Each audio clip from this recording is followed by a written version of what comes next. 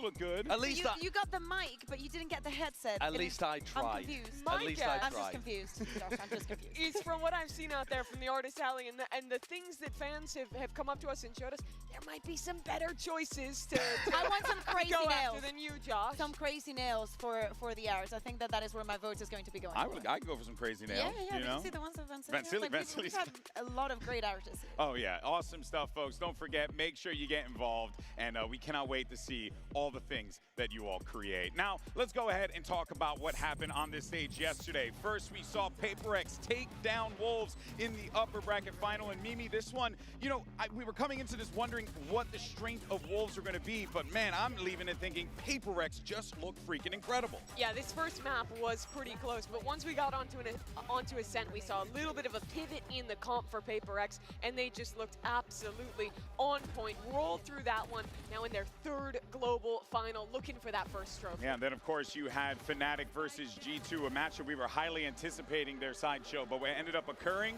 was, well, Fnatic looking good in a 2-0 fashion. Yeah, the experienced players of Alpha and Chronicle just putting on a masterclass, and Kayak towards the end as well, really stepping up to the occasion, becoming that kind of big game player that they were looking for. A spectacular showing, putting down one of the favorites for the tournament and continuing on. Yeah, and you know, Mbeya, I mean, really, like, just to see where we are right now, we got Wolves and Fnatic. I don't think a lot of people saw this one coming. You know, I mean, for Fnatic fans. You guys doubters. You Well, doubters. I always believed in Fnatic. No, but in the lower, well, I Yeah. wouldn't have expected this situation, them going down so early and having to fight their way back up. Yeah. It has been a journey for them, but it's also been quite the journey for the Wolves. Yeah, absolutely. That my only worry, and that might come true today, is that Wolves is going to have a little bit of a Gen G scenario of like having a brilliant tournament. Everybody started cheering for them, thinking that they could go very far, and in a matter of a couple of days, they could be out of it, and the dream could be over. But still, the performance that we've seen from them, they've won all of our hearts, and that is not going to go away. Oh yeah, for sure, for sure. We are excited to see this matchup unfold in just a little bit, but we also got a few other things planned here as well. Might as well talk about what's going to be going down tomorrow. We have our finals, but before that, it's going to be a show match. It's Team Taric. They're going to be taking on Team Toast on a brand new map, which is going to be making its world debut tomorrow. The lineup includes people like Tens, heckin' love that guy, Mel, heckin' love that girl, and a ton of other familiar faces. You don't want to miss it. Trust me, it's going to be silly and ridiculous. I'm very, very much looking forward to that. The walkouts. I won't spoil anything, but he was rehearsing something for it today. It's going to be really fun. It's going to be good. It's going to be good. Now, of course, tomorrow's show match is the subject of our MasterCard fan poll, and we want to know who you're pulling for. Is it going to be Team Taric or Team Toast? Scan the QR code, and we'll have the results in just a little bit. You know what? Is that Spider Yoru? That was looking a little crazy on the bottom of the gun there. Yeah, you know, a couple inventive things that we've been seeing here. That person needs to get their phone checked out because clearly the screen is cracked. But you know, oh, and there's Qbert there. Oh, poor Qbert. He's taking revenge. He was putting Fnatic in the bin. Oh yeah, he's got to do something. You know, he needs to answer back somehow, some way. Make sure you guys use those hashtags Valorant Masters and VCT. We'd love to hear from you. Now, we've seen some incredible competition over the last 11 days here, and we're going to round up our top 5 plays of the event. We've had so many great plays. We simply needed to find a way to do it. So it's time for the Mountie Roundup. All right, and first up, we've got this clutch defuse from Forsaken. Let's go ahead and roll the clip here, because I actually don't. You don't remember this one? Oh, I yes, think yes, that yes. you're going to Sorry, see, sorry, you're yes, going to yes, remember yes. the moment that the B-roll starts playing, because this play kept them in the tournament against That's Sentinels right. and actually closed that in a 2-0 fashion for them. The celebration was completely in order for that one. I mean, for sure. And now is the round where it would have been make or break. Sen could have gotten to OT. We could be in a completely different tournament if that doesn't happen, but sticks it through, keeps his team in it, closes out the map, and now PaperX in another final. Yeah, it's going to be really exciting to see them. Of course, we'll be catching them on the grand finals tomorrow. But our next clip here is Valen's big clutch that we saw against PaperX and Sideshow. Valen he was really hitting so many brilliant shots during this event. Yeah, he was huge in some really important moments. He played this one fantastically as well. Made a really good call to wrap, and his aim has been spectacular. It's just a pity that he wasn't able to make it to the same distance as Bangkok. Yeah, no, but hey, you know what? There's always going to be champions Paris. Our next clip here is going to be coming in Bea from Texture. Because I love this, man. It's Texture, just doing Texture In things. so many circumstances, like this 1v3 was out of this world. I think that the neon that he showed throughout the entire tournament must be the envy of many of the duelists and players that we have here. He plays the agent to its full potential, and sometimes that means clutching up the round like this one. Oh, it get down right to the wire, 0.51, Mimi. That's wild. Just ridiculous. And Texture 2, despite being out of this tournament, still is holding the #1 spot in most of like the duelist stats. If That's you look crazy. at the event as a whole, he had such a good performance here in Toronto. Wow, that is wild stuff there. Now, shifting gears to one of the competitors you're going to be seeing on stage today, you got Juicy for your #2 play here. This, of course, is the pistol ace that he this had is versus ancient. Heretics. Yeah, I was not here. I was not present for this one. I was watch partying this. I was not still here, but I remember this vividly because, of course, they're playing against Heretics, and this Pearl was a great showing from Wolves. Of course, we're speaking about the Swiss stage, and it looked like a round that could have been potentially for Team Heretics, and it was Juicy pushing, going the distance, trying to make that round very difficult for Heretics to. Well, you know what? It's like only apropos we stay with EMEA because our #1 play is going to go to Kiko here. And, I see what you're doing here. Well, hey, you know, we're giving some love. We're giving some love. What a play this was. Bea, why don't you go ahead and guide us through this one? Oh, my. This is Kiko any day of the week in EMEA, probably the one that he is playing on the stage. He gave us the same performance that he's been given for since he joined VCT, and he's absolutely brilliant. I wonder what would have been of Liquid if Nats would have been here from the beginning and this and that. You can only wonder. They would have still been knocked out very early on. Don't cope. I don't speak to no team regions. Sorry. you finally get to do it. Yay! Don't ask where Liquid and Heretics went as well. But I love how he plays that clip too, like the satchel to knock the other Raze up, still hits him with the rocket, and then that final shot, like a 90-degree flick to win out. It's just nasty. That's a from clip Kiko. of the year candidate. Like Yes. that to me is similar to the Jorgamo, ridiculous The Bucky one. stuff that we saw previously. That is a clip of the year candidate. It's also like he's one of those players who was good last year, but it's been so much better in 2025 as well. So just hope to see Liquid and Kiko at champs. Oh, yeah. Well, I know that everyone feels the same way about that. Hey, we respect game. We respect game out in Americas. Come on, we're here for the sport, baby. But let's go ahead and send it down to the floor because we have Vansiliu standing by with a couple of fans. Vansily back here staying at a meet and greet, and today is a special day because you get to meet our hometown hero from Toronto, Finesse. Finesse, how's it going, man? Very happy to see you here. It's good. It's nice to be here. It's nice to see the fans. It's the first time at the event, so it's awesome. All right, so I have a quick question for you. You've been tweeting out some cryptic messages that everything is going according to plan, just as you've planned. So does this mean prediction? Who's winning today, and who's winning Masters Champions? I'm thinking PaperX will win champs. Today, Fnatic, it'll be nice to see Fnatic PaperX play against each other. I think it'll be a close game, but for sure, PaperX wins. That's what we meant. Winning Masters Toronto. Thank you so much, Pujan. All right, you heard from FNS what he believes is going to happen here, but let's go ahead and dive into this lower final matchup. It's going to be a first for Fnatic. Never really been in this position before here. And look, the challenge, Bea, is going to be for Wolves. How do they pick themselves up after what happened to them yesterday against PaperX? And for Fnatic, how can they continue to ride this momentum, especially after that great win against G2? I think it's crazy that Fnatic have been in so many events, but they've never played a lower final. When they've won, it's been through the upper, having a great performance, or they bumped out of the tournament earlier on. So seeing them here playing in this fashion of the best of 5 is definitely a change. But for the side of Wolves that you were asking, how do they bounce back? I catch up with some of the press conference, and one of the things that their coach said is that they struggle a lot playing with the operator, and I think that that is something that Fnatic has been diving more into. And for Fnatic, coming all the way from this lower bracket, they lost in the first round alongside every other 1 seed, are coming off of beating G2, like we're mentioning, one of the tournament favorites coming into Masters Toronto, and now in a lower final for the first time. But a team that is so experienced in these late tournament stages, in playing on the biggest stages, versus a Wolves that is still a complete shock. Yeah.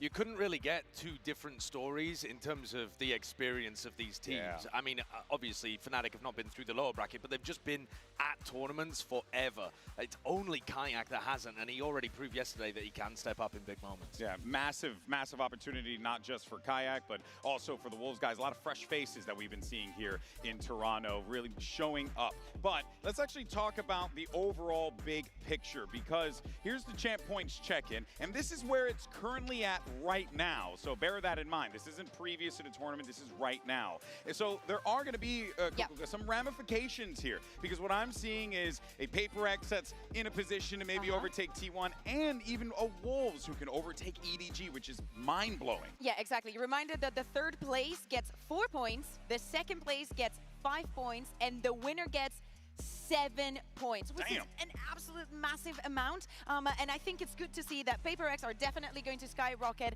Most of the teams, Wolves the same, is going to be top of their region. And for Fnatic, this could mean not fully 1000% locking in champs, but they will have to completely bomb out of stage 2 for them not to be going to the event. Yeah, and when you're looking at that graphic, G2 at 19 points, they've already clinched. They're the first team that we know is going to champions out of all of the regions. But the rest of these squads in the top 4 are close enough that if they can make a finals, if they can win and not go winless in stage 1, it's almost assured to make it to that final tournament. Yeah, I mean, really, the race for Champions Paris is going to be something else, and all that will continue to manifest itself going into stage 2 and beyond. But let's actually go ahead and get a little aura check with our friends Boaster and Sufat Baby, because these two guys are just on another level when it comes to the presence on stage. And look, this may not seem like a big deal, but Sideshow, when you're up there and you have that confidence and you're doing what Boaster's doing there, or even what Sufat Baby's been doing as well, that does speak volumes, and it can help keep the team motivated. Yeah, it totally can. I think even when you're twerking. Boaster is so good at keeping the atmosphere light for the rest of the team, but for Sufat and the rest of the Wolves players... Like Fortnite dances, but yes. Well, exactly. But for Wolves, they're keeping themselves in it, emotional, and there's also a lovely story between these two. Yeah, there's history here. Sufat Baby has been a player who, well, this is his first time playing on a global stage. He's been competing in Valorant since 2020, and you see in the jersey swap he did here with Boaster that he's been a fan of him for a long time. When he was playing back in his own region, before he was even in VCT CN, Boaster was in the Twitch chat, was complimenting Sufat Baby on the calls he was doing, and Sufat has said that he took that as a great inspiration as an IGL, and I think you see that, not just in the way he carries his presence on the stage, but also in the slow, methodical attack sides that he calls that are very similar to Fnatic. He got the best of both worlds from Boaster, you know, they're being a little bit of a clown sometimes, but also having that emotional support. I love when we get this full circle moments in Valorant, and I feel like this one, especially for the people here watching, obviously for the people at home, is going to be such an entertaining show, because we were owed this interaction. Oh yeah, without a doubt. And the good news is we're going to get plenty more interactions, because Yinsu had an opportunity to catch up with those two earlier today. I'm now joined by two of the most animated players in this tournament. They're going to be going head-to-head today. Now, Sufat, we've heard a lot about how you look after Boaster, and this is the matchup you wanted. So I wanted to ask both of you, what inspires you about the other person? Sufat, I'll start with you. I'm very grateful for learning about a lot from Boaster, both in-game and out-game. And his energy on the stage also impressed me. And then I hope today have an unforgettable match with Boaster and Fnatic. Very wholesome. What about you, Boaster? It's very wholesome. I'd say for him it would be like his passion on the stage. It really brings back the memories of me on my first event as well. So it's nice to see him enjoying it as well. And it's kind of reminded me to enjoy the stage too. So I'm hoping today is going to be a flex off, a dance off, and a game on the server as well. A brain off, I guess. Yeah. Yeah. I would love to see that. Now, you spoke about flex off, so I'm going to step out and give you guys what you want. Go on, have a flex off.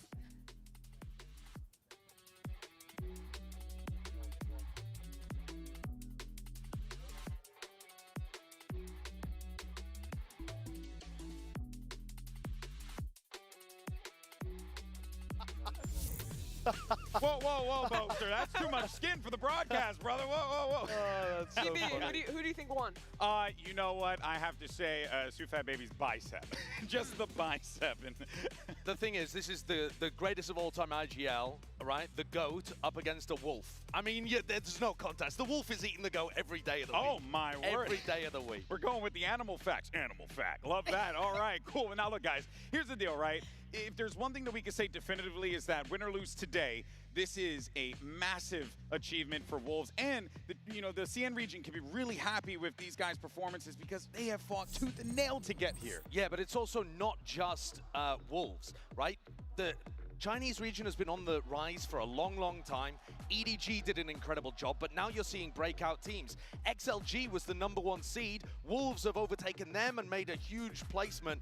We've seen Billy do deep runs as well. Billy have been able to get upset wins, sure. But this is the first ever time that China has been #2 in terms of average placement at an event. All the previous events, even when EDG won at Champs, the region as a whole was either 3rd or 4th in terms of the placements. This is the first time where the whole region is doing a lot better, and they've overtaken EMEA and Americas here at this event. That's nuts. And that's doubly impressive because this is the first ever global event since we've started to see CN teams coming to globals where EDG has not been here. They had won every regional CN trophy that they could back in China. They had attended every event. Now they're not here, and they're still a completely new, completely fresh team from their region who is in the top 3 at very least, matching their second best run, and could be on the path to do even more. And I love the fact that across the entire globe, we had a top 4 with the 4 regions. We had China chiming in so quickly and actually leveling with the rest of the region so quickly. It's been in a matter of like, what, a couple of years? It's crazy that Boostio's takes are worse than mine. I mean, that's actually a difficult You know part what's to not cross. crazy? That Christine, the Potter was right. She was right. She was. Hey, I mean, look, if there's one thing that we've always said on this desk and just in general is that the parity between the regions so close to one another. It's representative It's here healthy. at the events, and it's just awesome to see the way that these things have manifested itself for sure. But let's actually go ahead and dive into some of the players that we're going to be checking out on this stage here. Now, I don't know if you guys know this, but we just had the summer solstice, okay? So it's only fitting that we talk about spring. Look at that. That's a science joke. In any case, so I'm going to be so sad, Alex. If we've just had the summer solstice and spring had that, because it's between yesterday and today, and spring gets out of the tournament between yesterday and today after the performance that we've seen time and time again. Does not matter the opponent.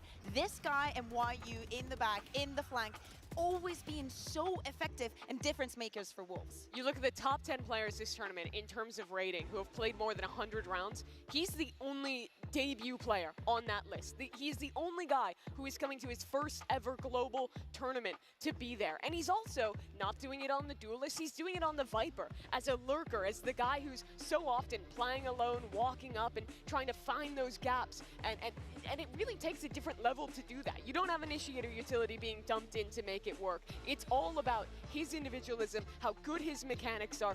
This tournament for Spring has just been outstanding.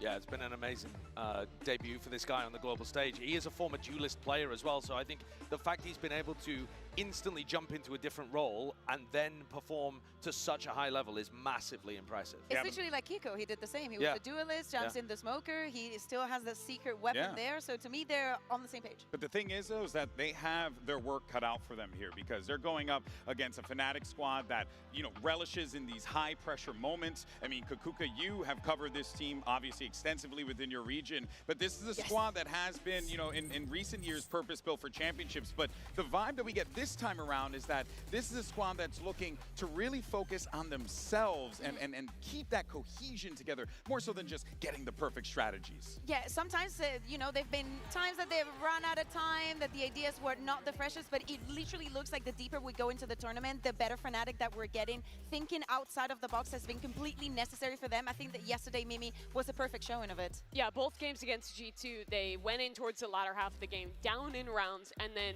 won 4 in a row to close out 13-10 in both those maps. And I think the calls that Fnatic were making in those really critical late rounds were what were so impressive. This team is so good at staying calm, and Boaster's really willing to like take risks. At the end of Split, they're walking their fade up as a solo in bed outside B.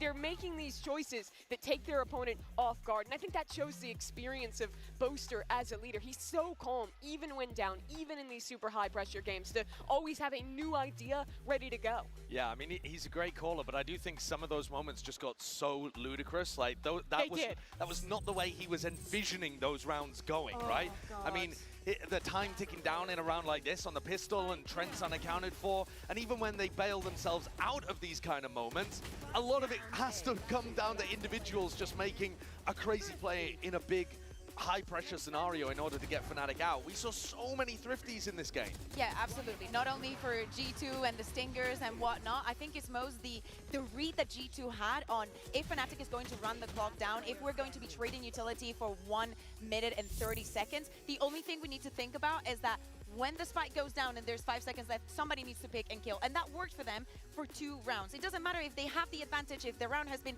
flawless until they're from Fnatic. If they do not have time, they don't. And with these 2 teams being the slowest that we have left in the tournament, I think that today that read has to go both ways. Yeah, and if anything, it goes to show how really the moments aren't being lost on these guys. They're making sure that they're extracting every single second of the round that they possibly can, Mimi. And it does make you wonder, though, do we see maybe a little bit of a speed up today? I wouldn't expect it because it's been their style all tournament long. I think Wolves does sometimes give you slightly quicker runs, but it's very rare. Both these guys love taking their time, defaulting as much as possible. They both play a lot of like double smokes comps as well. So I think that's just the style they're committed to. They're both very good at it, but it can go wrong sometimes, like you're mentioning. Yeah, well, let's go ahead and hear a little bit from Crashies, who spoke with us following the win over G2 in his Omen player moment. Just came off a 2-0 victory against G2. Emotions are through the roof. So going up against G2, I know all those players from my time in NA, and even from like the guard when I always played against them when I was on Optic. They kind of have these tendencies, but in this game specifically, I think that like the pressure was on and both teams were feeling it. They were hard to play against at times, and I think the pressure got to them and we just handled it a little better. They were tournament favorites, I would say. Everyone had them at least making it to the grand finals, and to take them down in the fashion that we did pretty dominantly, obviously just feels amazing. Finally claimed to most of his sight. He needs some help when he's at it. Kayak drifting into it, trying to take the fight straight to them. So to all the fans supporting us, and you know, as the last North American player standing in the tournament now, I hope you guys keep supporting us, supporting Fnatic. We hear your guys' energy, we hear your cheers, your support every single time we step out on that stage. So keep it up. You guys give us so much love, and we love you back. So shout out to all of you. Speaking of the love, it's time for the results of our MasterCard fan poll. Earlier, we asked y'all who you think is going to win in tomorrow's show match, who you're cheering for, and the results are in. Hey, we got Tarek with 59%, Toast with 40%. Don't forget that you could tune in tomorrow to watch a show match and see that brand new map. Trust me, you do not want to miss it. It looks freaking awesome. But with that being said, let's take a look at our predictions. What do the talent team think about who is walking away as the winner? And it's, wow, okay, cool. A Fnatic sweep except for Rob.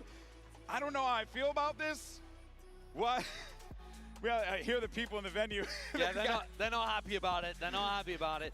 Here's the thing, though. I think in a best of 5, yeah, maybe Fnatic's map pool looks a little wonky, but I think the experience difference happens here in big matches like this. Yeah, exactly. Today is going to be a longer day than usual. We've had too many 2-0s for these teams, but you know, you guys were not so convinced of a Fnatic yesterday, so. Oh, well, kind of listen, false. very true. So maybe no matter what. So maybe Wolves is going to win then if we're always wrong. Yes, probably. Dun, dun, dun. All right, guys. Now, look, here in Toronto, both Alfier and Chronicle have stepped up big time, and they've been making the case for that MVP bracelet. So the race continues here, but, you know, Kakuka, we have truly been seeing these guys step up. We even remember when Alfier was talking about how if he's hitting these shots, he feels good about himself in that game. Yeah, exactly. And especially knowing the bans that Wolf has had, and Halfa himself speaking about maybe not, you know, being struggling a little bit with the ISO if he doesn't start very, very strong. With Haven being out of it and the performance that these two are showing, you have to be the next thing of scared if you face off against this Chronicle.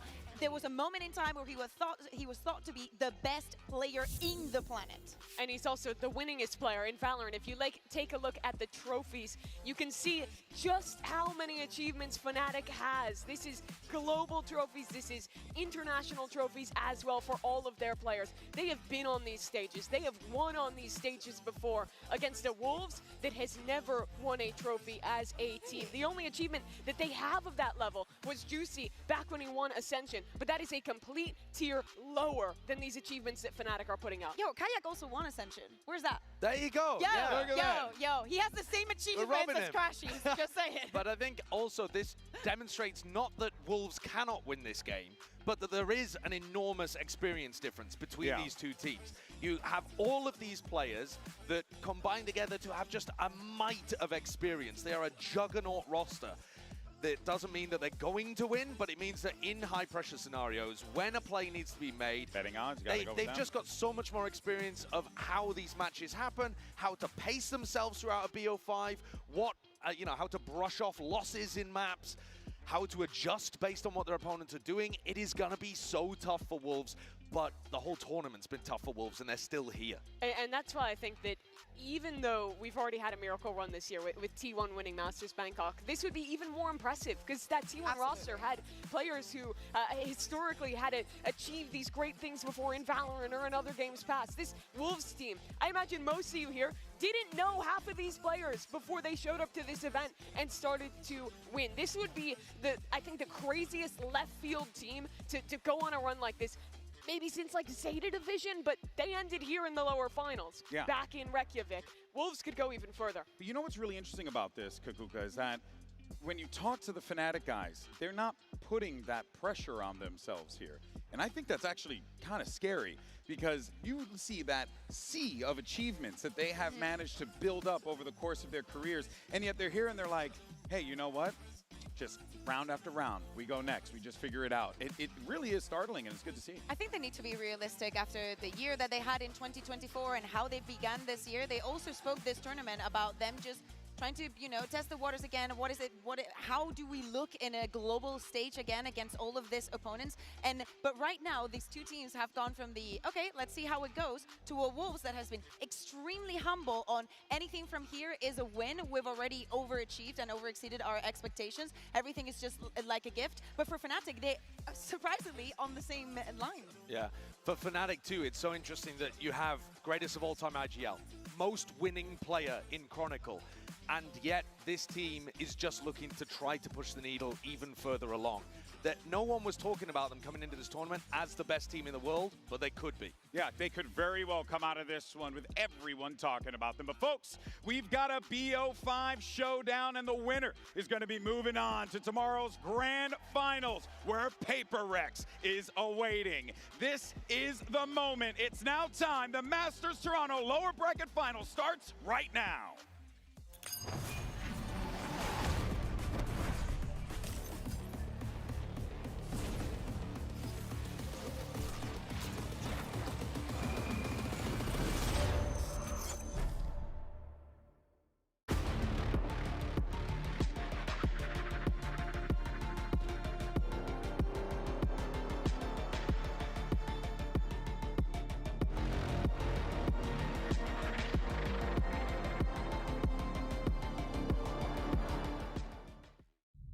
The majority of Valorant is a mental game. He's already taken out Alpha, Chronicle the Heaven player, late flank round, and now Boaster. Last one left to do it all. Nothing else to delay, it comes down to random spams, it comes down to the clutch, and Boaster might have just done it all. Whoa!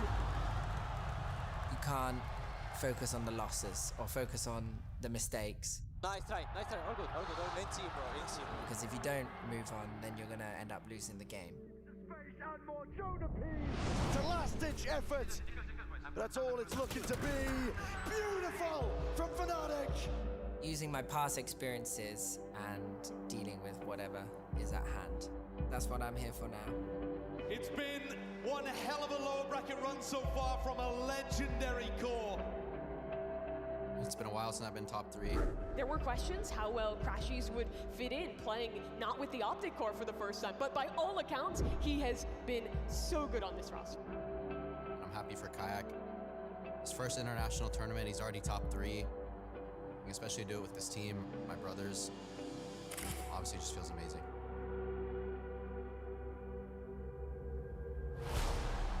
Maybe a mistake made by the Wolves. Lights are asked so much of. And he falls. 我觉得对于我们来说没关系，起码对于我也更加没关系。 2-0 victory over Wolves. Got to come away from this series with their heads held high if you're Wolves. Yes, they're certainly not done yet. 因为经过这次的失败，我会更加有信心，知道怎么去赢下那个比赛。我希望狼队以一个面对逆境，就算最不被人家看好，我们也不会放弃，并且勇于面对强敌的态度的方式被记住吧。It's one of the greatest underdog stories ever told on a global stage. 因为我们从垫底到了今天，这一路走来真的很不容易，所以不用管别人怎么去看待我们，因为打的是我们。我们狼队已经不需要再证明什么东西了，因为我们已经证明了给全部人看，我们是一支不能被看小的队伍。We're not looking for just the top 3. It's time to take over. 其实我最想跟我的队友们说，辛苦你们，你们终于来到了这里。其实我们已经没有什么好遗憾的了，因为你们在我心目中已经是世界冠军，你们每一个。面对逆境，永不放弃。If I heard the Wolves were hungry, come and get it.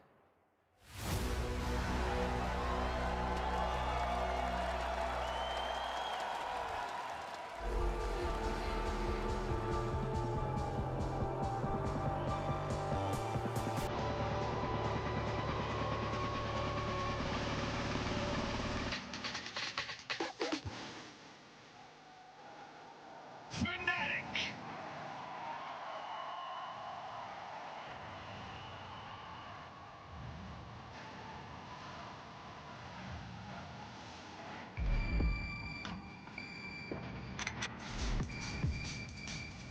Wolves!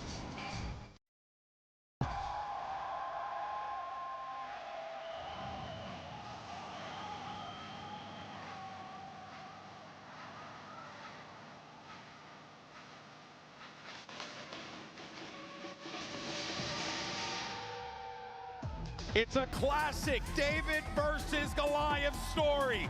Does David have what it takes to suck out Goliath with a right hook? Or will Goliath smash him like a bug here today? The question on everyone's minds is who rises to the top and who will punch their ticket to the grand final. Fnatic, they were the greatest team in Valorant in 2023. They didn't have the performance they wanted last year, missed out on Bangkok, but now here, a chance to make another final and a BO5 ahead of them, Bea.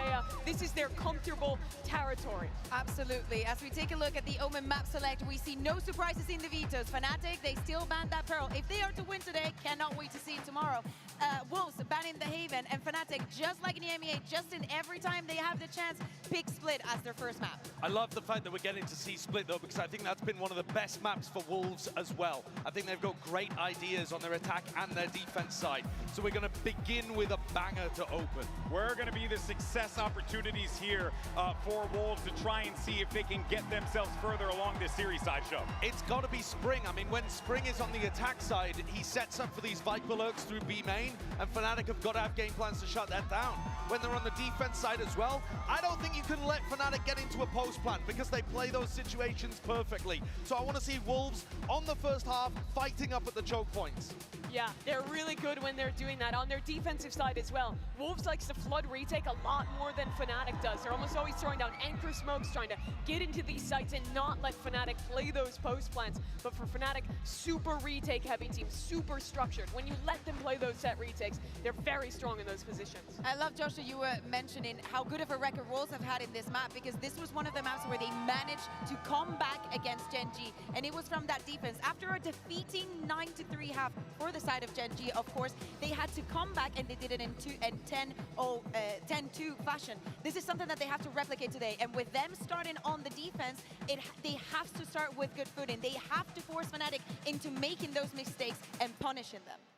We've been talking a lot about redemption at this tournament, and I think it doesn't quite fit today. What you've got is one team making a grand entrance onto the global stage, and another team making a resurgence. But whoever wins is going to become the antagonist to the Paper Rex redemption story. And so what you're witnessing here is maybe the birth of a villain. Whoever it is, they're going to be going into the grand finals with, I think, a lot of the crowd maybe even rooting against them. And today, it feels like people are behind Wolves when you're just looking at what the people in the crowd are rooting for. It's an interesting flip here for a tournament here in North America. G2, they go home yesterday in top 4, not where they would have wanted to exit. And now Crashies, the guy who was always one of the greatest players coming from North America, was so successful on Optic before the partnership era, didn't even have any opportunity for an NA team to sign him into Tier 1, had to fly all the way to Europe, take this opportunity with Fnatic. So if there's someone here for redemption, I think it is Crashies. Fnatic welcomed him with open arms, and he reciprocated in kind. Now let's see what's going on with this Agent Select, if we get any surprises here, but I don't think so, Kukuka. When you're this close to the finish line, you gotta do the thing that brought you to the dance. Absolutely, and this is where we're going to see the preparation for both of the teams. We're speaking about show-ins. That is also a lot of vaults, a lot of tells, a lot of different defaults that you can adapt to. It doesn't matter where you are on the map, you have to learn your opponents. I mean, take a look in this first half, Kayak's control in B main and Alpha Air trying to find fights on A ramp. Wolves are going to need a game plan to shut that down, whether it's somebody fighting Alpha, and God help you if you try, or if it's a plan to try to re-clear and put bodies there and surprise them. But I think the two duelists are going to be on opposite sides of the map, and Wolves have an opportunity to try to either contest them or give them space. Yeah, Alpha's definitely going to be my player to watch here, Mimi, because he has been unbelievable. But on the other side to that, you do got to consider, what can Spring bring to the table? What can Juicy bring to the table? A lot of weapons on both sides of the field. I want to see more from Juicy. He's had a couple good matches this tournament thus far, but he hasn't been a standout in the same way that a guy like Spring has been showing up. That guy less than a year ago was kind of missing out on his opportunity to play Tier 1, being too young to compete after winning Ascension. Now here in what has to be the biggest game of his career, it's a rise to the occasion against some of the best duelist players that Fnatic could possibly bring. And Fnatic having two duelists in this map, I think that we also need to look at YU. He had an amazing performance yesterday. All things considered, he did show up. With two duelists, those traps are going to be extremely important. All right, baby, Toronto, let's make some noise as we get ready for the lower bracket final and send it over to two of the greatest of all time. Here's Pansy and Hypoc on the mic. Thank you, GB, and you're right. This is going to be a belting game, but we're in the big leagues now, right? This is looking at finals, trying to get into those grand finals, best of 5. This is a new discipline for some of these players. It really is, and we're asking for another tall order of Wolves. We keep talking about this run, how they've continued to stride from success to success, obviously now coming up against another Goliath, as GB put it, in the form of Fnatic. And all eyes here for the first half go towards YU and Spring, their ability to really kind of mitigate this comp from Fnatic early on in the rounds. Try and carry that home. Obviously, the Gen G scoreline does sit in the back of your mind. Can't ignore it. But for Fnatic, they've been here before. They felt these final stages, and they've thrived. The Wolves, new territory, and a new danger in the form of Kayak and Alpha, sliding into the site like it was nothing. Already a clear-cut approach for Fnatic as the plant's next. Chronicle, waiting for Spring, expects actually just missing him. Maybe now going to come back and recheck, but actually Spring shows himself. Chronicle wins out, gets himself a little upgrade as well. Oh, God, and Kayak, he's on it today. Yeah, he's on it today. If he's going to be firing like that, Mike, the Wolves are going to have to be really answering back in kind, because, as said, when we talk about it, and the desk was kind of alluding to it as well, it's this comfort in high-pressure scenarios. They've been here so often. They know that feeling. And yet, look, they've had a moment out of the sun, right? They've not had the results they needed. Roster changes coming in, players coming in. They look all the stronger for it now. Absolutely, and we're really talking about that almost dynasty core of Fnatic that's still here. The new members to complement that. Themselves on the board here. Start split. Almost rinse and repeat here, going to really test this A-side hold once more. There's 2 pistols to bring in here for Boaster and Alpha, but well invested elsewhere. It's almost like carbon copy here of the same execute. Maybe something in the prep they've seen to potentially exploit. Straight away for the first buy round, we may be looking for an adjustment from Wolves. And again, this is where we question depth when it comes to Wolves as well. When someone's really worked you out, how are you going to be able to adapt to that? How do you look at that? I mean, it's rare to win a veto versus a team like Fnatic, to be honest. Yep. And then, tough. Obviously, prepping a short turnaround here in Toronto. Go! And see the farming come through. Kayak and Crashies to find everything. Just why you left now. Why you? It feels like a cold start for Wolves here. Fnatic, they're at the throats, Mike. They're not coming taking... for blood. They are, right? They won that grand finals. You heard it before. Yeah, I think it was Boaster in the interview as well saying, look, G2, get out of our way. We want those finals. You know, we know how to handle that. This is just another opponent on their ladder to that grand final. So for them, there isn't going to be a respect given. There isn't going to be a slow down. They're out for blood. Back to one of the ancient mantras for Fnatic, which is get that GOAT to Sunday. Get Chronicle to the grand finals again. Isolate and exterminate. And it's been cold for Wolves at the beginning. Only 2 managing to draw blood yet. Need to see them warm into this, right? Let's see what they can bring once they start feeling out the game. Only a pistol, but this one's big, because it is the bonus now. And Lysol was unaware that someone slipped ahead. Tested here potentially, if Alpha progresses any further. See on the cycle of the smokes, maybe a reposition here from Fnatic. Another player slipping forward. Cover going out. Gotta be careful now. Curious, Mike. But you can see already the adjustment from the first 2 rounds. 3 members of Wolves dedicated towards A in the early round. Now, see Fat BB on the rotate. I saw actually caught with a stun, but good timing on the paranoia though, at least. And he's trying to get back into the thick of things. But the we got Hawk's caught by the reveal. Yeah, he's going to be captured, absolutely seen. And the site gets taken, really nice scaling up on that. Again, using the clone to test towards middle at the same time, splitting that attention. Now 3 players from Wolves have to try and get back in this. Utility-wise, you look at a Juicy, maybe able to carve a way into this, maybe springboard forward, but Crashies wants to get involved. Fnatic not even really giving them much of the site here. Happy to play a little bit of a challenge, but falling away towards main. Kayak on the cross, gonna get punished. YU does well.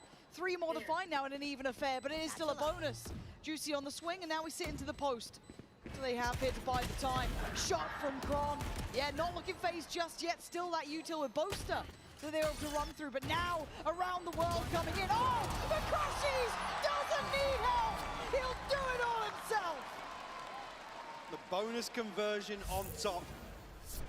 Fnatic off to a flying start. Wolves able to find a couple of responses here. Rough for Lysol to get caught by that reveal. Just gets spammed out immediately by Kayak. The site will follow. Beautiful work. I mean, the time you saw the trick, you saw just on the X-ray, YU a second glance up towards Mail. That's when Crashy springs. Knows he might have a favorable engagement onto the defuse. And then the question keeps getting asked, right? When's that first round to break back in for Wolves? Feeling a little shut out here. It is now a marathon, though, right? We are in best of 5, so we hold it to a little bit of a different start. But cold beginnings are cold. Lovely reveal again. I mean, look, Crashies did well to close out that final round last year, a moment ago, but his reveals have been solid. Doing what he needs. This time, Super BB showing Crashies to his seat. Yeah, look at it, Kayak, Kron, and Boaster. YU still close by. Thought there was a chance there for him, but Fnatic, seeing them having a bit too much fun, decided against it. And look at the final 2 players. Juicy still super far away, so it's on Lysol, really. And patience being displayed from Fnatic. No real need for a hurry. Still 50 seconds. Quite pacey from Fnatic. Just letting things slow down now. Just in case there's further aggression behind this. Try and isolate a player. Lysol can get a little funky with the smokes, but no doubt on an anti-eco anybody's going to be exploring into this guy. Close and personal, still wins out. It's just Juicy now. We'll find an upgrade. Did have a Bucky before this. Still got decent util as well. Yeah, that paint shell could be big, actually. Kayak's HP is going to be a small factor. Seems to be forced away to the other side of Pillar, but a second time with the plant there, Boaster still preparing the boys. You can see Juicy then looking for a new option, right? But does it feel good to go against Kron? I don't know. As I said, this guy gets better and better the deeper into the tournament you go. And it's calm, collected, disciplined. Fnatic not really breaking a sweat yet. Again, even that scenario with the bonus being converted is, I mean, there's no consolations to find. A few deaths under an alpha on the side of Fnatic. It'll be an early timeout here from Wolves. Yeah. Just to reconsider their approach potentially. They do need to get a grip on something here, because it does feel like Fnatic came in with... It's actually insane, we're too calm. Yeah, and that kind of, if you didn't hear it, they're saying how calm they were about this. They haven't felt any resistance. Just to give you an update on the board, 9-1 for Kayak, 5-1 for Crashies, 4-1 for Kron. We haven't even needed Alpha, right? Which is a wild statement to say. He's been doing perfectly fine, they've been doing their job. But again, there's just not been any fight back. For Wolves, it's an early timeout. A cold start can just really bring the mood down. Got to get back in this one. Got to find some stability. SuperFit BB's been doing the best he can, right? You're looking at probably the only one so far to really find a bit of resilience. But I need to see them, maybe start taking some space here, start fighting back here. Maybe challenge some of that A main control. Easier said than done. As said, Fnatic very composed in these sort of rounds, in these sort of games, in these sort of maps. So, the Wolves, do you take the bait? Considering now, and potentially one of the answers, maybe getting a little proactive, but we know Wolves have liked to dial into that slower pace, and this goes here. I guess playing towards kind of, particularly in the Paper X series, waiting for Paper X to overstep the mark and punishing those oversteps. Fnatic not really that sort of team. They read into it so well. Yeah, the control we've been seeing from Fnatic has been rather exceptional.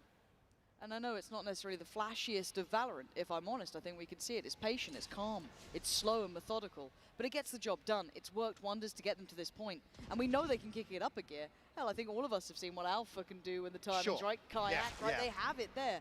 But for now, they want to play to the win cons, right? They want to play that percentage Valorant, and they're doing it. Kayak, early investment of the ult here, trailblazing away straight up through heaven. As a glance, should get a little bit of info. Sees nothing on sight, time to commit. Fake teleport. It's the right decision from Wolves as well. They test the 5v5 in the retake. Both trips still in play here, but nobody in a position to capitalize off that. We'll actually get a clean plant off this, other than the snakebite landing. I'm waiting to see that lurk though as well. We saw that Boaster was willing to do the around the world, this time obviously very on site. So it probably comes down to Kron. Nope, gonna come through. That's a big connection. Kron is gonna show his hand as well. That's gonna be a thought in the back of their minds now for this retake. Kayak gonna be on that close corner. Nice shot. Tries to swing CT, gets denied. As Lysol now builds back in on the side. Boaster might have been seen on that, not sure. But he tries to readjust. Crashies holding well towards Pillar. Good timing from Kron. And speaking of timing, that snakebite should prove a problem. See if that BD has to go big. And it's Kron on the other side, the original Iceman himself. He ain't gonna lose that. So calm as ever. Chronicle, the ultimate champion in these scenarios. The streak continues. Wolves able to draw blood here in the retake, but now backline, the last line of defense for Fnatic delivering. Here with Kayak finding the adjustment.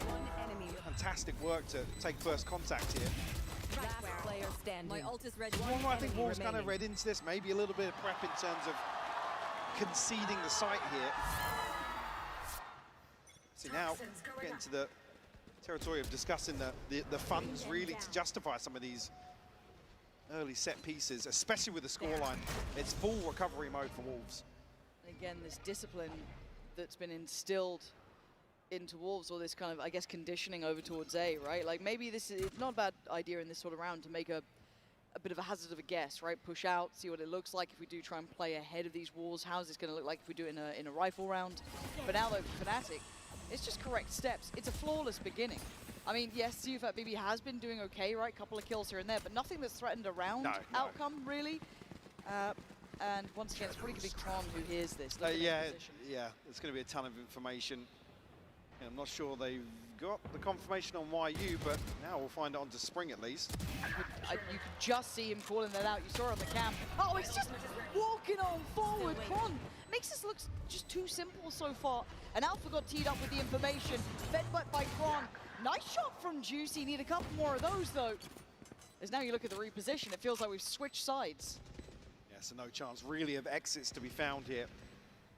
The only consolation being in the rifle. I mean, Juicy went away from the showstopper. Almost hope on the buy round in the next that he'd look for a kill here.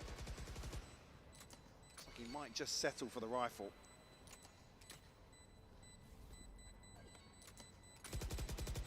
Spam comes through, Kayak not going to be caught on the escape nearly. Will be a 6th now for Fnatic. And Ultimate starting to come online. So you see Fat BB, I mean Springs being the key one, really to slow down, I mean right place, right time scenario, but he can stop Fnatic setting up. Maybe act as a deterrent towards one of these sites. Not been too much of an exploration towards mid, it's been Chronicle really as the complementary piece in that regard. So maybe an opportunity for Wolves there. They try and isolate him once more, but Fnatic, again, they always love showing a lurk and then putting an extra 2 players behind it in the next few rounds. Yeah, it's just like, are you sure you want to test that? Are you certain? It looked like there was a little set piece in mind there, or at least maybe a set beginning. As Wolves looking to brawl out a bit, right? Take control towards B main, or at least posture up on it. Now, it's hard to do that though when you're sat at 0-6, right? To feel confident, to feel bold to make these plays. But they have at least slowed down Fnatic's approach. But it's a different look here. There's 2-2-1 almost, leaving again Kron out on the lurk on A, but 2 players testing towards middle. Stop online now for Alpha. Probably the main objective in the early round for Fnatic. Now we see 3 for Wolves grouped up here and doing exactly what I was talking about. Maybe like an exploration towards mid here and a chance to get behind Fnatic. It feels half-hearted though to an extent. I'd have loved to see a bit more behind that, but surely now, with that catching on minimum 3, they continue. Juicy's Juicy could be on for an absolute belter. Brilliant on one, takes away Boaster. Big scalp to claim, and another confirmation of attendance towards B main. Moving that, I think Fnatic might still just decide to carry on through. Showstopper sent. 30 seconds left. That's the response comes through here. Juicy. It's only Alpha. Does he go for it? It's only Alpha on the side. The rest still biding their time. And then look towards middle. Kayak creeping closer. Gonna catch one, and now they're locked in there with Fnatic. Juicy trying, but Fnatic just elevating again. Those mid looks coming out from Kayak then. Lovely layering. So Lysor, you've got a Paranoia and 3 players. 2 kills so far. To more than double to get a shot at this. Fnatic gonna, well, at least be put down to 2 here. Kayak gone and the emergency alarm ringing. Respect shown here to Lysor. The pick goes up, potentially to seal the deal on round 7. I like that. Come on, Lysor. You've got to find 2 more. Decides to go for the Paranoia on the right side. He has it in a guess, but for Alpha it was all too easy. And again, even though there was a moment of danger there, Fnatic still had layers to call in, right? So many contingencies, all things considered. Even here, he said there was a gap, there was no backline really for Fnatic. I think they were ready to commit ahead of, you see Fat BB sending the Nightfall through. Yes, Boaster falls, but like I said, those contingencies always in place. Maybe an extra body for Wolves there. Like I said, you really do want to see them try and isolate a player. We can see from the minimap it's possible, but come back to that same discussion. The ultimates, the finances, everything plays a part here. Now Fnatic looking to slow the tempo. Kayak hadn't slipped through like this until now, so Juicy completely unawares. Look at this tailor-made poison. Juicy should be dead to rights. It was gorgeous, Mike. What do you do? There's You're no Juicy escaping. there, you're just overwhelmed. Smothered in utility. The C's lovely, every part of it. Just set up to win out. And they did this at about that minute mark, so they still have plenty of time to walk away, decide on a new look, because again, for Wolves, they've bitten on this, right? They pulled that rotate over towards A. Toxin screen down. Still got YU set up towards B, but it hasn't really paid off. They've not been in a position to punish these strips. The rotations come through. There will be bodies here for Wolves. You are divided. The divide will cut sound, cut sight lines as well. Lots of space for Fnatic. The Wolves. Dangerous, just try and walk back in. Oh dear. Oh dear. Kron again, man. I don't know how much he can see from that actively, but Time's going to run out regardless, but they're still not going to clear it comfortably. Death from above on the first. Great work from Lysor, though. Takes away Kayak, denying the trade. So maybe an opportunity. Now the pick comes in. Similar scenes to before, but this time it's Wolves. Alpha flies forward. Still giving them numbers advantage. A Spring feeling rough around the edges, but that's beautiful. Needs 4. Asked a lot of the Boaster. Boaster stepped. He heard him. Been given away. The shot in the dark here. The reload. We've been here before. Diffuse. Does Boaster panic? The crowd roaring for it. And Boaster tested again. Spring though. Down to the wire. And Boaster does it. The scoreboard stays flawless. Played the timing to perfection here. A chance potentially for Spring to close out. And between Alpha and Crash, he's just running the clock down enough. One enemy remains. Come on. To put Boaster in a position to secure the round. We'll draw another timeout second in the first half here for Wolves. As this has spiraled out of control for them. Certainly has. Yes, Remnants really, the Gen G scoreline once more, yes, asking for a comeback, but talk about the resilience of Wolves, they've shown it. They've shown they can play from behind. I love you too. Yeah, this is a scary predicament for Wolves, right? Because it does feel like, again, their earlier games, you're just on that momentum, feeling fantastic. Your players are hitting shots. As a Cinderella run. We're in a very different situation now, though, where it's like best of 5, last chance to get to the grand finals. This is a very, very different climate for Wolves to try and thrive in. And more experienced teams falter in these scenarios. Hell, you look at Heretics, sorry to bring them back from the dead, but God, you put them in a best of 5, they absolutely shy away from it. It is a different level at this point. So it is hard, and then you look at arguably probably one of the hardest opponents to come up against, who have the most storied history. It's Fnatic. You've got literally some of the players who truly thrive in these, like Chronicle, on the other side. So for Wolves, it is never going to be easy, but you don't want to see them go down like this. No. Definitely not. It's a long series today, potentially. Oh yeah. Again, slow approach towards A-Ramp, with Juicy potentially tested once more. But again, with this default, not expecting any sort of commitment too early on. Drawn an extra man already though, 4 bodies for Wolves. Over on the A side of the map. Yeah, but now they're doubting it as well, right? Is that it's so hard to have faith in what you're seeing. This is a double fake. And it's beautiful, look what it's done. Yeah. You're watching a master at work, Mike. And this is kind of that panic sort of play style where they're kind of biting onto everything they see. Kayak will fall, but Fnatic's still waiting to potentially catch somebody. The ult's going to give it away, but... but they're not here. Yeah, Fnatic probably didn't expect to have this much level of success. Now, the red carpet's rolled out, but they still need to cross with the spike. That is still an issue. As I said, they hesitated almost, maybe imagining there's more here. So now Wolves get to play back in. There's light for them yet. Desperately trying to claw on, though, but it's Alpha and Boaster. Hold on, pause. Spike not down, 20 seconds. One off showstopper as well for Alpha. I have the spike. That could be pivotal in the post here. There it is. Sharp as hell for 10 seconds. He goes down. A lifeline. Oh! Jesus! It's 6 seconds, Boaster! Can you charge him down? He took... Oh my... Oh, he's faked it! Yeah, Lysor's played it like a champion! Beautifully done in the end! Kept calm, tested by Boaster, and he passed the test. I mean, the paint shell almost causing so many issues. If there was a second extra for that, showstopper coming in. Oh. forces them out, but Boaster finds the first, just can't keep a hold of the spray.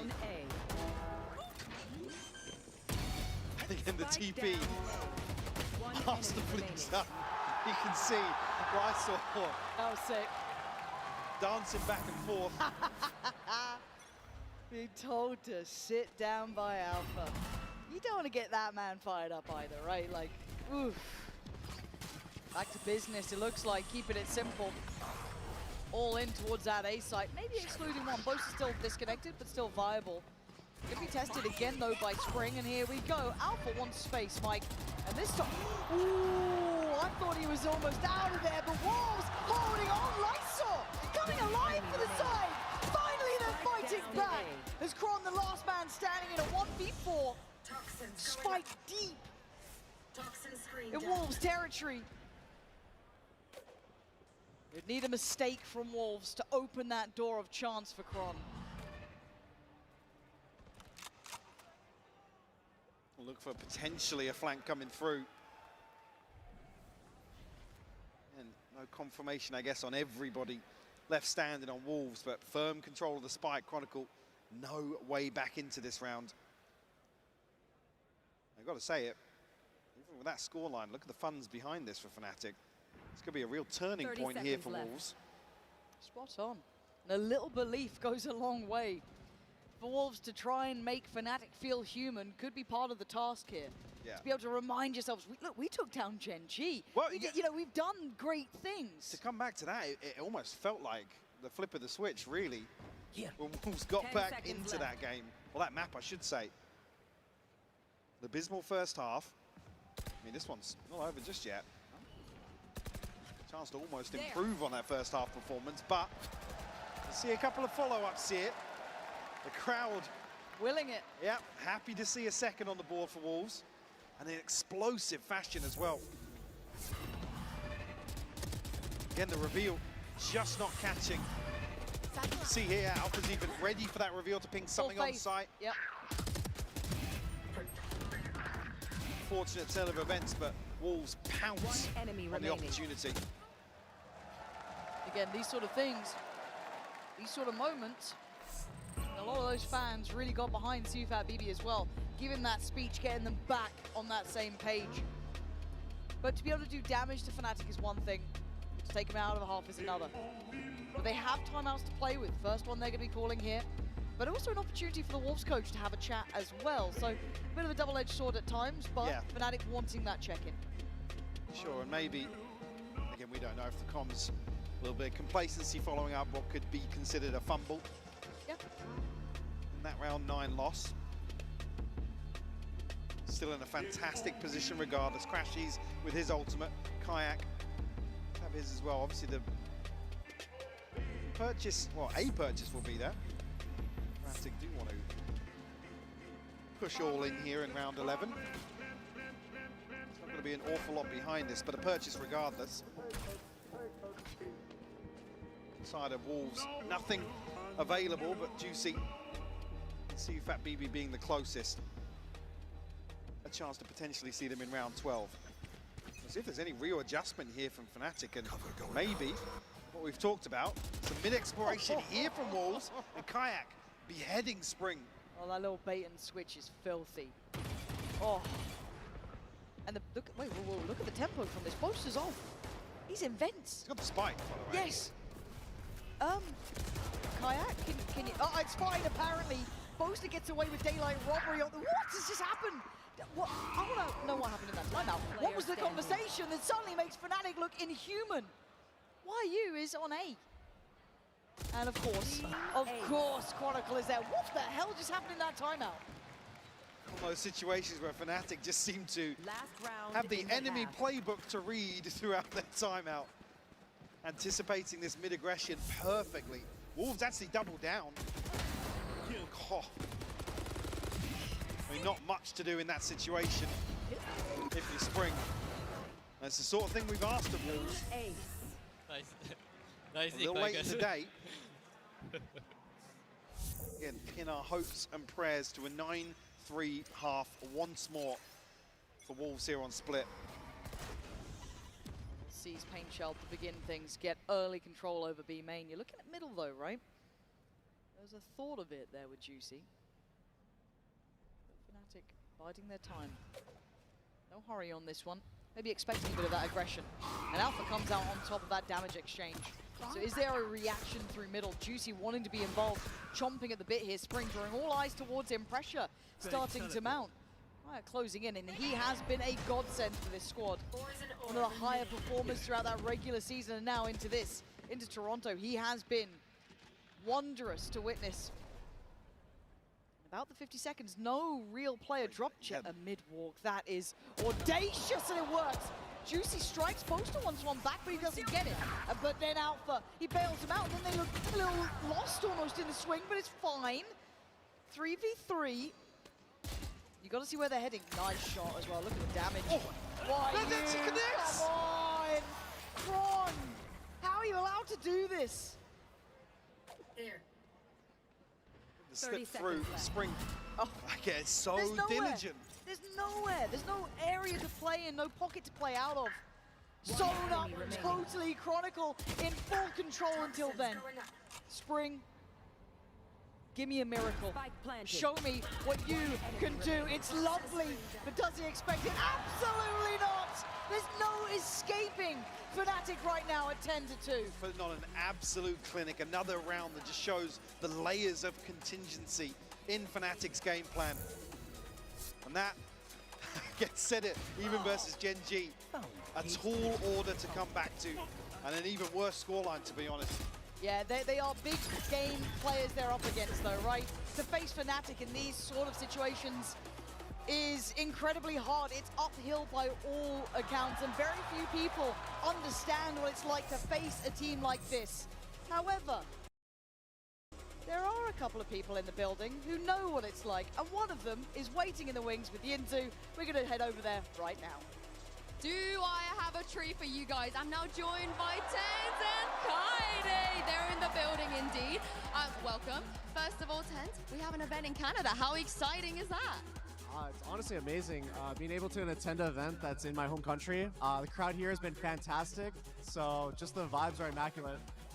I'm feeling the vibes, and I'm glad you mentioned the vibes because, Kaide, I saw a little video of you dapping up Sufat BV, living all of our dreams out here. What was that like meeting him? Oh no, he's absolutely incredible. He has really good vibes. I feel like I'm low-key the curse right now though, because it's 10-2 at the moment, but I hope they can bring it back. It's a best of 5. As you know, Tens, anything can happen in a best of 5. You've been here before. You've also had to watch some stressful games. I saw you in a Paper X jersey yesterday. Now, this question came specifically from our good friend, Vansili. What is more stressful, watching Sen, watching Paper X, or watching Kaide's Game Changers games?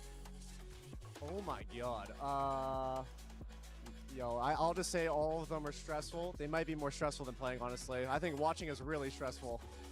Anything you want to add there, Kaide? For me, personally, it was watching Sen.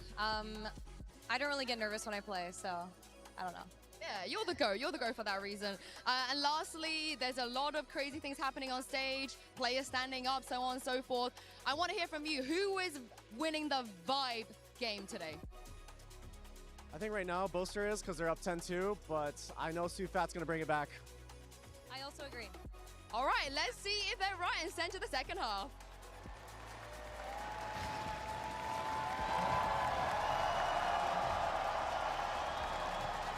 Can't help but love hearing from Tens there as well, and Kaide just ice cold. Feels no pressure, light work. All right, all good.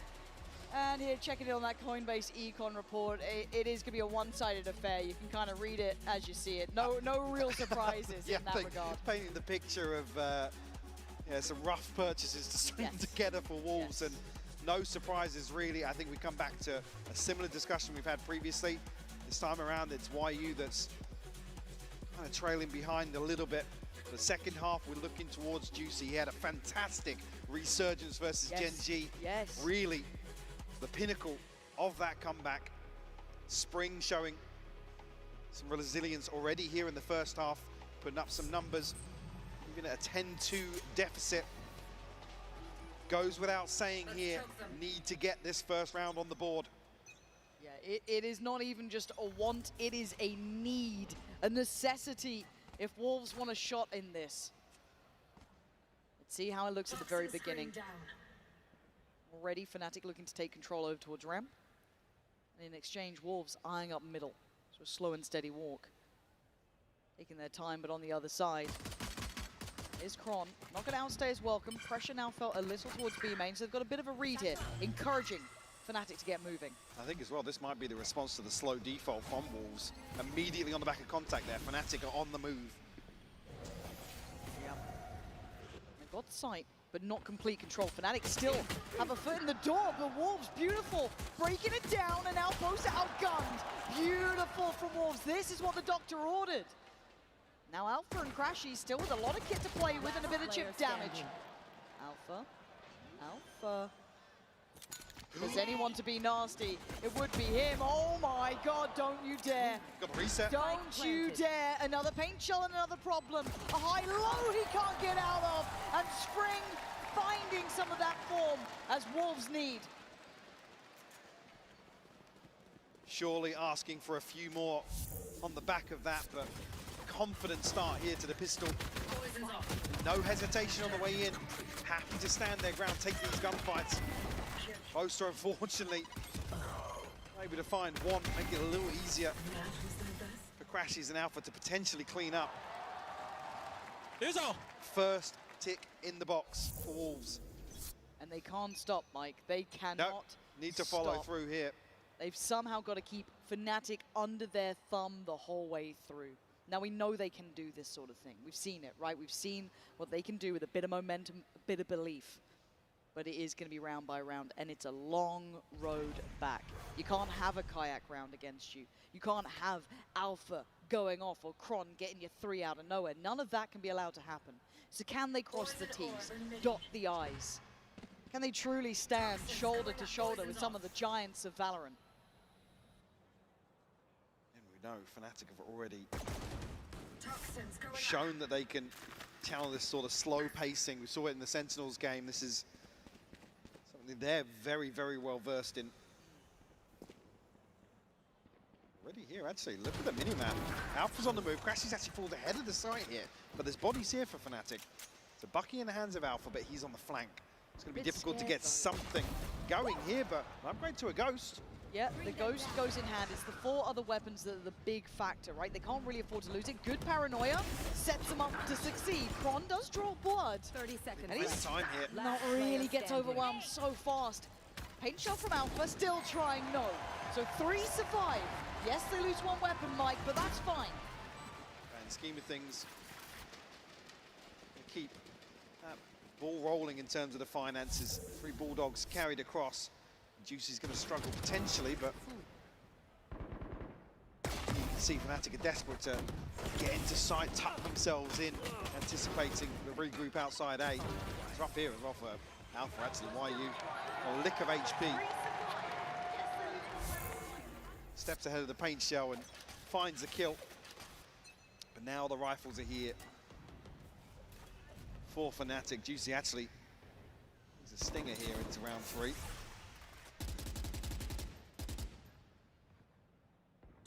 First signs of life toward middle. Slow presence from Spring over towards B main. That'll be Kayak on the other side. Boaster's eyes drawn away. Focus towards what they can really see and feel. The C's in the paint shell don't catch as Kron slips away deeper. And hard to get a bit of a beat on this. Oh, Spring, the timing. Catches Boaster, but a good trade. But this spurs them on, Mike. It looks like they really want to head towards this B site.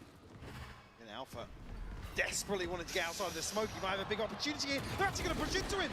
Okay, Wolves are holding on now. Kayak is on the side. Do they then cancel on this? It looks like they want to try and spin through CT.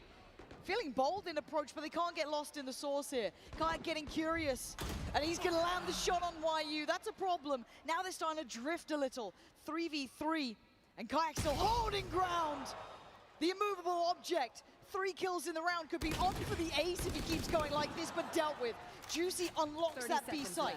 Now the plant is on the cards. Still got utility here for Crashies as well. Kron, we saw him burn up the snake bite. They are grouped as two going to try and sweep through. See if that BB going to be called upon in front of first. Needs to back away, and he's done it well. No trade available for Kron there. Has to wait this out now. Maybe a good idea of where both players are, but this crossfire is strong. Juicy, eyes up towards heaven. I thought he'd hold this with him. It's still solid. See if that BB plays it well. Waited, and now stands. The scoreline now not looking impossible. At 5-10, Mike. We might be starting to get a bit of a game here. Mimicking the first half, the bonus conversion. Rough timing here for Boaster, I think. Just trying to slip a little deeper. The trade comes through, sure, but it's really what gives Wolves something to pin their hope towards B's site. A 3-round string, actually. Something else to pin their hopes to. Shadows. Again, hard work already really done. Get themselves on the board. Start establishing themselves in terms of the finances. Again, this first ult cycle.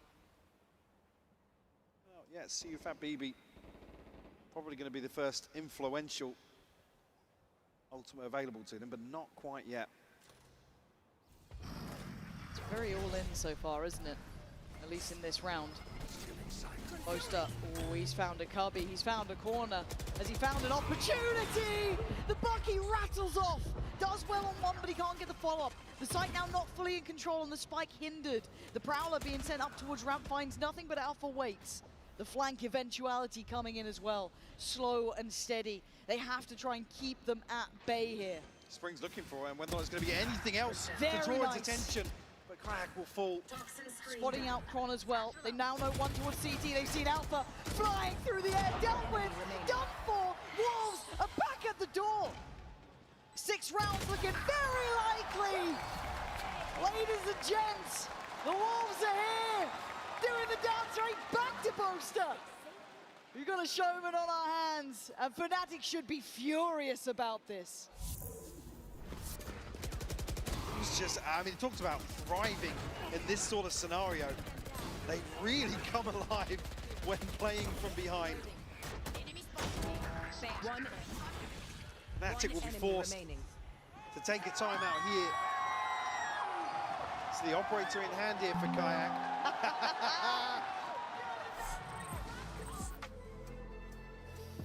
Oh, I'm a happy bunny, Michael. I'm a happy bunny because we actually might get Fnatic pushed here.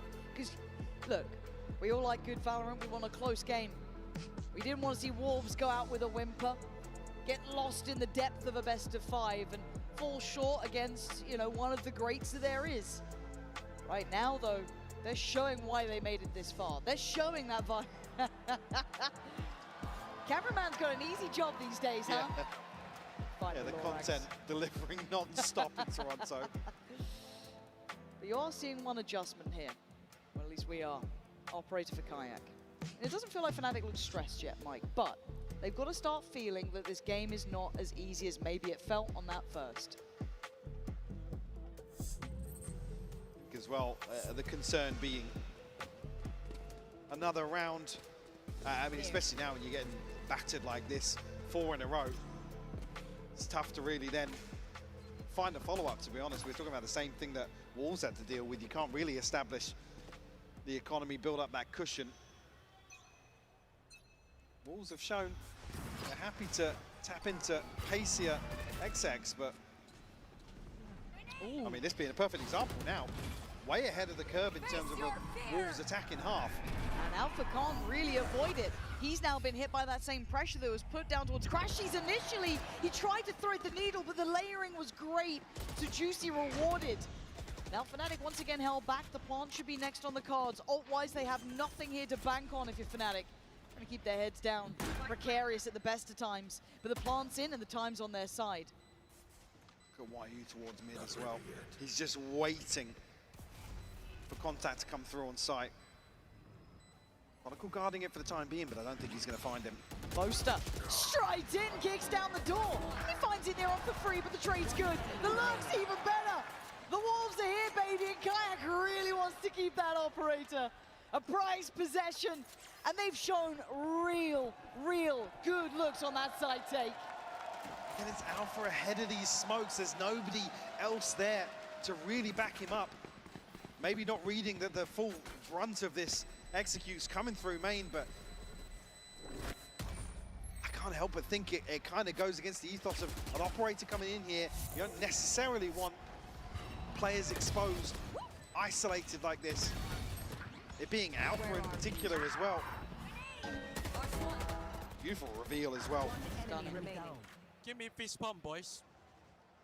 It's like I said, with players like YU in Spring, if you give up that first blood and a man advantage, somebody will tuck in. They will not be moving until it gets chaotic on site. And YU demonstrating just that. They have absolutely iced out Fnatic here. Now, if they can note the operator, they can spot where that's kind of committed to early, it'd be incredibly valuable. And deep contact on the Prowler may feel indicative that someone's been pushed up towards B main. Again, if you're Fnatic, you don't necessarily want to show it too early. Basically put Wolves in charge of the information game, but Kayak, desperate to make something work.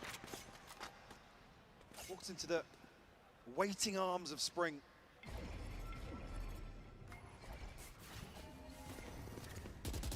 Wolves can play this game. I know exactly where you are. Good info on the ult as well. Juicy looking to outdo Kron there on the jump spot, but going to keep his life. Not alone in that mid-walk too either. It's a 3-2 split as it stands, looking to maybe adjust that now. They want to take towards that B site. Once again, rinse, repeat, it works. But Alpha, excuse me, you've got an operator. Excuse me, Alpha, you have an operator. One is not enough to deny this. And you look at what remains, it's Stingers. Hard to make work if they keep them at arm's length. Get into the site here, maybe cause some issues, but doesn't look like. I mean, Chronicles just now trying to dig out the late lurk, but we can see Spring and YU, the prime candidates for such a role. This time, up in the front lines. Chance here, potentially, I mean, with the setup for Fnatic to find an exit, but you've already said it, they need to close the gap, really. I mean, the smoke. You can get in, crashes. Daylight robbery here for the operator. Oh, no! There's no way that you nearly went down there. Kron's like, get down, President. Yeah, get down, Mr. President, I've got your life. Neuer's here. It's all good. But still, they keep the operator. But it feels like the poison chalice almost, right? It's just like, who's going to fall with it now? But look at that string of rounds. That's 6 in a row. You know, when we outline the way to get back into these one-sided games, you don't really expect it to happen. When we say it's a mountain to climb, you don't really think they're going to be mountaineers, right? You don't expect them to be sherpering their way up that hill. But as it stands, they're 2 away from tying this up. And then it becomes real. Then I'm on board. We have to see what this ult cycle's looking like, though, because Fnatic are very close to having the full hand, and they want Kayak in on this. Fnatic trying to make it hurt, but Kron's already gone down. Juicy doing well here. This is lovely stuff from them. And no chance for that operator to really sing. Early advantage created here, Wolves. Again, this plays into their hands, allows them to slow the pace, garner some control across the map, and they already know they've created a gap in the defenses. Fnatic spread a little thin here, but Kayak, he's the, where's this actually headed? This potentially. No way. You got this? Even the observer's getting excited. Yeah, I was like, yeah. But again, this won't be the first time the Kayak's played this sort of position. But he's done really well there. Nice shot and gets out of it. I don't like the peek ahead of the ult, but... Yeah, relax. That's 2 ults now invested. One just to even up that initial trade, and this one, I don't think he's going to find a target, no. So again, they burnt 2 ults in this. If anything, that's an effective trade, and they are instantly rotating towards A. And they're ahead of the rotation of Fnatic as well. And Spring going for a lurk, I like that. But Boaster heads up about it. Smart. Good read from Boaster there.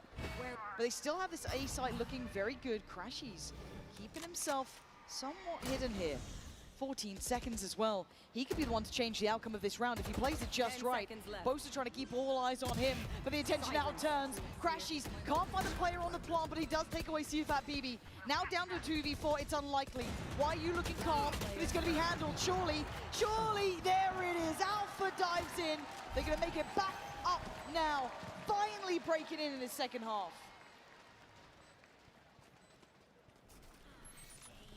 Unlucky here for Wolves to, again, an opportunity to isolate Crashies here. I don't even want to really say a misread of the map because they're able to navigate way around effectively. Actually, Alpha finding Lysol just ahead of getting out of the smoke.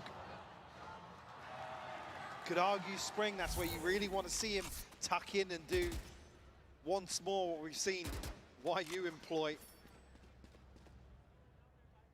Like I said, they were in a position to capitalize on Fnatic being out of position. See if this continues now. Fnatic, one on the board for the second half. Operator still here. A couple of ultimates come online as well, the two being the divide and the pit here. Juicy, speaking of ultimates. Showstopper. Oh, Slicer. What? Wow, how is Crashies alive? Show me another perspective of that. I don't get it. Because that looked teed up, right? That looked spot on. Cosmetic rocket, apparently. Didn't buy the DLC, so YU now trying to slowly work his way up middle, but this is difficult, right? They're looking for that opportunity. Can Spring maybe give them one? Trying to slip across here, but there's danger to be had. A deep hold from Fnatic going to make them have to really search far. Double stack towards CT. The site is clear. It's almost lulling them into this false sense of security. Now, this is better for Fnatic. They're waiting for Wolves to hit a side. Nobody overstepping the mark just yet. YU removed Alpha. Next up here. Next line of defense and delivers. Lysol will fall. And again, this grip towards CT is in play. They know about the players in middle. They don't know they're still two waiting patiently. The Bulls did want to try and get ahead and maybe get a pick in their side. So we're looking at CFAT BB and Spring to do what the others couldn't. But a 2v5 is not easy. And the ult wanted. Spring wants something on their side. There's the counter though. Doesn't get dodged either. Spring is in trouble. Trying to layer up that utility, but Alpha flies in from above, drops it down. It looks too simple for Fnatic to claim that 12. Can't fault them for investing the pit here. Desperate to try and recover what's... I don't know if we should. The devs are in the building. Yeah. Dan? Can we get that clip to... Dan's just hiding in the lounge. I mean, this... God, he just knows it, doesn't he? Stunning work. And again, it's one thing to get close to the likes of Fnatic, it is another to best them. But they're not done yet, Wolves. There's still a bye here. There's still rounds to be played. Still an operator here for Juicy. See Kayak still has one of his own, but map point now for Fnatic. Pick goes up early. Alpha and Kron will play inside this. Got to be careful there though. I mean, looking for Kron, and it's Alpha catching a stray or two. But now we'll tuck in. Boaster's got the divide here as well, so another good defensive ultimate. The gauntlet laid out in front of Wolves. Oh, Alpha though, way ahead of the mark once more, trying to find something, but Kayak evens the odds. Yeah, I love that reaction from Kayak to take space back on the other side of the map. And now it feels very indicative of this hit towards the side. Boaster going to struggle to stay alive. Does the best he can. How did he get CFAT BB in that? I do not know. But Juicy still holding on here. Doesn't want to give this up yet, but look at Crashies' position, Mike. That could be the checkmate. It makes me nervous. Are you going to even consider it at this point? Juicy might be. Does he think this is still happening? So much util as well. Oh my God, Juicy couldn't deal with it in time. And now they're herded on the site. Kayak closing in as well. Prowler posted, shot, missed, and an opportunity gained as Crashies called upon. He can't do it, and Wolves stay alive. beautiful recovery here. And finding Alpha desperate to try and attack the back line of Wolves. Maybe to still find success towards Saya. I mean, how Boaster gets that kill. What even? Oh, well, yeah. One of those. Spike down. That's B. rough. But Juicy, again, he was the person we were talking about in terms of resilience, in terms of his ability to bounce back previously. Ooh, he's the one to open up round 21 for Wolves. Still 3 rounds separate them. Oh, but this just feels nasty with Alpha here. And Boaster, how's he done this again? And they have no idea. Doesn't wait. He wants this done. For Alpha, instantly posts his ult as well in a 4v3. And they've been stalled out now. Boaster falling though. I guess Wolves now, they don't have to run that utility gauntlet. Why are you tucked up again? Expect him to wait for contact. Kayak still committed over towards side A, and Crashies actually digs it out nice and early. Yeah, the Prowler was just fantastic. And now Alpha feeling unfazed by the presence. A high-low setup. He gets cleared on one, but down to the talisman for this side for Wolves. He can't do it. Chronicle closes the account. It's map 1 done. Wolves still showing they are deadly, Mike. Absolutely. Asking for another comeback once more. It's just not there. Fnatic able to stabilize here on Split. Certainly are. 13-9, a decent score, but a best of 5. We'll find out how this goes after the break.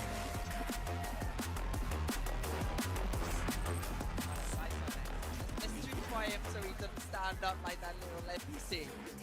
Stupid bad! Spring, everyone. Hold on, wait. I'm just sorry. What? Super 5! And then Silpat BB getting a double one from me. And the feet. Super bad!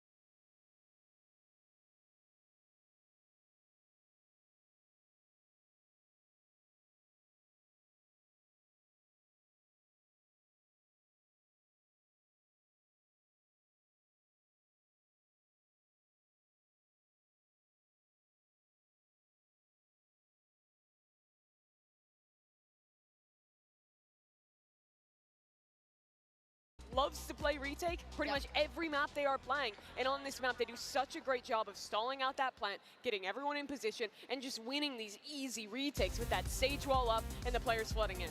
Yeah, and as we jump into Agent Select, I want to see if Wolves is going to repeat that. Yes, they locked that instantly. Wow. YU is going to be on that Gecko. And with them starting on the attack, again, I want to mention how important it is for Juicy to have a good showing on this first half. As you're saying, Fnatic is going to give them a lot of space. It was one of the solutions that they found on Split. Finding an opener, going back, just play the time, play for the retake, and Chronicle is a great stage. We need to see a confident Wolves that's willing to fight up in their post plants, get ahead of Fnatic's utility, and be willing to challenge them. If Fnatic is allowed to just play the set retakes the way they want to, I think they'll run over this defense. I think Pistol round 2, you're going to watch Chronicle on defense. He's going to buy the wall, and Wolves need a game plan, especially on the Pistol, because it's almost impossible to break the Sage wall quickly there.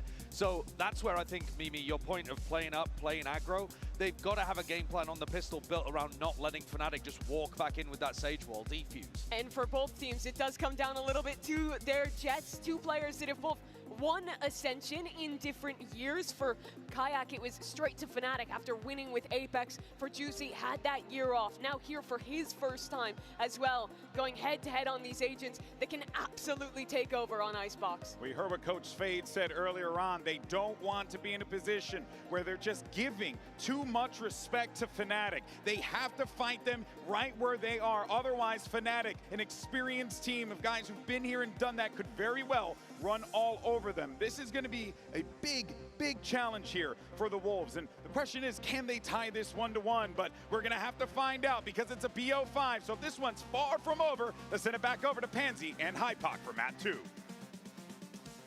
Okay, map 2 Icebox. Now, I think something said there really resonated with me, Mike. The fact that there is that fear of a name, right? Fnatic are legends in this. It makes you almost respect them too much, right? That second half showed real signs of life for Wolves, but I don't think we can keep depending on those, you know, running it back, playing from a deficit. I need to see them hit the ground running. It's exciting to watch, never comfortable. Yeah. For that to be the game plan and that to be, you know, the strongest aspect of the playbook. So for sure, I mean, it's got to just be so exhausting to constantly be channeling or playing from behind and channeling into that sort of psyche. And again, I come back to the same thing. You never really are able to win a veto versus Fnatic, and this being the biggest concern, I guess, in the home stretch. It's coming to Icebox map 2. Again, proof of life shown in map 1. They carry that across now. So of course, if you're just tuning in, 13-9 on the first, in favor to Fnatic. Here onto Icebox, Wolves will be starting out on the attacking side, setting the tempo themselves. Fnatic looking to hinder that. Hello and goodbye. Crashy swiftly dealt with. Tried to stick around a little too long. Maybe feeling a little bit too confident. And Wolves get into that nice post plant.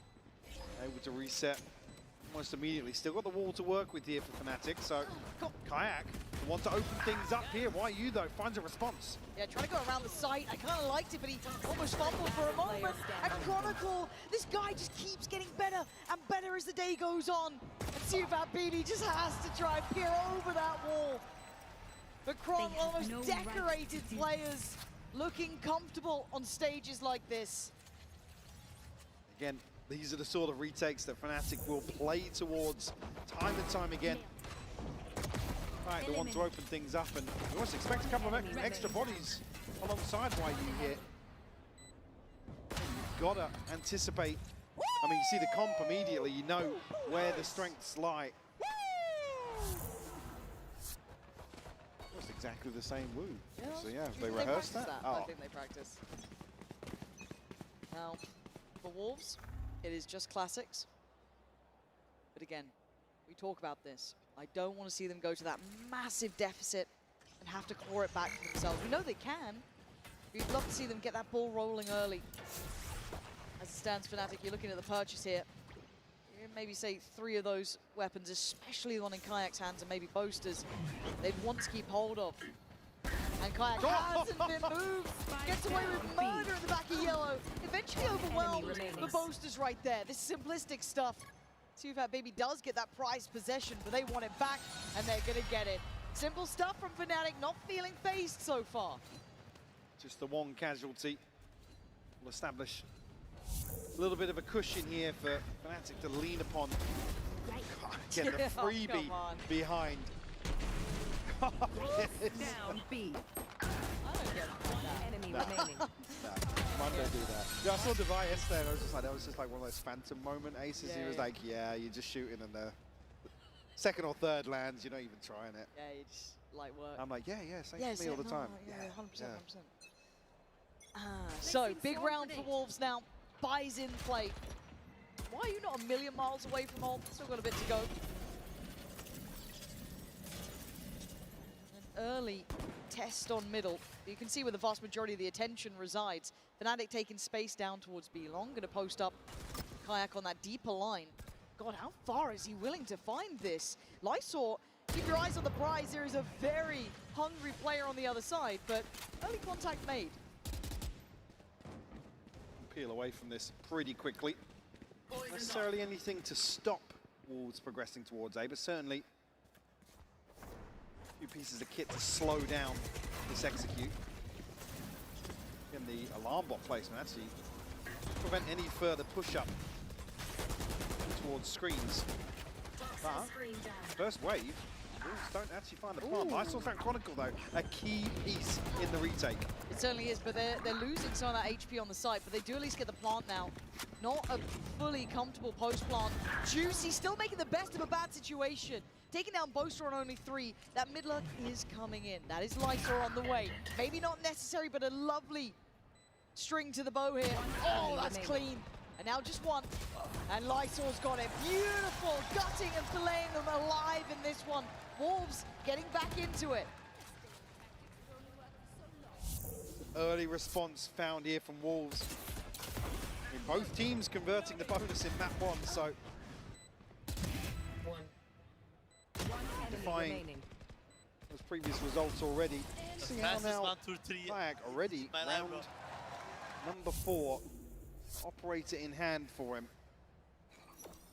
And already shown signs of defensive proactivity in the previous. Sit back maybe a little deeper here, set up on a sideline. And again, if you're someone like Fnatic, you have the ability to be a little bit boisterous almost as well. Hold those more confident, deeper lines.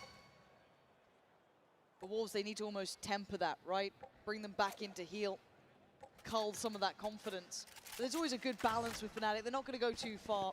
You can see what the attempt is here from Wolves. A little early glance towards A. Let's see where they're stacking now. Again, it's always a discussion topic. Seeing the nanos from Lysor burn up versus the Sage, you really want to keep as many of those stalls, utilities in the post plant as possible. You're trying to, I guess, weaken Alpha's hold on mid. Not really going to amount to much.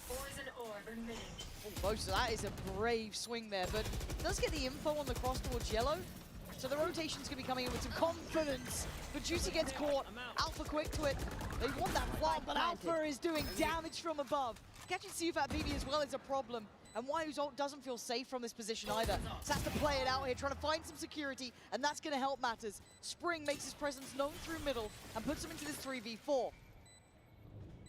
Stuffed up now, they have to dig out a player from back yellow. Kayak gifted one onto Spring here, and it's just why you left now. And they got to know about it. They know about his position to an extent. And he's been absolutely corralled by Crashies.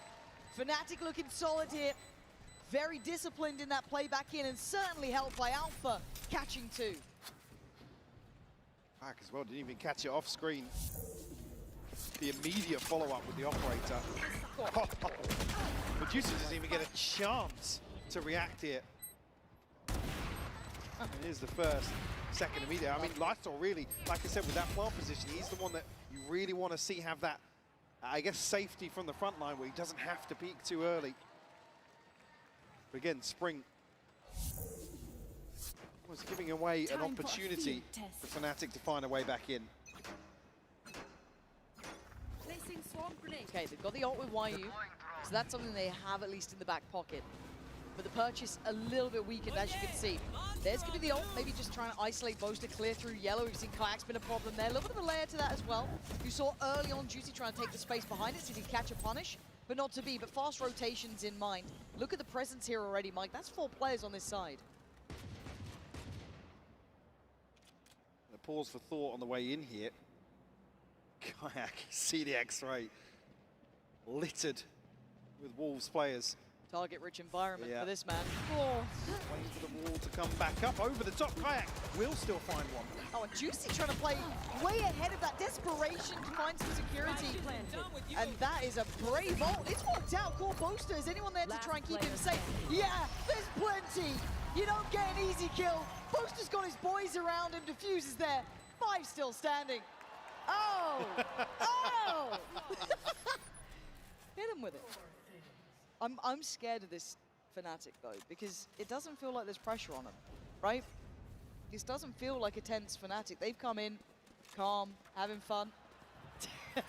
Same to be said on the other side, but at some point that strain of potentially being 2 maps down will start to hit here. Again, Kayak. I feel like I'm almost underselling Kayak at times because he's hit the ground running. I know he was this big tier 2 prospect coming up. He was the one to try and catch, right? The one to get in the roster.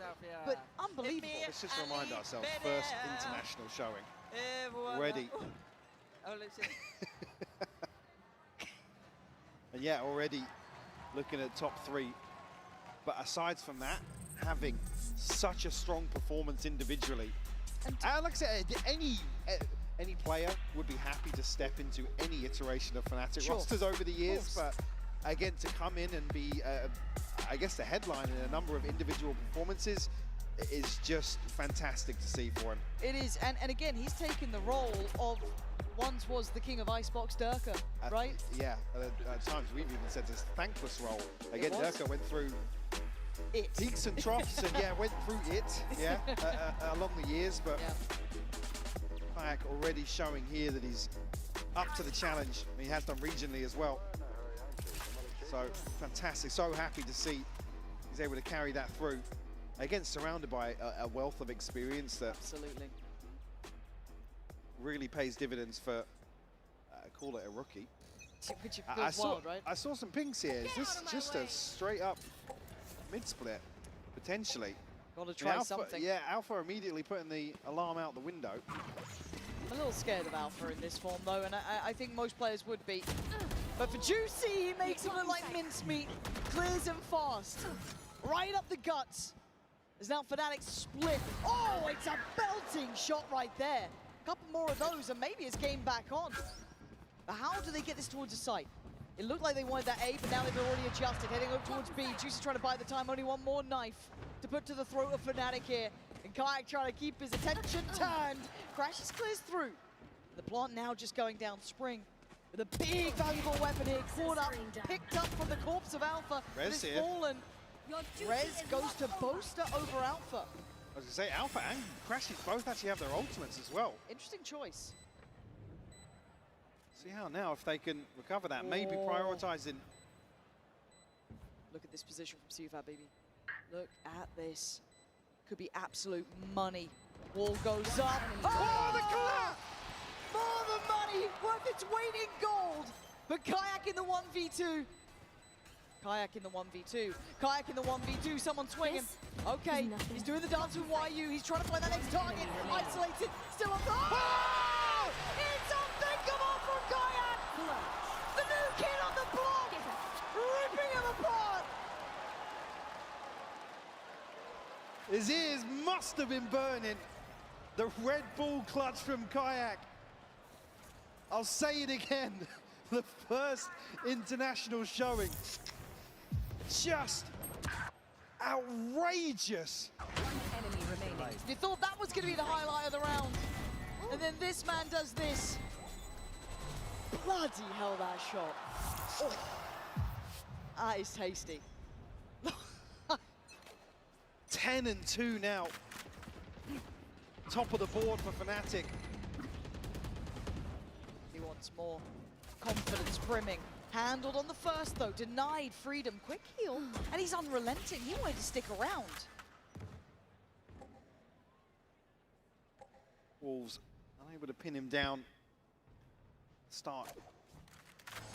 Again, don't shy away from the fight. Same could be said for Kayak. Healed up now and a second chance. Second bite. Actually comes through. What? He's found another one. How's he got 2 out of that? Sheer control from Kayak. Gets them the man advantage early, and there's a fast flank on the way. You may have thought you won out the side, but now you're surrounded. And actually, yeah, the plant coming through.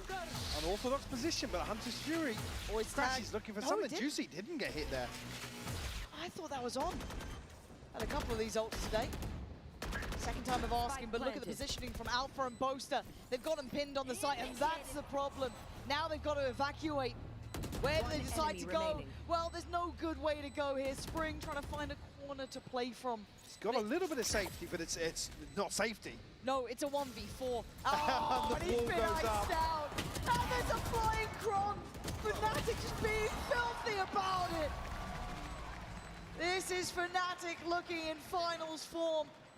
And that is a terrifying prospect to any team. I was about to say, just here on the back of the clutch, I can see Kayak posted up on this wall, and I was thinking, there's no way. There's no way Dry is just swinging on there. But then there's 4 members of Wolves facing the opposite direction.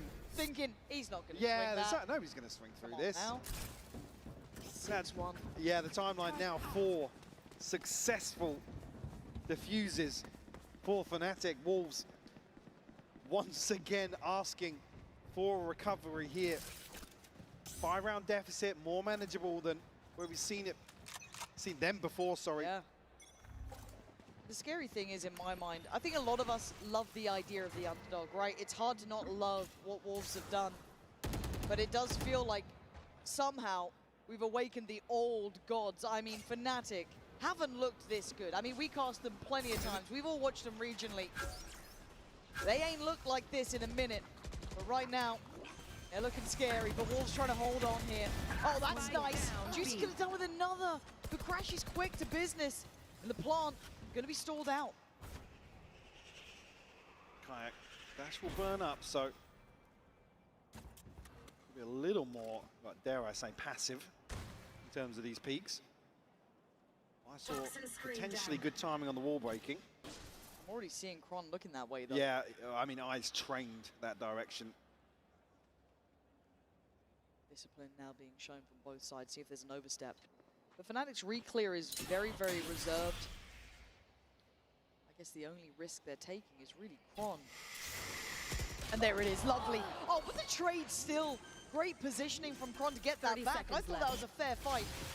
And Sufat Baby is now locked on that site. Safe plant, he's not really got many options. Even ahead of the wall as well. Chronicle looking to just stand his ground, take this engagement. An awkward exchange back and forth, but Boaster's there waiting. Toxin screen down. The thing that scares me, Mike, this is the attacking side where Yeah, Wolves have been strong. They've been good at these, but Fnatic looking that step better. There's not much more to say about it for Wolves. They might have met their match here. At one step above, these big games, that pressure can get to the best of them. But for now, it's 7-1, Fnatic feeling none of that. Game plan looking undeterred here. I mean, even just, yeah. That's how some of these replays are brutal to see.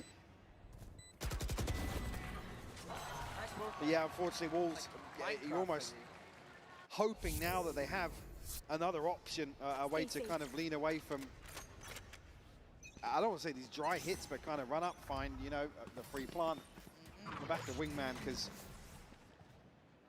necessarily working for, I mean, they're getting to the post plant. We already saw the timeline. It's diffusers coming through for Fnatic, but they're so well drilled. Rarely catch them off guard with those sorts of setups.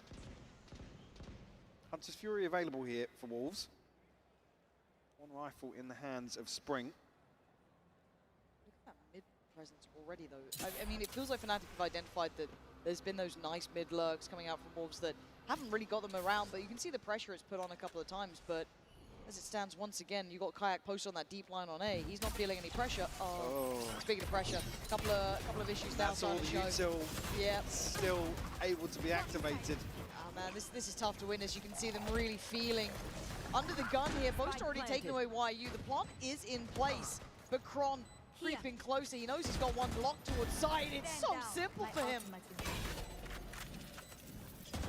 Step by step, they want to clear house.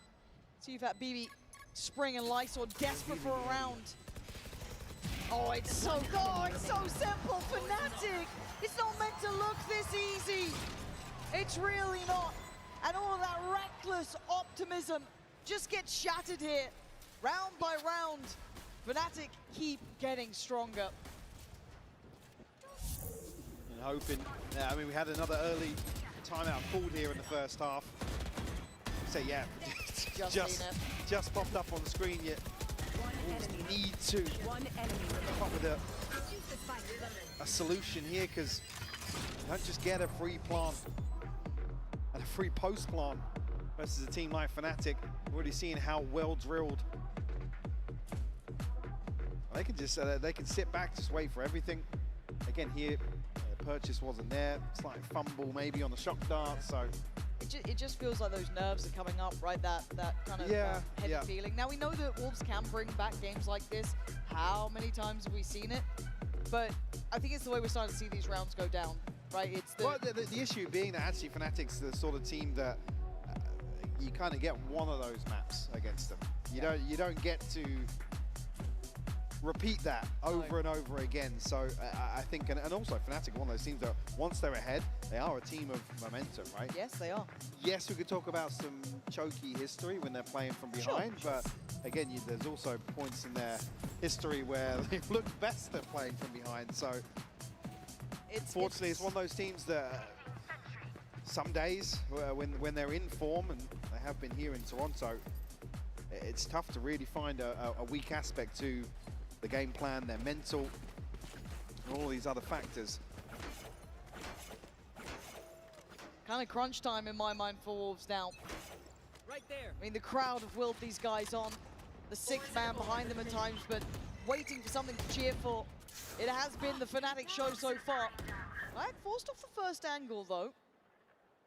Spring potentially in a good spot here. Read is good from Fnatic coming out of the timeout though. Look at Boaster's position. They're ready to spring the trap behind this. Deal with the turret nice and early. It's actually going to draw. Look at Spring. He's walked straight through the orb. Oh, it is audacious from him. But, oh, you don't get a freebie often on Alpha. And this is what I mean, these small moments that are slipping aside for Wolves. And Juicy's still there. There we go, finding some power on the site. An opportunity made and maybe denied by Alpha, who should have been dead, keep in mind. Should have been brought down earlier. But Boaster in the back line is going to keep them locked on the site as best he can.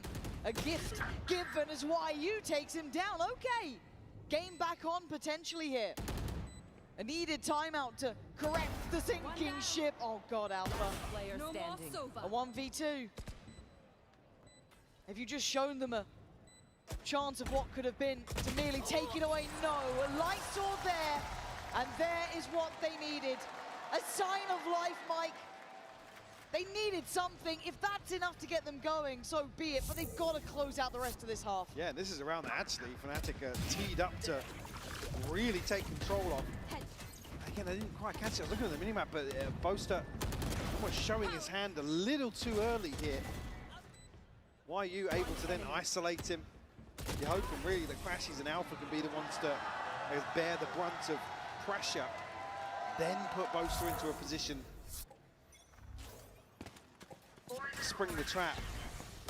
Second on the board for Wolves. Still got a Hunter's Fury. One away from the knives for Juicy. For Fnatic, the Res and the Pit available. Even there, Chronicle as well getting isolated just ahead of potentially finding a trade and getting somebody back on their feet. Alpha spotted. Again, could be a key indicator here that actually he is spotted over towards A, but now Fnatic have a finger on the pulse. They're surrounding him again. Look at this, Kayak. Ooh. I mean, Spring's still alive, but it feels like a matter of how long. He's still taking down Kayak. Spring Really nice try towards middle, and in the meantime, you're looking at Wolves taking over the site. Labor spray's not good enough. Plant is in. Just about gets the plant. Downtimes on their side. See that BB does have his ult, but they're dwindling in numbers. Lysol desperate to hold on. He's been doing serious work. But the site now under pressure, under scrutiny. Boaster stepping on through, finds Lysol, leaving just one alive. Sufat BB, the man at the forefront of this roster. And this time he's brought to his knees. Fnatic handling it, Mike. I think this might be a bit of a swan song now for them. 9th on the board. Again, a recurring nightmare scoreline potentially for Wolves. I mean, Spring does so well here to even just find the first, but like I said, Fnatic have a perfect read coming out of the timeout. They repeat the same thing here in terms of getting bodies on the flank and addressing that back line. Play from Boaster as well with the pit. Great investment here. And as round 12 purchases goes, that's not the prettiest you'll ever see. Gotta find something. Clutching at straws now, Wolves. You gotta dig deep here. Juicy wanting to be the man forward. Maybe set into motion. You should run. The lockdown. Preemptive in approach, but fine. Should facilitate the play-in, but Boaster wants to disrespect it! And it's brilliantly done. Oh, he couldn't make it out in time, but still good damage. And here comes the flood. Sufat Baby's got to call that out. Hello, hello, hesitation. Maybe causing desolation at this point. Crashes now, picks up the mantle, and Sufat Baby surrounded, trying to get Juicy back into play. Nice work in synergy. And now a fight in two fronts. He knows there's still players around. Sends in the dark, still alive. How is he alive? One down so low, but Juicy's doing the work on the side. Sufat Baby's just playing the time. Oh, he does the dance so well, giving them a little bit of hope, Mike. But it's slim margins again here with only 3 rounds to their name.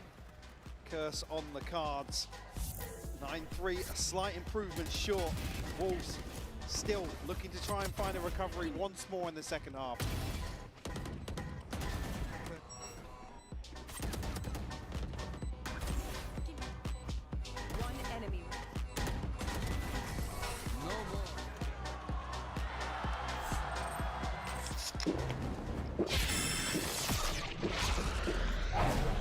Red Bull gives you wings. An update is required. Financial system updating.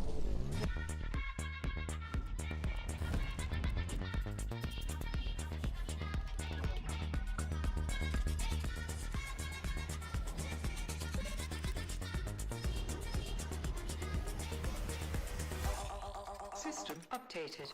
We will dance together. The future of money is here. Feels good.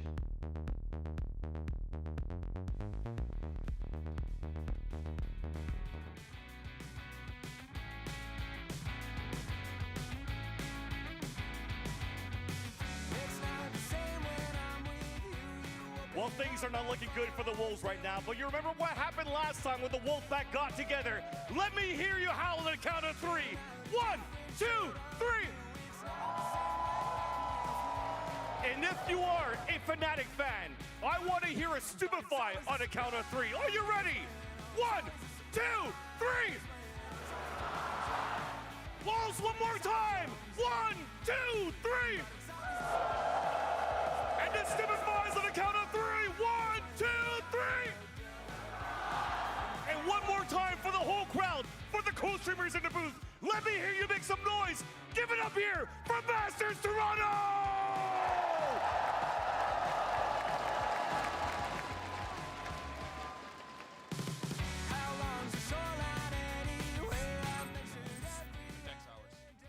Fans being silly, you love to see it. Coinbase Econ report here. You got to look at Kayak, Mike. Look at those numbers. Yeah, I mean, these are some fairly rough reports coming out in the series, particularly for Wolves. But yeah, Kayak standing ahead of the pack, able to maintain a stranglehold of the finances. That operator alive and kicking. Actually, wingman on the turret. dude, that's one of the best signs I've seen today. Yeah, actually, I actually really like that. People are far too talented. What was the other one we saw the other day? It was what the.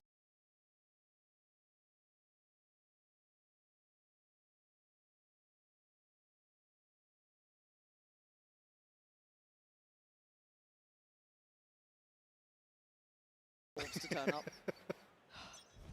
Because we're hoping for it, right? You wanted to see the Wolves that was scary throughout this tournament, that have won hearts and minds. Right now, under all those lights and all that pressure, Fnatic have come out and looked fantastic. 9-3 in the second map here of Icebox. Now Fnatic's turn on the attack for Wolves. No strangers to walking back scorelines like this, but a brand new environment to do it in, and already Alpha's drawn first blood. See if that BB calls ahead of the plant coming through. Actually, nice. Spring on the reaggress. Beautiful kill, but Crashies finds a response. Lysor also finding on Spring, doubles down. I like it, they're trying to get into this one, but Alpha not allowing fun to happen. A 2v2 is where it rests. Spike feels so far out of hand here, but still Lysor will be forced off a touch by that util, allowing Boaster to pick that spike back up. Now maybe a pause for thought here, a moment for Alpha to try and work. So whose shot was that? Was that Alpha's? It felt like it was, but the feet shown. And this is tense by all occasions. A fabulous shot from Juicy, leaving just Alpha, but this guy has been a menace. Oh! A lifeline from Lysor. Necessary now for Wolves. They've got to keep going. We said in the first map, in these sorts of scorelines, they can repeat the same success, find a bonus conversion on top here, because we're not just talking pistol round 2. 30 seconds to establish One ending. the foundation of that snowball very early on. Beautiful start once more. Alpha denied the clutch. See if Wolves can build upon this now.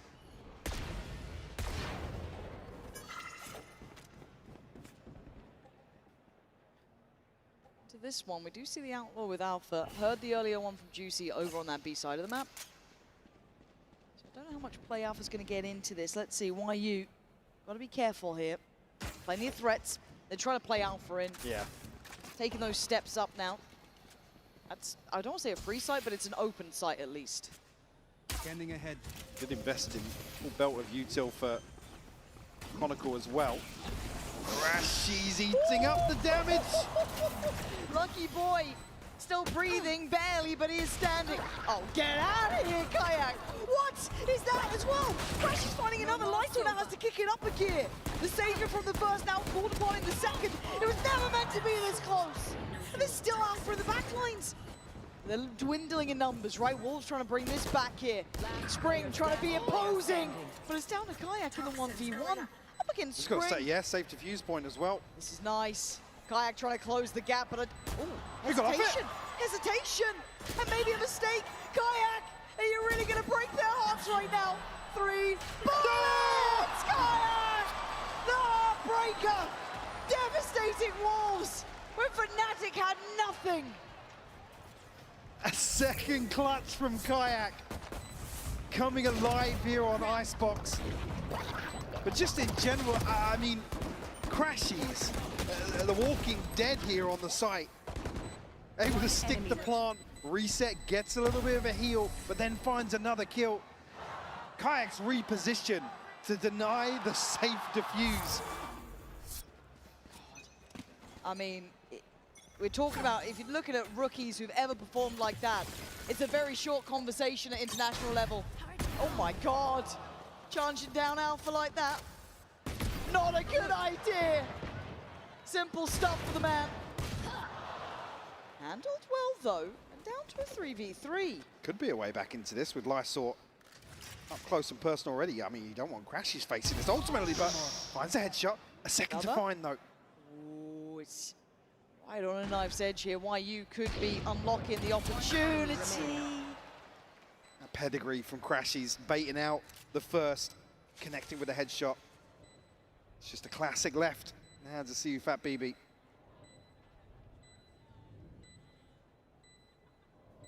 that timer. Just singing the song of Fnatic. Hear that spike. Forcing him forward. There is not many opportunities, and Crashy's basically in the checkmate, even if it got tense. Even if he took down 2, there was always Crashies. And Wolves trying. You can't say they're not. Enemies close. But Fnatic now very close to closing out this second. Wolves will have a chance to buy back in here to round 16. Heartbreaking to see a second round flip to give Fnatic just an opportunity to seal the deal You are in our way. on Icebox. Again, not a formality just yet. He stands. Oh dear, is the curse true? Let's see. To do it into a round like this as well. Oh, a buy-in play for Wolves. The best opportunity to build any way back into this game. And that, well, what the hell is that? Wow. Oh! Again, you can see it, yeah. Mike. Got gas left in the tank, but when Kayak's finding kills like this, shutting down that proactivity, Juicy trying to pave the way to take control. You should run. Round 16 now, the lockdown comes through from Alpha. Roll out the red carpet for Fnatic here onto A site. Stacked up flank here though, Boaster. Got to be careful these sight lines. The turret's here. Nice timing, Yeah, Crashies. to give information across. It's, yeah, now that's an instant call to arms, right? Crashies finding YU really well done. Boaster should be there with him. You're now going to have Kayak coming back across. Wolves looking to try and split them, but they've stood tall together. And Spring and Sufat BB having no play into this. Oh, it's looking all too easy for Fnatic now. Wolves crumbling under this pressure, Mike. 12-4. Where have they gone? Now facing map point on a broken buy. This is just ridiculous from Kayak. Again, you can't fault Juicy for committing to this. It feels teed up. I mean, we obviously know there's a few more bodies behind this, but just so rough to see those sort of things not converted. Guardians across the board now for Wolves. A pit and play, but again, the way these halves have panned out, not necessarily the sort of ultimate that's going to really swing the odds in their favor. Poison's off. There, fast rotation. Wolves want to try and get ahead of this potentially. Maybe find a favorable engagement, but it's going to come through. The wall goes up. Find the Plant Chronicle over the top. We'll find Juicy once more. Yeah, and Alpha just finding ease in middle as well. These shots look too simple for him. Man advantage now to Fnatic. As Wolves are a little on the ropes here. Boaster trying to buy the time. Stall them out a little. The Viper's Pit trying to facilitate the cross through. Maybe apply a little bit of pressure, but look who's waiting. Looking like the rookie could have ended it, but no. Spring gonna fight forward. Fantastic from Spring. Hunter's Fury available. You can hear it rattling off in the distance. Alpha still standing guard on the site itself. Does fall in the end. Now Crashy's called into this. You can hear the time ticking. Sufat BB can do nothing but stand back and watch.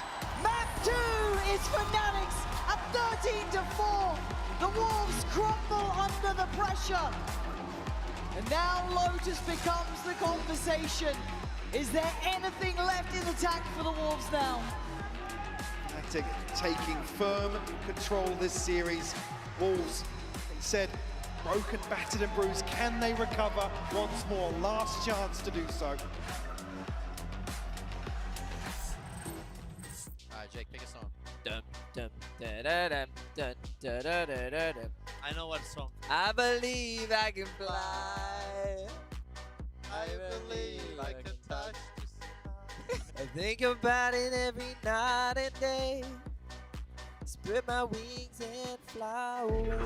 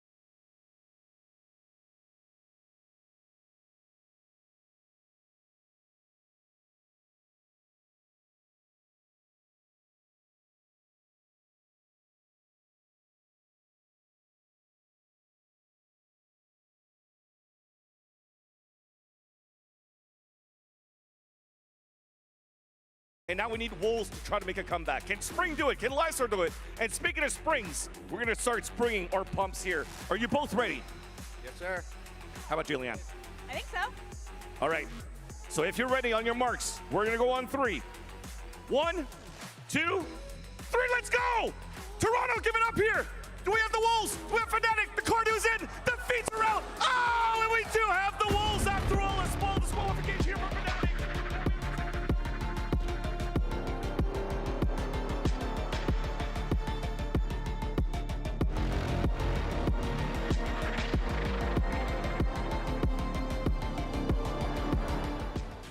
And Fnatic are 2-0 in this one, and I gotta say, that halftime game, I've never seen anything like that in my life. That was awesome there. But let's take a look real fast at the HyperX Reflex moment of the day, because this goes to Kayak yet again. I mean, this kid is just unbelievable. This play was ice cold. This is unreal. I think this is the second best play of the tournament, right behind that Kiko ace. How does he get this final kill? It's just incredible out of Kayak, but this run is also indicative of this game as a whole. It was all about the retakes for Fnatic. 8 out of the 9 rounds they win in the first half come to these retakes. They're so good at shutting down players who are playing up, getting that Sage wall down, and fighting forward as the defuse comes through. It was a fantastic icebox from Fnatic. I think that they were very quick on their reacts, and probably one of the reasons why those retakes were so good. I love the synergy that we've seen from players that I did not expect, like Chronicle and Kayak. Kayak going for the kill, but Chronicle being ready with the heal, even if it's that. And if we look at the performance that Kayak is having, that we say it's amazing. It's been a resemblance of what we had in playoffs in EMEA. So if for tomorrow we're going to get this Kayak, maybe we get another 3-0 for Fnatic in the grand final. He actually could be he could be a late run for MVP if he pops off in that game too, if indeed Fnatic can get themselves there. Oh yeah. And remember, rookie player stepping into the shoes of Durka was incredible in stage 1, showing that here as well. Those are the stats that we're talking about.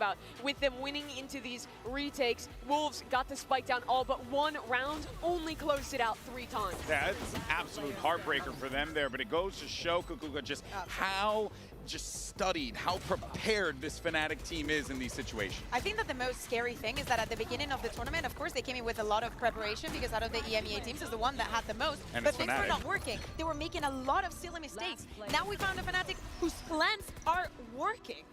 Which is scary for everyone else involved in this, especially the Wolves right now, Josh, because they're facing the bottom of the barrel. This could very well be it for them if they're not careful. I felt pretty decent about Wolves in that first map because they were able to get back into things, thought it was nerves to knock them down early 8-1. This map was 8-1 again, though. That is rough. There's something about Miracle runs ending in 3rd place. You look back to Zeta Division at Reykjavik, the first EDG run. It's happened to a lot of other miraculous teams, but going into Lotus, a good map for both teams. Wolves having to stake their run on this one. The thing is, though, Fnatic, this is just home territory. They're incredible here.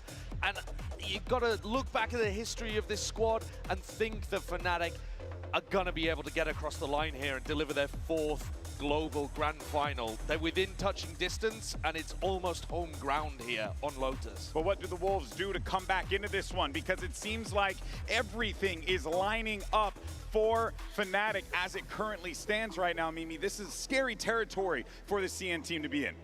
I think they just have to, honestly, it's going to sound simple, but they have to focus on themselves. You have to let go of this lower final, how the game has gone thus far. Play to your own strengths. Slow the game down on your attacking side. Let Spring get involved in those lurks. And just remember the fundamentals. There are so many hero plays that Fnatic have pulled out in this series thus far. They need to be very on point with how they're trading, how they're scaling together, and just work it round by round. With Fnatic starting on the attack, they need to stop Kayak from snowballing the performance that he's having. It's not only finding the comfort and the synergy, they need to at least play into the Fnatic game of getting one pick down and walking back. Leave them the space. Try to play for the retakes the same way that the Fnatic has been doing with you. I'd like to see them too, once Wolves are on their attack side getting into these kind of positions. You got to disrupt the Fnatic retake. We just watched a map where Fnatic were able to do whatever they wanted on those retakes. And I think Wolves have got to come up with game plans before they even get the spike down to try to disrupt that idea. Yeah, and Lotus has been such a good map for Fnatic in history.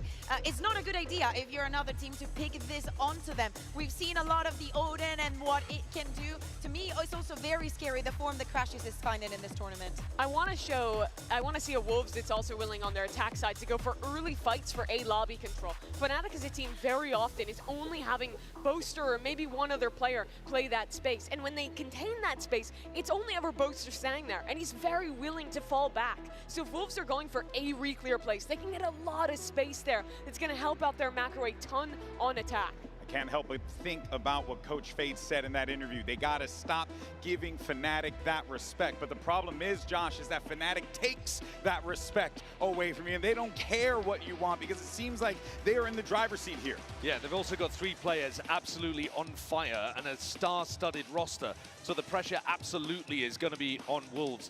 Think back to yesterday and how much Fnatic on their attack side were ending B and see whether they've adjusted that. Wolves have got a lot on their plate here. Indeed they do. All right, Toronto, can the Wolves bounce back and send this one to a map 4? Let's send it back over to your casters. Here's Hansi and Hypoc yet again. Hansi and Pypok. It's not the best combination to names, GB, but we'll move on swiftly because this might be a bit of a swift game. We are already seeing this teeing up for Fnatic to close this out early. Yeah, and I think Sideshow's hit the nail on the head here. This is almost feeling like home territory. I was talking about this veto being almost front-loaded for Fnatic, and I think we've already got 2 of those conditions fulfilled. Tall order here for Wolves to bounce back and channel Toxins going up. into that recovery factor, become bloodthirsty once more. Because I need to see that killer instinct, Mike. I need to see Wolves kind of remind themselves they're the team that took down the likes of Gen G, that made everyone pay attention. Dangerous together. Because right now, Fnatic looks singular in approach. They're looking at that next game. They're not even looking at you right now. That grand final now getting closer in the mind, but one more map stands between them and it could be here. Certainly a solid map for them. And they're making Wolves do the walk around this map. Unable to deal with this utility behind the orb on C, though. I think on the back of that, Wolves commit a second player. Actually with Spike positioned over towards Rumble. Both have got to be careful. There are still 3 members of Wolves ready to pounce on this contact. But it's not clean on the first. And Chronicle 30 seconds left. Just swiftly clearing up 2. And now it's the dash to the site, isn't it? Super BB trying to keep his head down, trying to maintain his calm, but already going to be found by the Prowler, caught by the seas. The paint shot finds it, or it's Chronicle. Oh God, Cron's on for an absolute tear. 10 seconds for the plants down, and Crashy's just keeping them at bay. Nice fight back. Still maybe some hope in them yet, but Alpha! Just the full stop to that sentence, and the first gained by Fnatic. Running through the protocols. Oh, it smiles. It's just, it doesn't feel as heavy now, does it? Yeah, and it's rough as well. You're almost hoping that Wolves defy the odds here on the defensive side. You would have loved to be in a position where Good job. they could attack and Nice potentially put themselves in a position to dictate the tempo. Again, another thing touched on by the Deaths, they really need to disrupt this freedom that Fnatic have had. Necessarily the score lines, but in terms of the macro game, in terms of the information, Boaster, not the flashiest of players, but he thrives in the mid-round. The puppet master for Fnatic. A wide open C site for the taking here. In reality, it's 3 weapons they want to be keeping, and Alpha let off the leash a little. Have fun. Have a wander. Do some damage, and he's already done that. Now he's going to be able to note the players. See how hungry they are. The scent of blood, sure, but to be able to close down that kill is something different. Alpha is buying time. All of this is precious seconds. Wolves would love to do some damage here, but he's positioned well. Does get handled. Brilliant. The next steps look near on impossible at this point. Yeah, only an upgrade to a Sheriff. At that point, Fnatic now feel as if they know the weaker side of this Boaster. Beautiful adjustment here to find Juicy. The position's going to mitigate any of that further risk from developing.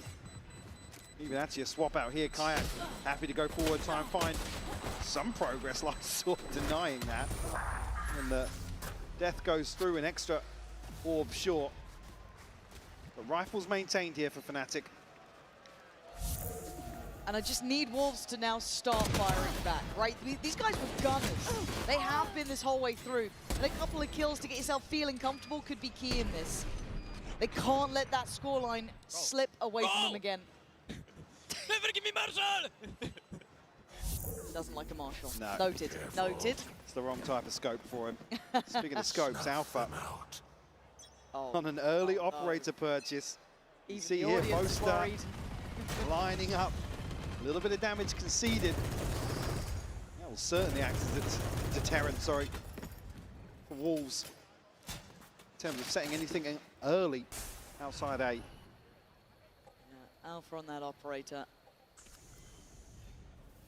It's the exchange of space on this. Mound currently with the Wolf side. Rubble slowly being put back together by Fnatic. Steady stuff here. Smoke going up. Could indicate, actually. Very early push in here. I mean, looking well invested. Juicy, nice. though. Moves the tip of the spear. Kayak will fall.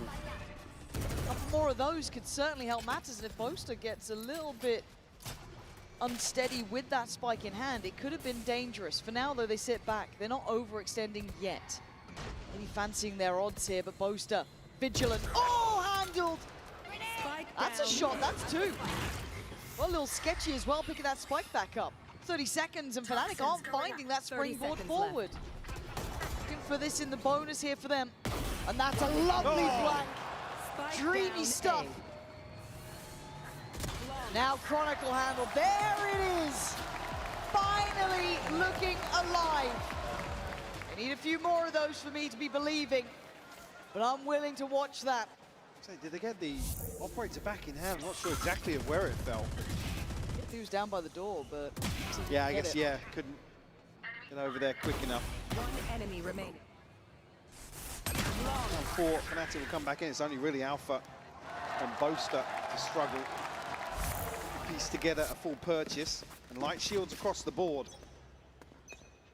Lysor now. Boaster's Odin. Trying to make use of it here.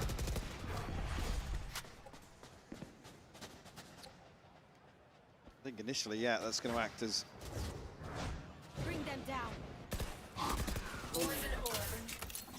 Sketchy for Spring on that one. Needs to be careful. They do have that rubble side of the map, so they're safe in that regard. You're going to be looking at Kron trying to handle maybe that push-up eventually as well. Juicy's Curiosity peaking. Not alone either. Lysor not too far away, but Kron's normally the backbone, right? The spine of this squad. But Spring's done well to find Alpha. Very diligent on that jump peak, but in the meantime, you can see the battle kind of breaking out throughout the map. Individual moments now. The timing! Good for one, but couldn't get the follow-up. And they know the Odin's close as well. That's huge from Lysor. That controls half of this map. Now down on Kayak and Boaster. New young gun. That Fnatic side. Still with an opportunity to make some play happen here. Actually getting towards one of the rifles here. Boaster going to come back through. Nice. 30 seconds left. Isolated Boaster. Got to find this kill, and he does. But look, Boaster and his post plants on this side of the map has been good, but Mound's been taken over. Still got Paranoia to work with, and with both CuFat BB and Lysor stacked up, could make this work. Smokes himself off. Showing me something here, Boaster. He's given himself a 1v1 here. But the angle, just a little too deep. CuFat BB showing him how it's done there. And these are so key. These are such key rounds for Wolves. So necessary as a reminder of who they are and how they got here. Confidence can slowly be rekindled. Pressure put back to Fnatic. Tie things up 2-2 early on. And already Wolves showing the willingness to proceed forward, continue fighting. Pressuring the extremity here. Again, broken purchase, but will reset Fnatic. Kayak does have the showstopper. There's actually going to be some investment around this as well. And tempered though. Can I get a drop? Protecting round 6. Ooh. A bit of a pace change potentially. Oh yeah, very pacey. Kayak just straight through. Gives them access to that B site. Both there as well, kind of propping up the control.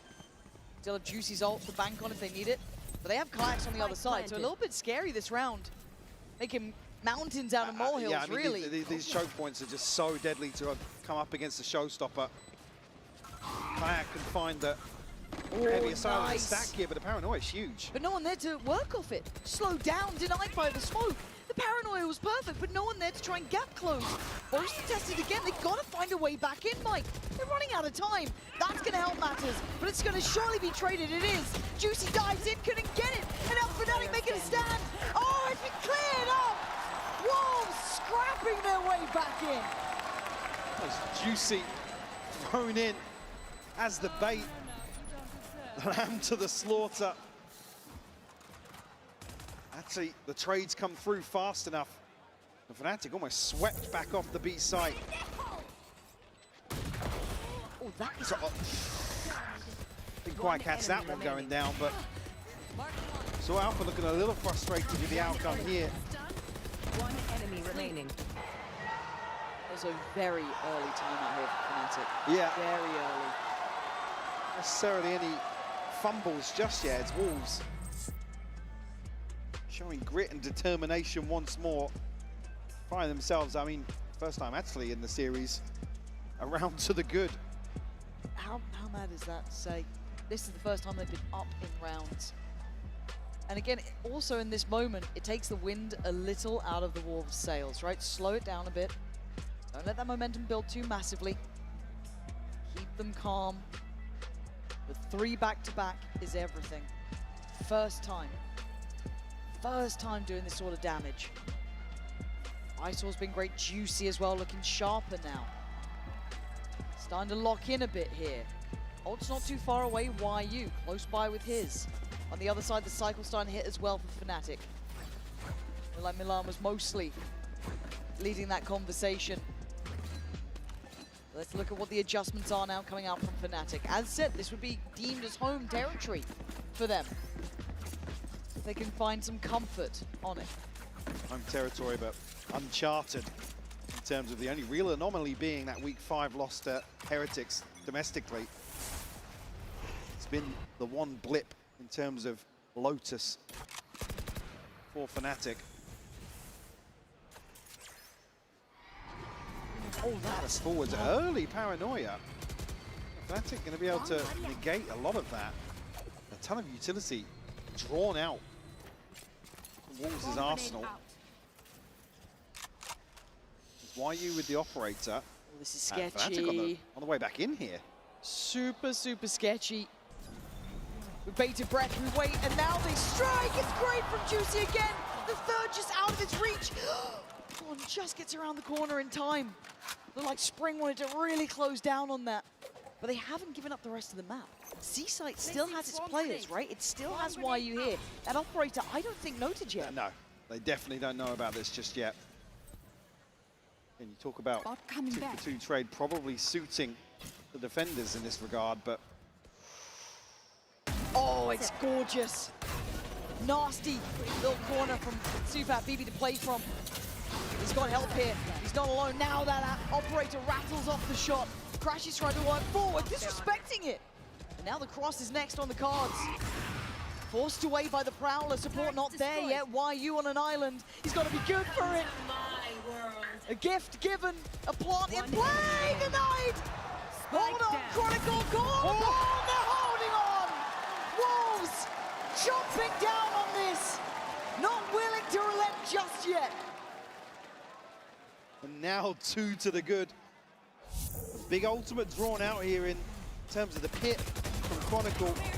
It's just a snake bite from Spring that hands on to Crashies.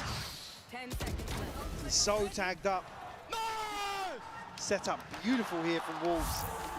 Cycling the operator across now. It's going to be Juicy taking the reins. Might even look to try and find something outside B. Fnatic got to find an answer to this rumble control. They've struggled to really stabilize some of these early rounds.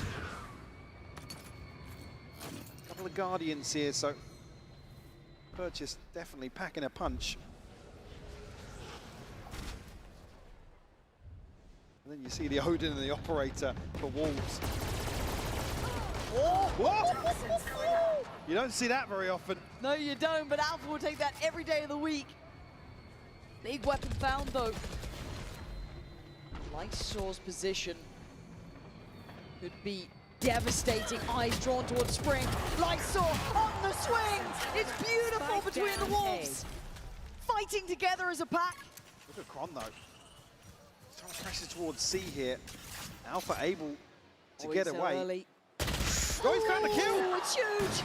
And not caught on the cross. Alpha dodging IRL for that one. Trying to make a sprint for it. But the obstacle course is in play. Look at Chronicle, though. He's wrapped B. He's all the way behind this. Lockdown here for Alpha as well. Devastating position. Kron could be on for this one. It's Lovely on one. Even going to see the second here. He knows it now. Spring under the gun. Kron not going to outstay his welcome. He plays it well. Alpha on the world tour. All the way back over to A site. We'll find the plant now. Spring finds himself in a 1v2. They made something of nothing here. Let's do this. It's incredibly hard. And Chronicle is playing this map very nicely. Next timing though.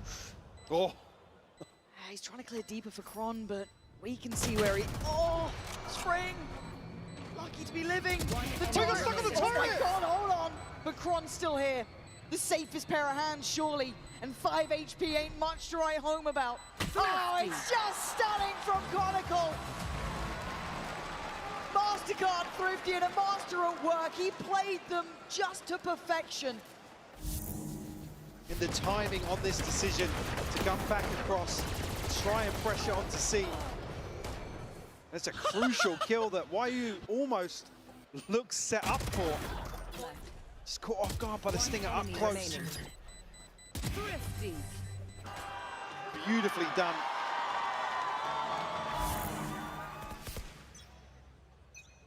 And a response found here from Fnatic after 4 in succession. 4 ultimates now, you just heard it. Everyone but Juicy on the side of Wolves. Lockdown and a Nightfall for Fnatic. Oh! Ahead of that, Kayak. Toxin screen down. Caught off guard, seemingly. Well, that was a bit of a safety net for him, but... It didn't feel like Wolves were actively playing this B site all that much, banking on the utility. Nice! Big headshot. Oh. Big damage, but actually supposed to find Spring. That's it, yeah, comes away from that. Looking healthier than it almost looked on the X-ray. Alpha's lucky here, though. Bomb buddy out. Still standing on 10, but not an easy predicament to be in. Spike not committed, so even down to 38 seconds on the clock, Fnatic looking for another pick. YU. Very deep position, though. It'll take a lot to dig him out. Just shouldering to the turret and the nano. Oh, YU's in trouble, though. You see Kron on the other side, you can kind of chalk it up to that, right, on its own. All going to come down, clears through, there's nothing towards B, they now know. Good timing on the lockdown. Let's see if they've got anything to handle this for Fnatic. You're going to see the Prowler coming in, that's going to connect as well. Time now, counter, lockdown on top. Plants in. I'm pretty sure one's going to be detained at bare minimum here. YU trying to do the damage on the way out. It's going to be Boaster being caught, but the lockdown in place still. This is dangerous. There's What do 3 they have? detained! What do they have to deal with it? And knives out, baby! Fnatic clearing house! Sufat, BB, and Lysawr just far away from this, so hard to be able to deny any part of it, but still holding on. Sufat BB's position is rigged, but he still does it. Down to the 1. Crashies remaining. Nice moves here, though. And Crashies might be outdone. Oh, no, no, no. Crashies so calm. Keeps his cool. Oh, Sufat, baby! It's beautiful! Beautiful dodger, getting the defuse. So slippery. Crashy's unable to pin him down. And a miracle, you never see this sort of post plant fall apart for Fnatic. 3 detained. I mean, Fnatic played the timing of the lockdown perfectly. You almost see them toying with the idea of giving one person up to YU's, but get another couple of seconds. And it could have gone either way. Oh, yeah. But the superstar for Wolves, once more, delivering a round victory, a crucial round victory to break the funds. Okay, Wolves starting to heat up now. That is a sort of round that gives you confidence too, right? Adrenaline pumping, but they've got to stay cool under this. Kayak closing in now. He knows that Lysol was nearby. Spring, in the meantime, just got Crashies down. Lysol checks back in, and suddenly it all lines up here. From what was a drought of rounds in the first 2, to Wolves looking deadly. Alpha's found space to play into. Calling my bot. Again, Sheriff in hand. Probably doesn't feel too confident to dig any deeper. Spring's going to be the one to potentially feel this out. It's out on top now. Boaster left in the clutch. A 1v5 Arstorm. Imagine the dance he'd be doing after this one. Bloody hell, not going to be. Wolves. Mike, we actually might have a game here. Step by step. Finding a response here on map 3 could be crucial. I've already seen a timeout from Fnatic.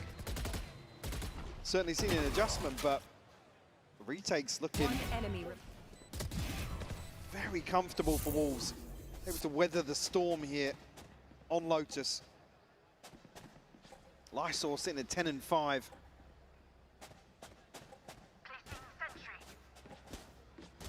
Still, ultimates available here. Juicy, Showstopper, Spring with the pit. It's on the side of Fnatic. Maybe hoping to see Kayak and Chronicle find a little success to get theirs online. Round 10 now. There's not many chances left in this first half.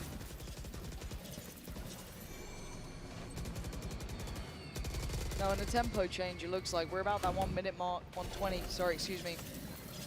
And Fnatic looking like they want to head towards that C-site early here. Yeah, Paranoia's already gone in. So pace change on this one, flank on the way, Kayak in on the site.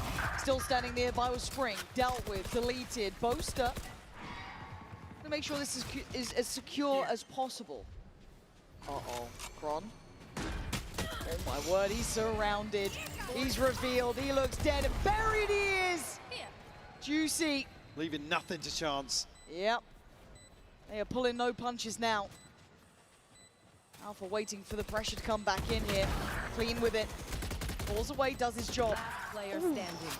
Fnatic finding everything they need though. Crashies. 2 on the round for him. Lysol finds a response. There it is.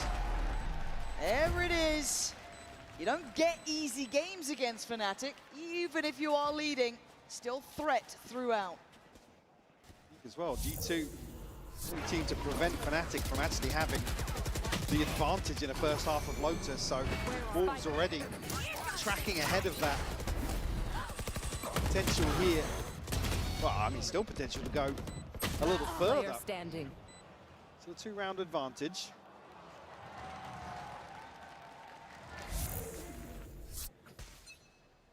Fnatic back on, I guess, a better purchase than we have seen in some of these rounds.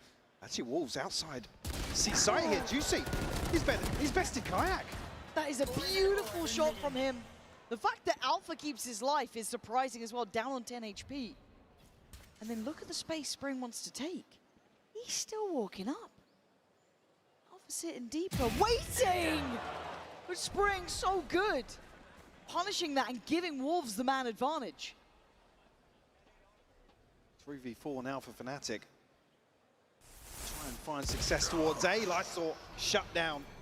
Chronicle finds the entry. Actually, one away from the pit here. Do they want to cycle across and maybe give him the plant? Could Could be huge here to try and convert. There it is. Oh, no. Yeah, I thought maybe. Spiked it. They want to get 2 players deep up into heaven here, maybe on the back of Crashy's ultimate. It's going to be spotted out, though, by the Prowler. You're waiting for the next layers of utility to be committed towards this. You don't take this lightly. Chronicle trying to stand guard. Going to make it hard work for them to work through this. They might have to be forced away. You can't get through here. And will definitely slow things down on the retake. Elsewhere, jump spot from Crashy, spot out YU, so all the information playing into Fnatic's hands. Crashy's found one, he's doubled down. Oh, it's just lovely from Crashy's. Slicing through walls, and I liked what Chronicle was doing as well, almost forcing them into that pathing. Plenty of options here for Fnatic, like I said, on the back of Crashy's ultimate potentially. Wolves, these early wins, but Boaster always a threat in the mid-round if there's bodies still for Fnatic. Very consistent in turning the tides in their favor. Now just 1 round behind, and Wolves on an ugly purchase here in round 12. I guess Lysol really is the one to watch, isn't he? Juicy's here so early on, though. That's true. And you're going to have the Viper split on the other side of the map, so almost trying to encourage play elsewhere. Hard to disrespect it, but Juicy might be on the money. He is! And no one there to trade that. Now, obviously, they don't know it. They don't know how much freedom they had on it.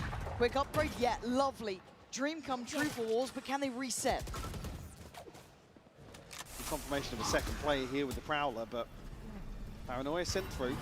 Don't amount to too much. Wolves, they would peel away, disengage. Showstopper and the TP here for Boaster. Lysol actually with a quick check of a TP of his own. Wolves look as if they're confident in Reeve here, and rightfully so. Boombot gives Crashies the corner. That's enough. And now Alpha finding the next layer for this again. That purchase was going to be weak at the best of times, but Fnatic finding their way forward and finding their footing here. Sufat, BB, and Spring, difficult to try and do anything with. It looks like this one is going to be tied up all even here. Alpha timing on the smoke drop there. Oh, this is dangerous, but it's fine. Bullets to the back to bring it back to 6 apiece. Fnatic not down and not out. Wolves showing signs of life. For sure, yeah. Fnatic, again, not familiar to playing from behind on Lotus. Able to course correct here at the end and come out even pegging here. Yeah, this is what we wanted, though. A game between these two, a closer affair. See the best of both sides. Hopefully brought out throughout that second half coming up. But before we get there, we do have a treat with Vansili standing by with TCK10. We're going to head over there right about now. Toronto, it is my honor to say that Cloud9 finally has international presence at a Valorant event. I'm joined by none other than TCK, content creator for Cloud9. TCK, how's it going? An honor to have you here today. Thank you for having me. It's been a pleasure. I've been loving Toronto. I've been loving the city. I've been loving the food. I've eaten poutine 3 times already, and I love it. So yeah, it's really great to have all those beautiful audience here talking about Valorant and living it. Yeah. I hate that you eat 3 poutines and it goes into your muscles, and me, it just goes into my gut. But I understand as well that, you know, you're a big-time streamer in Brazil. But for those that are tuning in here from Toronto and also from around the world, talk to us about your stream. What can we see when we actually watch your stream? Okay, so crazy cosplays, maybe Viper cosplays, Reyna cosplays. And I've been also playing on Radiant. It's been a time now. Actually, I was the first guy who told Aspas to try Neon. You know, he was only playing Jet, so yeah. Time 1, Brazilian server, a lot of time. And now you're also co-streaming with Saucy so far in the booth. How's the chat been going? Who are they going for in this game? We're going for Fnatic. I mean, it's really nice to see them playing. We were kind of cheering for Wolves because of Sufat Baby. They are all really good energy. But we're cheering for Fnatic. I think they're winning. But yeah, it's been a pleasure. Like, I would be a fan of Saucy, just seeing him play, and now being friends with him and talking everything about Valorant during co-stream. been really, really nice. That's awesome. You just talked about Sufa, baby. He likes to show his muscles. Also, Boaster likes to show his muscles. So TCK, show me your muscles one more time as they're going to toss us back to the game.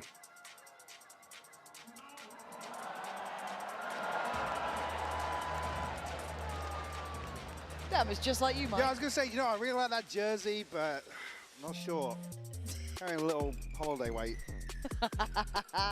And just checking in on the Coinbase Econ report. I mean, it's a much more even affair from the previous match. Yeah, closely contested, obviously. No team really able to establish themselves other than that 4-round string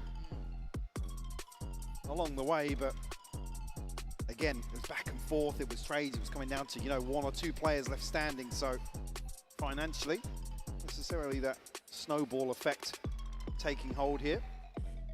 I guess looking forwards now, even affair, and yes, you're 2 maps down already, but sort of at the half time, it's a much more comfortable position for Wolves to find themselves in. Not necessarily pinning all hopes and dreams to a pistol and further conversions. See really what they can do with that. Where are you? Wolves now on that attacking side. Sometimes been their strength throughout this. And just as well, on Lotus Wolves have showed us the slowest formation of this default.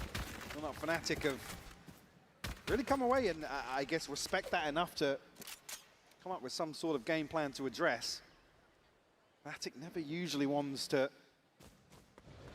I guess, push all in to the early round. We've already seen so far on Icebox and Split what they're capable of in the retake. It really is the cornerstone. As it stands, though, one singular turret is holding the entirety of the C site, and it's doing a fantastic job. Fnatic have all the players in the right places. I think probably seeing that poison orb invested. Juicy core! Oh, the C's was so sick! Ah, the follow-up as well, Kayak's there! It's a shutout! The only success being YU with a bit of util. Last player Oh standing. man, this has been a complete and utter shutdown. Fnatic so prepared for this. I saw has slipped the net. You can see still eyes trained towards B main. 7 seconds on a smoke. He's caught a sound cue here from Boaster. Ooh. But again, look at the spike. Look what he has to do. He has to overcome, even regain possession of it. 10 seconds left. I would like the orb, please. Yeah, it's going to be a glimmer of hope, but quickly extinguished. Fnatic start strong in this second now. But looking like he's straight on a scope here. It's rough for Juicy. You see he's got the momentum here from the satchels, but tethered. Restricted in his movement. This is everything. I got my Clean 1 up kill. though. I'm happy. Almost. From Fnatic, Let's make and maintaining dance. control of the spike, it's almost unrecoverable there, regardless of the outcome. Can't let this tempo wane, really, though. If you're Wolves, you've got to keep up the pressure. Oh, God. Juicy caught. Unconfirmed, but that's a 15 HP. Costly retrieval of the orb. Turret down.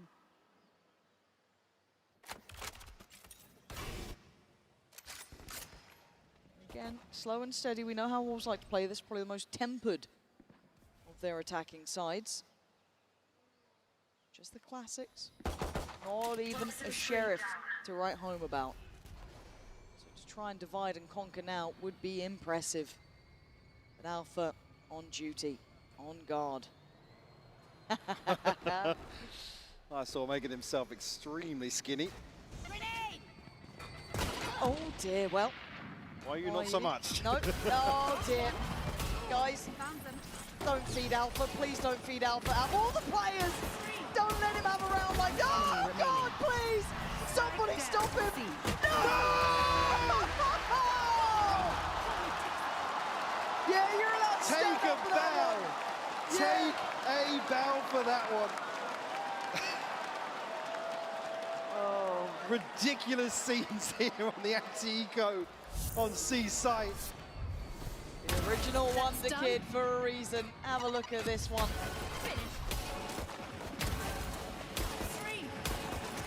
The stars align about now.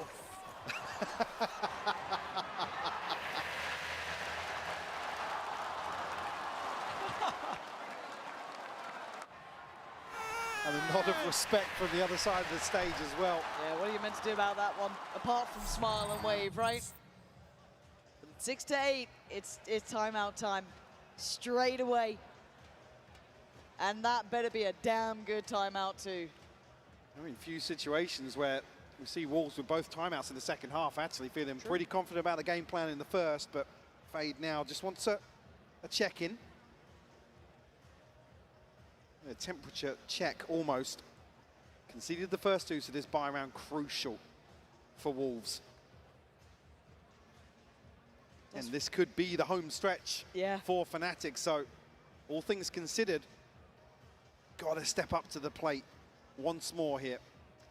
And that's the thing, isn't it, Mike? You're right, that's the point, that this next round feels like it's kind of the one that either opens up opportunities for Wolves, and they can maybe build, the door. Or it closes the door. And the issue is they don't have other maps to play with now. There's no more other halves. There's no more building it back. I hate to be ever the pessimist, but well, the home stretch of this veto as well, it's not necessarily like, right, guys, let's get through Lotus. We can breathe a sigh of relief.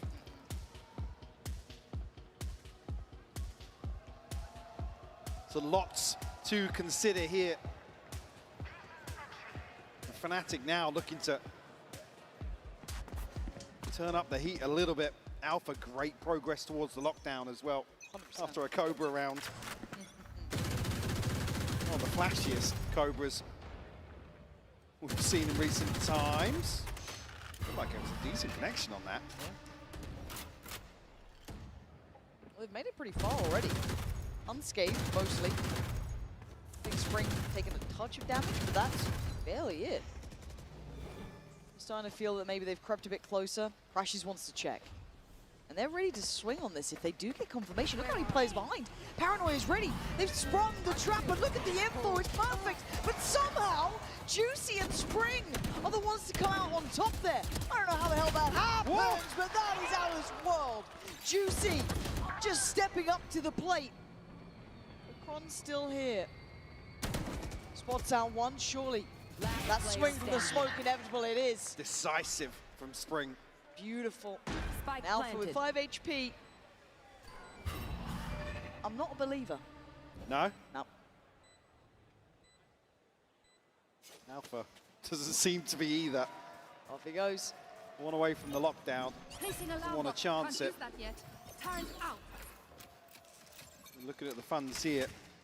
Kayak 2,900, so a chance to potentially get an operator here if it lines up. I still just don't know how it started off in favor to Wolves there, Mike, because it felt like Fnatic kind of felt that, okay, maybe they've progressed deep enough. We want to, get that haunt going. We want to, get the paranoia on that. I'd love to see that again, kind of from the side of Wolves almost in a way, to see how that kind of unfolded. And they somehow got away with it.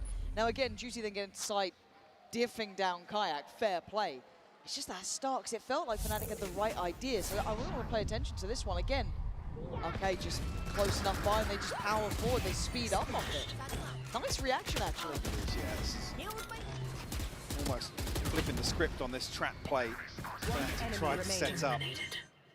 Even here, it might just seem like garbage time in terms of that kill there, but Spring not allowing any further threat to develop. Yeah.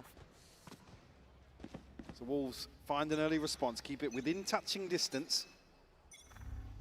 And the purchase still there for Fnatic. 3 stacked up, and it's another entry found for Wolves. And a second double down once more. Maybe the fairy tale isn't over yet. Chronicle, Boaster, and Alpha have a decision to make. How much of a stand do we want to take here?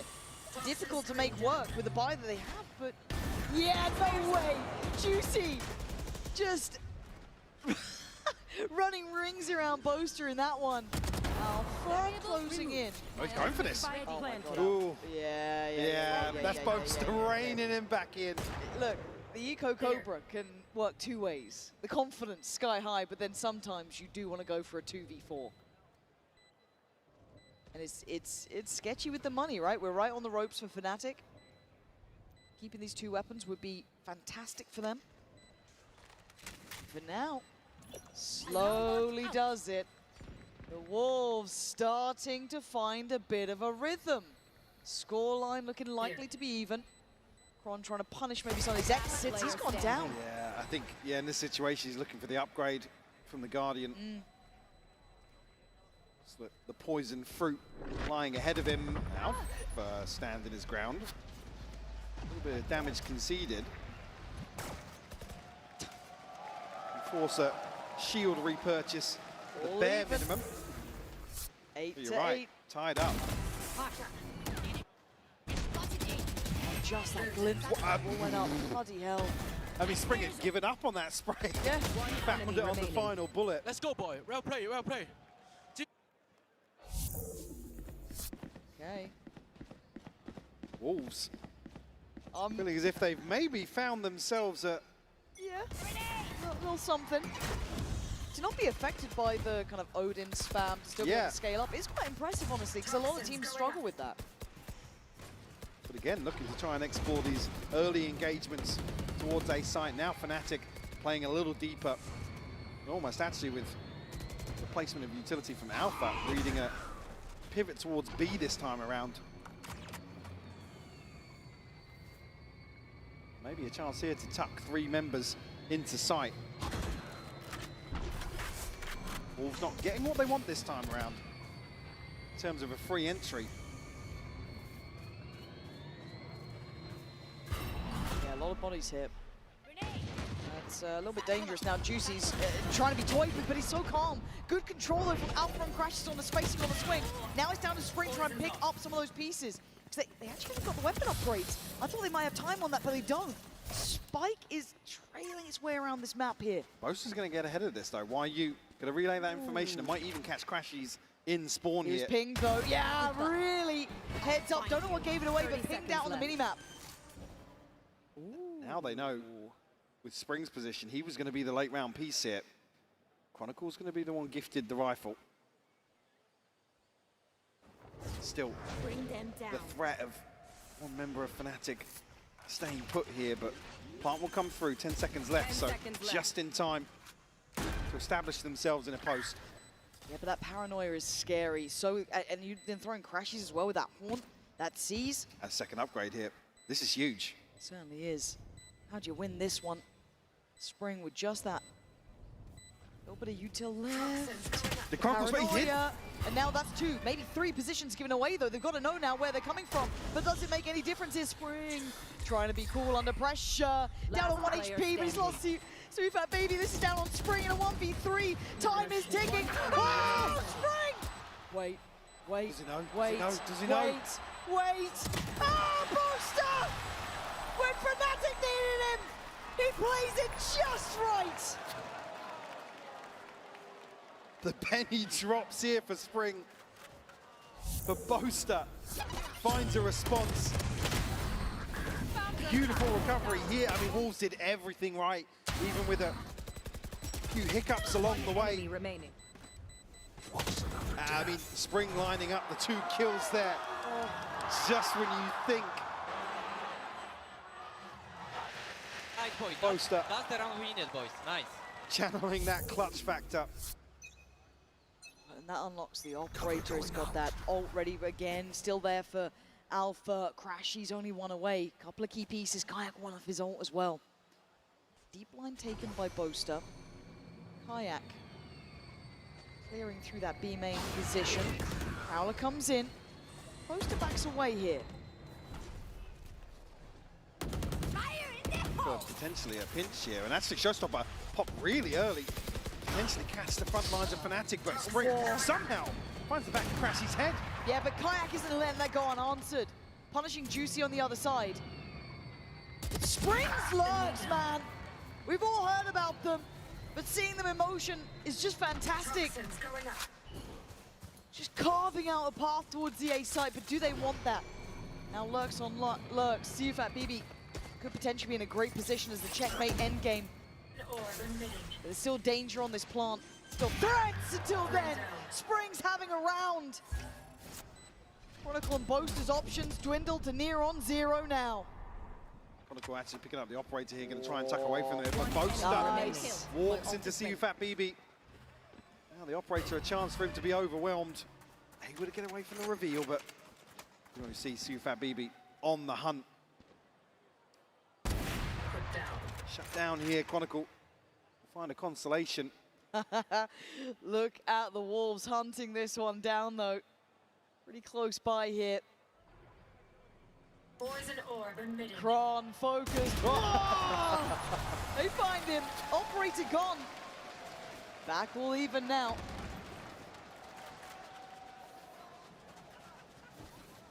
No. Oh, neither team, sorry. Going to find an opportunity to stabilize here in the second half. Exchange back and forth now will draw out a timeout from Fnatic. Decent position in terms of the ultimates here. Let's go! Even more so if potentially Chronicle can get his online. And looking towards potentially round 20 in terms of any game plan adjustment, but again, we're teetering on the edge here. Wolves once more taking the lead. And they're looking very flush. The pockets are full. Only got Siufat BB and Spring's ultimate, but again, have a big buffer here. And again, it's great to see. You know, we've been kind of talking about Spring's ability to find that great timing on the lurks and that pressure that he's able to bring. Haven't seen it being like the kind of focal point, but it's been something I've been waiting to see if it comes into effect. And here it was just fantastic. It felt like Crash was completely unawares of that possibility, that he was going to be waiting around that side of the map. Again, first time we've really seen pressure towards that C side, that kind of, you know, opposite swing of the pendulum. So, but now Fnatic are going to have to suffer through this round, right? At most, you're going to get a Sheriff, or probably not even that at this point. Why would you? Beyond that, though, yeah, those ults are there, but this could be 10 for Wolves. It should be 10 for Wolves. Absolutely. The showstopper here, though, for Kayak. There's a couple of tools available that Fnatic can maybe find a 1-for-1. Weaken the numbers of the Wolves. Speaking of weaken the numbers, Spring trimming the fat outside A. And already showstopper off the table here. Yeah, that was that kind of like X factor that maybe could have come in. Prowler not going to catch, so they may not be aware that there's more bodies behind this. There's still 2 other players here, but the C is going to contain. And why are you going to catch Alpha on the push-up? This is really well done. Again, it is only against those pistols.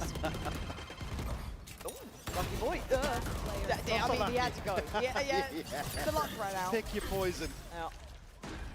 This is good stuff, though, from Wolves. Again, keep 5 alive, so bolstering the finances here in the home stretch of Lotus. Chronicle catches a glimpse of Lysor. Again, no real chance for him to try and find progress towards the pit. Just a classic in hand. See a little grin on the face from Chronicle. He knows the inevitable is coming. YU, the one to find it. Flawless round victory here for Wolves. Edging closer and closer to keeping this series alive. But this was the round the timeout was for. This is the round with ults. This is the round with the buy. But it would just bring Fnatic back to, you know, yeah, I mean, it's kind of got to be clean here from Fnatic. Yeah. They want to really get a round in hand now with Wolves on double digits. Again, huge advantage in terms of this ult cycle, but look what's on the brink for Wolves as well. Plenty of opportunities for the Boaster finally shutting down Spring. Yeah, almost calling up his own number, right? That was tailor-made to take him out of it. Don't like that look. Don't like what you're doing to us here. We're going to manhandle that in a moment's time. So now Wolves left with the 4. Don't have that backline pressure now. Freeze up these rotations too. Fnatic now can almost adjust towards a top-heavy site execution here. Potentially the back of Alpha. Second guessing the TP, actually near sighted here, but Kayak found a kill. How the hell did Kayak get a kill there? I do not know. But cleared out in the end, crashes Sheep. Lysol? You got a 1v2 though. You got 50 seconds. He's got the TP. A chance to peel away, but not taken. 2 left standing. As the Operator and the Odin maintained. They got the full house now though, Volts, Mike. They got everything. Chronicle will have to, I mean, you almost want to see him play into something to maybe ride the pit. Yeah, beautiful isolation here. So one time Springs left on his own, doesn't deal with the reveal, and was caught with his pants down here, ahead of getting anything in motion towards A. It's been really the focal point for this early round aggression, and Spring getting himself into, I mean, call it a lurk, but a very early on lurk. Are they guys like this? Oh my god, whoa, look at Juicy! Flying through the air! No hesitation in mind, takes the space and takes the sight. Spike now can trail up as well. TP gets taken, as opposed to trying to get a bit closer. Whoa. Spotted, Juicy now knows these two. Still controlling a lot of space on this site. You're looking at Spring again, a new look on the lurk here. Juicy plays it forward, still gonna find him. Kai trying to play it back through, does not get what he needs. And now Lightsaw in the back lines, keeping this one safe. This is perfect, and Wolves back in business. A pace change completely catching Fnatic off guard. This is one where we said they had a huge advantage. TP burnt up, Showstopper invested, doesn't land for Kayak, who struggled here on Lotus to really find his footing. A couple of Operator kills here and there, but another 2K from Lysol swings this back in Wolves' favor. And around to the good now.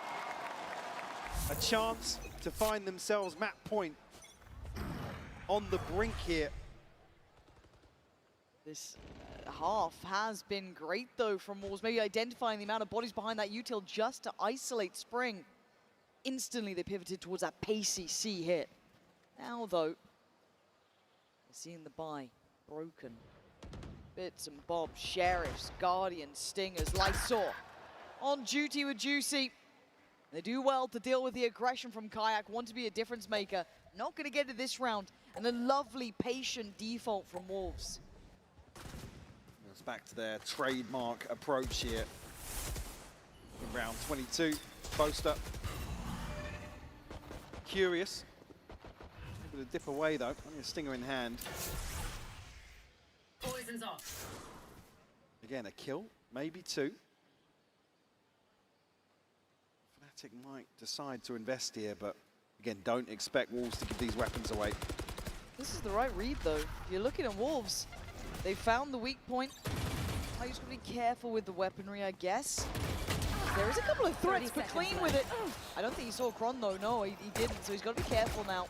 Backs away, he's done his job here. Doesn't need to overextend or overstay. You can see what they want. They want to take that weapon away. But Lysor's done what he needed to. Denies any pushback through from that waterfall side. Now, Fnatic, well, at least Boaster and Crash is left to try and pin their hopes on some exits. Don't expect Wolves now to relinquish any of this control. Goes up, does actually tag onto Boaster, I believe. Yeah, you can see here. Oh, you see. Able to find it on the first, but Crash does convert.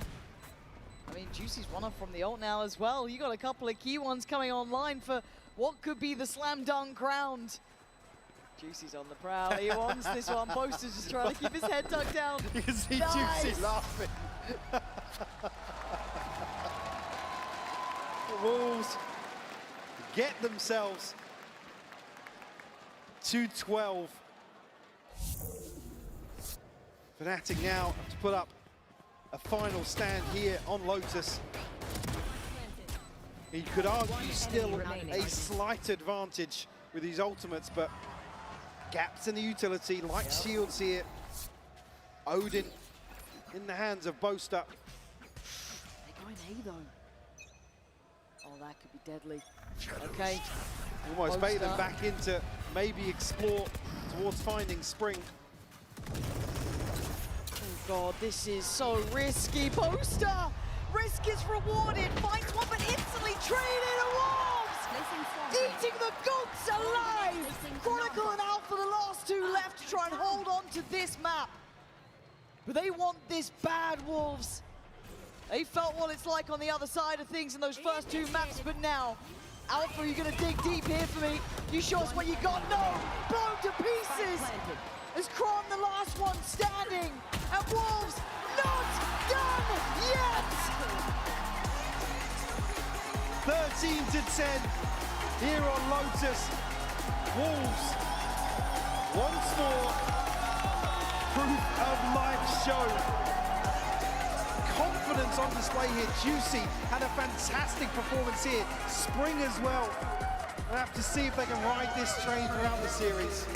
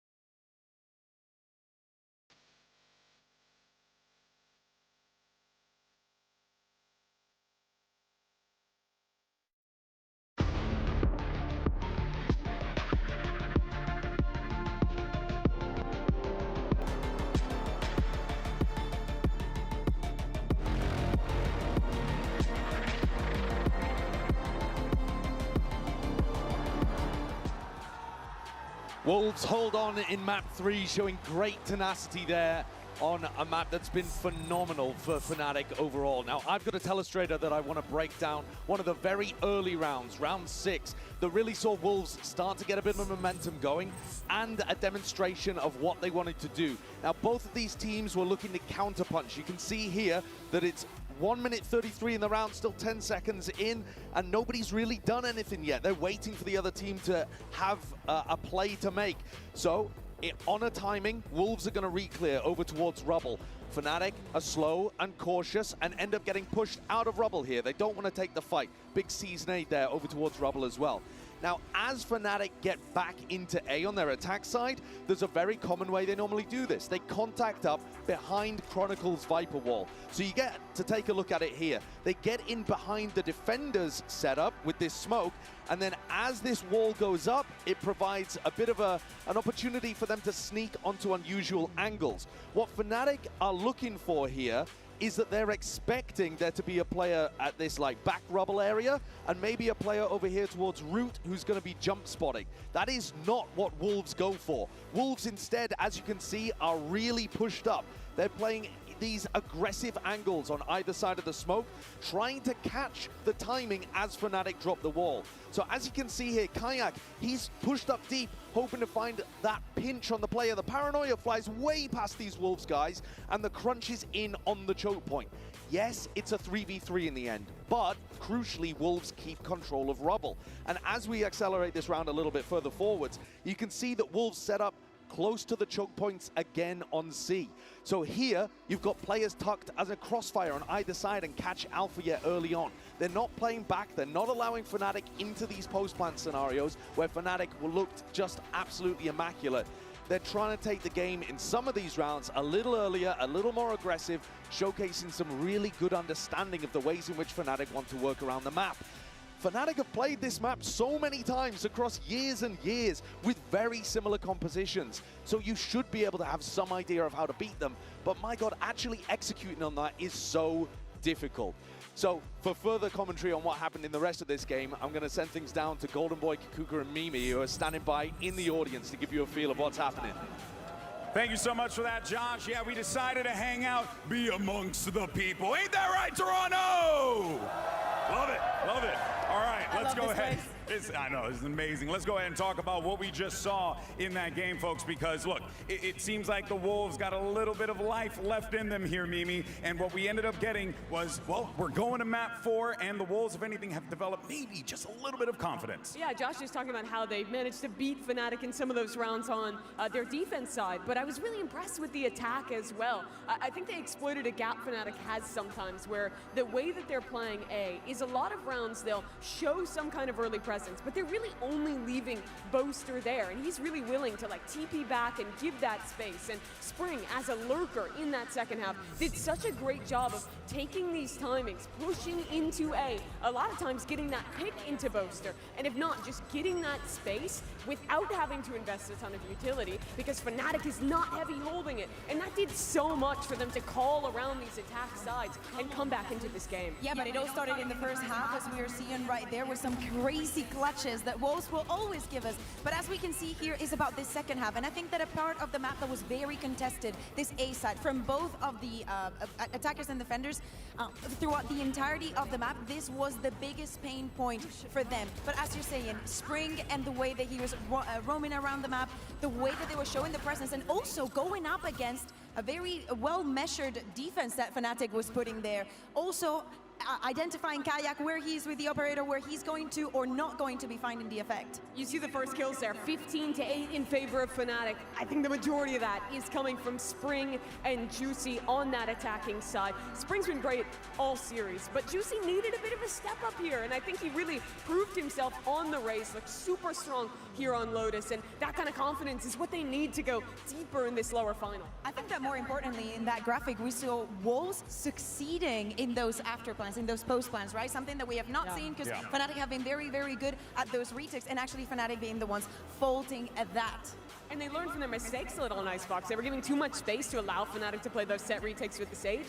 Here, Wolves, in more of those rounds, was fighting up being more willing to be a little bit aggressive and disrupt those retakes, which is something we were talking about heading into this game. Yeah, you know, you gotta, truth be told, just walk up to them and bop them in the face. You can't give them the space to be able to do whatever they want to do, right? One of those individuals who's been absolutely fantastic in that regard has been Spring. This guy has truly been bringing it here, and this is exactly what the team needed to take them to map 4. For the entirety of the day, but the multi-kills and the impact that he finds in most of the rounds, looking forward to the rest of the series, he is going to be one of the most important and crucial pieces for this Wolves roster to take us to a map number 5. It might be the 21st of June, but I can tell you Spring is not over yet. Yeah, just past the summer equinox, doesn't matter for him, or the summer solstice rather. Learned a lot about science today. Still his season. Right.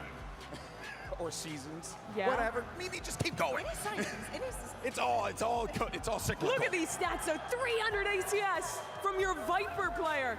No one else in the tournament is doing that but Spring and maybe Chronicle, who, by the way, is Valorant's winningest player of all time. This is Spring's first global, and he's performing the way he is. Dude, and you can hear the crowd right now. Sufat Baby's playing to the audience here. You know, you also have a lot of the Fnatic fans doing the same exact thing. It is electric in this venue, but now this is where things get very, very dangerous. You're one stop away from forcing this map 5, Kukuka, and Wolves, they're right there on the precipice. Exactly. If you are Wolves, you manage to secure this Lotus. And in my opinion, they have a better chance of getting Ascent that they had of getting Icebox. Yes, Fnatic has been showing that they're very strong on this map. This new look that they're showing with the Chamber, with the Vice, I like it. But on the side of Wolves, with the Deadlock, with the double Sentinel, they've looked so good. I really like their double Sentinel on this map. We're talking about Fnatic being a team that loves playing post plants, and there's no comp that's more disruptive to that than when you're playing this Deadlock. You get set up, you have a wall, you have sensors, you have all of these tools to close out post plants on your attacking side. And earlier in the tournament, we've seen Fnatic struggle against Deadlock teams. When they played Gen.G on Sunset, for example, I think their timings on how they like to play their retake got really disrupted by that agent. So I'm looking for them to be a bit quicker in those retakes, be more willing to play Flood and not just always go into these set retakes they're known for. They're gonna need more than just being quick, because we've been seeing the way that Lysor has been playing with the Deadlock, and it's not going to be easy once the spike is down. Oh, wrong video game. But he's got the right Vandal. Yeah. I like the fit, I like it. But as I was saying and thinking of Ascent, one of the things that I'm also really enjoying about Wolves is that you might think that because of the performance that they've had this tournament, they might have peaked already. But what they showed right now on stage is they still have it. They are still hungry. They were not scared of those early engagements. And looking at Ascent, looking at them starting on the attack, that's exactly what they need. Do not be scared. Go for them. And this is where the pressure starts to mount a little bit for Fnatic, dropping a map that has always been one of their absolute best. I look in the rest of this series to Kayak, who is outstanding maps 1 and 2, but I think really slowed down there on Lotus, had a bit of a rougher go of things. He's a rookie player, remember, only just won Ascension last year with Apex before taking this opportunity to join Fnatic. This is the biggest game of his career, no doubt, and he needs to step up and show us that form that brought them through maps number 1 and 2. No, and also too, this is really where you got to lean on the IGLs. You got to lean on someone like Boaster. Keep the focus for the team, right? Get them ready for this game. They know what's on the line here. They know that there's an opportunity for them to make it to another global final. They're only one step further from doing so. Yeah, absolutely. But I think the pressure might be getting a little bit to them. As we said, we went into the third map with very concise wins from the side of Fnatic, even thinking that this could be over in a 3-0 fashion, and it would be so sad because of the show that Wolves have been giving us. We deserve more. They deserve more. I couldn't agree more with that one. And of course, I'm sure all these people in Toronto deserve more. Ain't that right, Toronto?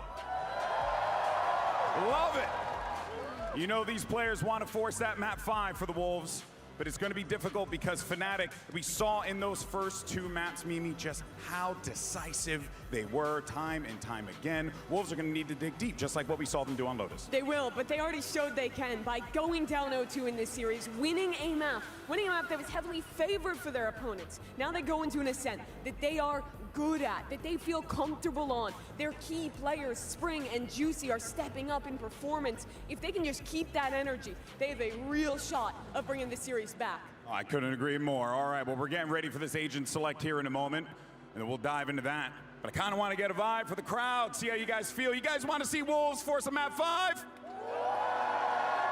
Or do you guys want to see Fnatic close it out here and now? I'm not sure. I think you should do it again. I think we should do it again. Yeah, do you want to see Wolves force a map 5? Or do you want Fnatic to end it here and now? You love to see it, Mimi. This crowd is electric. They're ready for this one.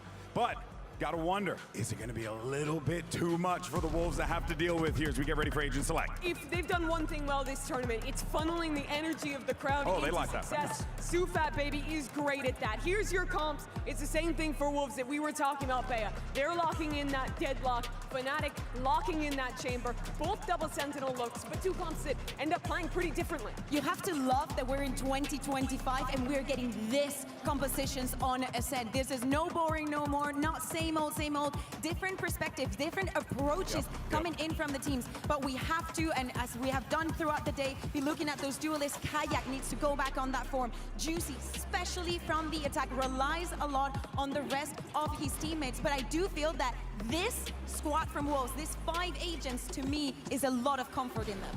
It absolutely is. For Fnatic, though, I have to look at Alphayer.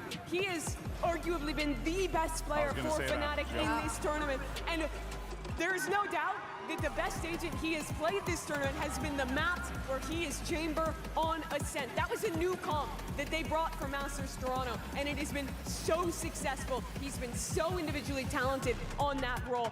He's the guy who could close this out for Fnatic. Yeah, very well so, right? We saw and we heard from him the other day. He said, if I'm shooting, then I'm winning. Yeah, absolutely. And I think that Chamber is the kind of agent that allows him to go absolutely insane. Do not forget that ace that we saw from him just in the previous map. Despite Fnatic losing, that is not going to tear Alpha down. All right, Toronto, let's see if we get ourselves a map 5 and send this back over to your casters. And I'm going to say it right this time. It's Handsy. You nailed it. Absolutely spot on, but a belting map here, right? The absolute kingdom of Alpha the Wonder Kid. On that chamber, he's looked mental. I mean, off the charts, something different. But we've seen it a couple times now. We've gotten a bit more used to it. But we're not the ones in the server, Mike. It's on the Wolves. Can they handle this version of Fnatic? Absolutely got themselves a taste for blood, toppling Fnatic home territory on Lotus. Now, can they follow through?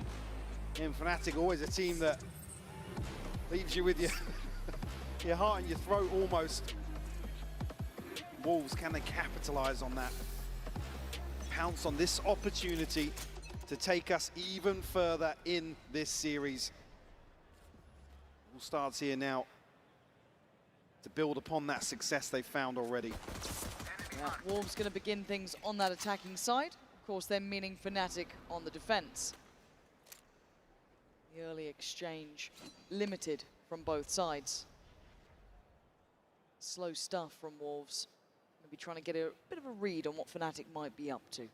Yeah, we were talking about this the other day, is in terms of no real counter to a chamber, right? It's unorthodox in terms of the positioning and timings of some of these peaks. So expect Wolves to be very cautious here on the attack. Well, you've got to be, right? It's still getting to grips with this composition, what they want to do. Hard to find comfort. And the presence Cat is at least going to trigger the wall, but the pressure and the final destination looks like that B site, but there's bodies here, Mike. Paranoia slows him down on the way in, but a response found here. Lysor going to isolate Chronicle. He will fall.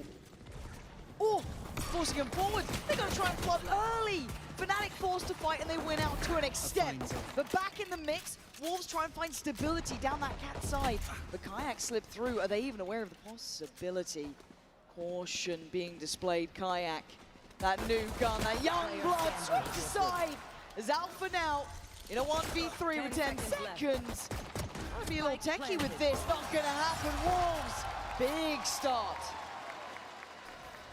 Again, something touched on by the desk. Look for Lysor to be the factor to really put the pressure on Fnatic in terms of their approach to the retakes. In terms of shutting down on those points of entry.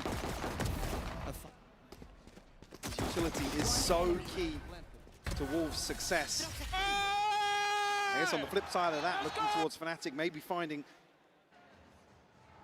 clean engagements. Oh, that was paused in real time, but the screen was still moving. Oh, a little bit of mid-pressure here. Hold on, Fnatic might be going walkabouts. And it's free food for Wolves, it looks like. It's Alpha who's the one who's deadly, really, in this scenario. Maybe Kron too. Does have that Sheriff. Ooh, YU. He's happy with that, though, still alive. Alpha's pursuing further. Damn. I think maybe reading that this rotation has come through, and for Crashies and Chronicle to maybe try and complement that. Oh, they're being herded, man. Alpha. Oh my God. Oh, he didn't get a connection on the second. I thought that second a looked tag, sharp, yeah, but no headshot. No, now they got issues, right? Oh, that's a far fight to be had against every weapon that outdoes his classic at this point.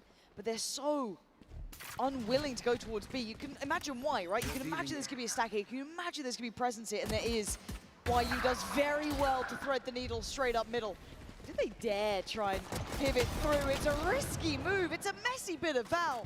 But they've actually managed to navigate away from most of the threats. Until now, Kron couldn't land it. They're trying to get that spike away, get it to safety, Sherpa it over towards that A site. Alpha tagged up, down to 30 HP, but has got himself a Guardian now, retrieved all the way from spawn. Oh no, why does this feel like the death of them? 13 seconds, but he passed up towards Tree instead. Whoa! Alcazar with the TP as well, big ring for him to play in. What's that post plant looking like? Okay, pretty standard, right? Stat down to hell, that's it. They're much beyond that, slow and steady. They walk up. Oh my good God, Alpha. Every step feels deadly. And this is a bit of a problem here, can't be denied. A little bit of room to stack up on though. And now it feels so likely they're down here. Alpha falls even just Kron, and he ain't got it in him. Oh, that got so sketchy for just that headhunter. Ever a threat, but YU, a 3K from him to find success here in the second round. Fnatic tried to draw blood. Able to maintain control of this round. Will weaken the purchase here for sure for Wolves. Let's go, Juicy, Izzo! There's going to be 2 rifles on the table here for them. One being a Guardian in the hands of Juicy. Fnatic fully flush in terms of their purchase. Oh, flash out, actually. The recon does catch. Juicy will fall. YU to follow. Alpha. A chance at the third, but just can't find it. Mechanically, always a treat. They slow the roll a little now. Wolves maybe looking to try and avoid Alpha. Maybe not a bad shout. Spring and CuFat BB will try and take control here of A main, deal with some of the utility on the way in. Paranoia in response here. Actually a ping here on Recon, but no conversion. Kayak forced back 7 HP. Now the Aldrone comes up. Alpha has to get out of dodge. Yeah, they're being slippery about this, but Boaster commits to it. Goes down for it too. Gives over the upgrade, but a 2v4 now is difficult. And Alpha looking like he's in control here. 30 Very difficult left. position for CuFat BB. Position on main unaccounted for, really. Yeah, the checkmate in the end. Crashy, security to be had. Tough to really pin down another member of Fnatic there. Hunter's Fury available here though in round 4. Some early progress from CuFat BB. Yeah, Alpha, perfect timing on the ping here. Boaster slipping into a position on help. This is even harder for Wolves. Bring me the hunger, bring me the passion. Boaster desperately trying to rally the troops here on Ascent. Alpha already on that tour de force, so will try and take control of mid here. You're not going to, are you? How close do you sit on this? That temptation. Enemy mark. The confidence, and it is quelled. Lysor off the rip. Takes away the big man himself, opening up the map to possibilities now. Yeah, plenty of opportunities. YU actually slipping into a very deep position here as the rest of Wolves head towards short. Potentially an ace split on the card. CS Kayak will have his hands full, finds the first, gets the second as well. That's the spike down in main. Such control, and crashes in that counter swing on the other side, still taken down. 3v2, but that spike, Mike, is the biggest problem in Kayak. Looking like a killer right now, yeah. Ooh, that's sort of a slow peek here, yeah. Yeah, you can't be doing that. YU, what are you meant to do? The obstacle course just to get the spike in your hands.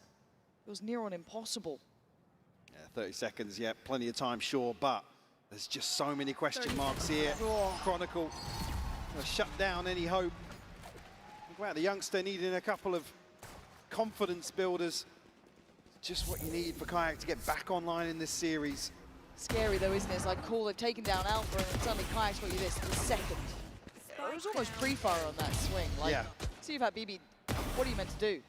30 seconds left. Oh. Scary. Side up here, Wolves reset. Couple of sheriffs to throw in here. Ultimate, sure, but not necessarily an opportunity to invest these off rip. Maybe variables to look towards, depending on how this progresses. But yeah, up here quick, Lauren. Yeah, Alpha going to take first contact. Plays in Kayak, who gets it. Look at this, systematic. Every step the Wolves wanted to take was covered. Oh God, Alpha's hungry too. Fancying a little more, but might have to spread the wealth here a bit. They're looking vulnerable, and Alpha's looking confident. Yeah, that's why it looked too easy almost there, Mike. Every layer considered. Fnatic will take the lead here. I demand what I'm owed. Alpha sit at 7 and 4. Chance here to potentially find a response. Again, an absolute stranglehold set up here on the anti-eco from Fnatic. No real opportunity. I said Wolves were happy to kind of just walk up and nice, boys. Come on, boys. almost bear the brunt of any setup in mid. Both are getting a bit more vocal as well. Yeah. Because it's kind of been very composed until this point. Those first two maps looked like, okay, business as usual. We've been here, no worries. Potentially indicative of, you know, maybe reading the room in terms of that loss on the previous map. And again, I don't think Fnatic are ever a team that walk in and go, yeah, we're going to 3-0 this series. But for sure, he's the leader that could potentially already back on the same hymn sheet. I was just saying here, again, these ultimates are a little awkward to kind of set things up. But certainly late round pieces here as Fnatic, I mean, look, in just a moment at the cushion they've already got behind them. Yeah, 7K on Boaster. Boaster down at 7,300, Chronicle at 6,900. Everybody else sitting above 3,500 basically. But a competitive start to things, as long as Fnatic don't start taking these rounds completely away, right? It's still early days at 3-2. Cross map. Now let's see what the answer is. You can already see that Alpha wants to be involved in this. He's already got the upgrade here, passed across from Boaster. On the corner. It's going forwards. Oh, respecting the util enough to back away though. Just on that deeper line, not by much. There's 3 players here. Wolves just want to potentially set a little bit of utility up here in B main. So implying that, yeah, as the pings would confirm, a split to try and get behind Alpha. No confirmation just yet. See if Fat BB looking for something with the drone. Won't find anything, but we'll isolate the trip here in Pizza. Still nervous for them trying to get past Alpha. forced off. Nice, really good start there. Big damage, actually. Alpha down to 43. That's huge, and they want to speed up on this, and rightly so, but Chronicle then plays it ahead. The wall in play, and now they're scattered and down to 3. You heard Crashies then invest the ult from the back lines. Connects onto YU. Plenty of problems now. Being stalled out somewhat on the cross towards the site. Looking for that reveal, not going to get it, but actually there it is. Oh, Chronicle! Just safe as houses on the site. Fnatic are not going to make this easy. Wolves have to dig deeper than that. Almost a split decision there that Recon sent up and 2 bail out, 1 left stand his ground. It was Lysor. Connection from Crashies here, absolutely crucial. Just to isolate a player, but also confirm a kill. Chronicle crispy on the cleanup. Wolves right back in the firing line now. A Stinger, few Sheriffs, some of those ultimates already relinquished. Yeah, you're going to start seeing Wolves really put through their paces here. This is the reinvented Fnatic, right? A new look, but a great shot. Oh! Come on then, more of that, and then we're game on. Okay, Alpha. Someone else was having too much fun, were they?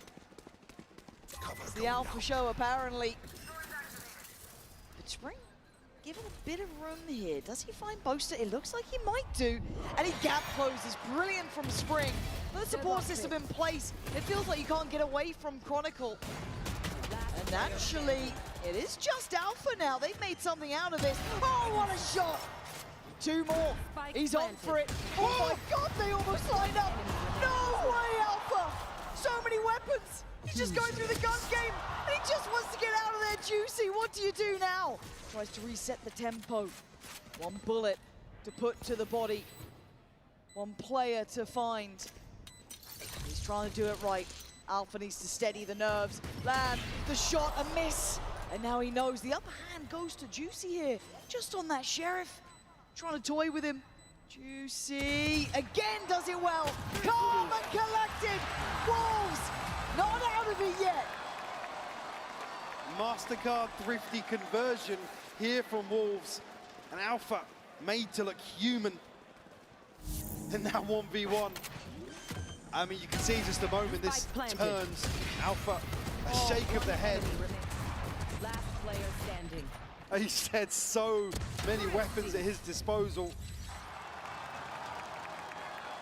Yeah, Juicy. Cool, calm, collected. That was the 2nd kill. Yeah. You know what I mean? Like, that's one of those where you're like, cool. Just to remind you, yeah. And that's why you saw CFAT BB being up there, giving him, you know, that encouragement, wanting him to do well. It's only going to help matters. But for Wolves, it was a hard-fought 4 round. They were only on pistols, Mike. It wasn't much to really work with. 1 Stinger to bring into that? that? Something like that. 2 Sheriffs alongside it. This could tip the scales back in their favor. Alpha back on an operator, though. Shut down here, Juicy.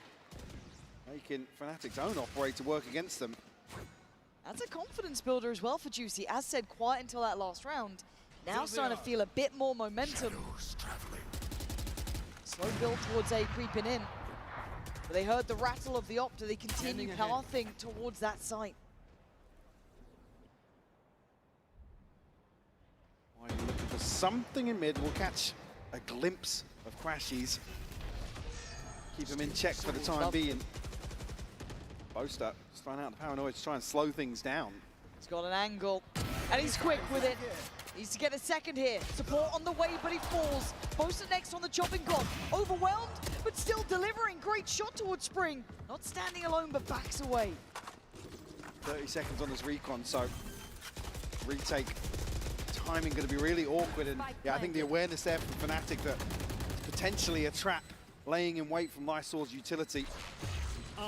The ultimate coming through from Kayak could open things up for Fnatic. Seems like they're almost trying to ignore it.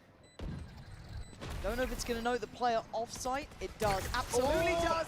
Oh, no! The falls foul to the utility in the end.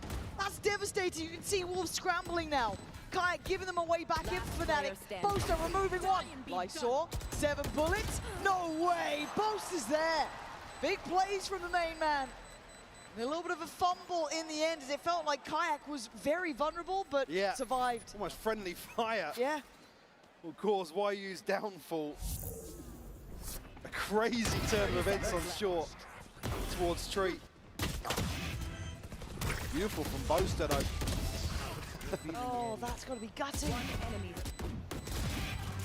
Clean up, precise. Unfortunately, Wolves back to square one in terms of the finances. That string of rounds, Mike, it's staring at me. Yeah. Yeah, that blip in the 7th, brilliant. It was exciting. They've not really chipped away at the finances is the issue. We talked about early on that cushion being there. Oh, and Kayak spotted this. That's the alarm bells ringing, but it's Boaster left alone. Let's have the paranoia. So again, you've seen him throw it out time and time again to try and slow things down. Able to TP away this time around, up towards heaven. Safety in numbers here for Fnatic, but Wolves swarm the site. These post plants, they've been still struggling to hold, right? It's not easy. And the flood coming back through Tree, it looks like. Look at the players getting ready. 3 of them there, now 4.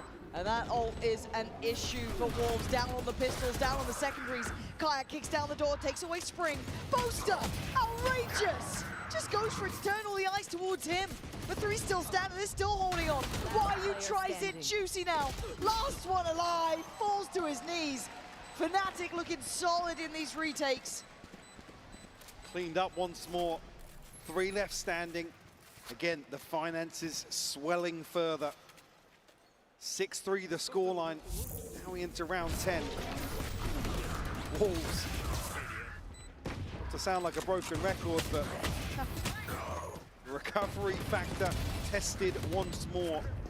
Try and find something in the home stretch.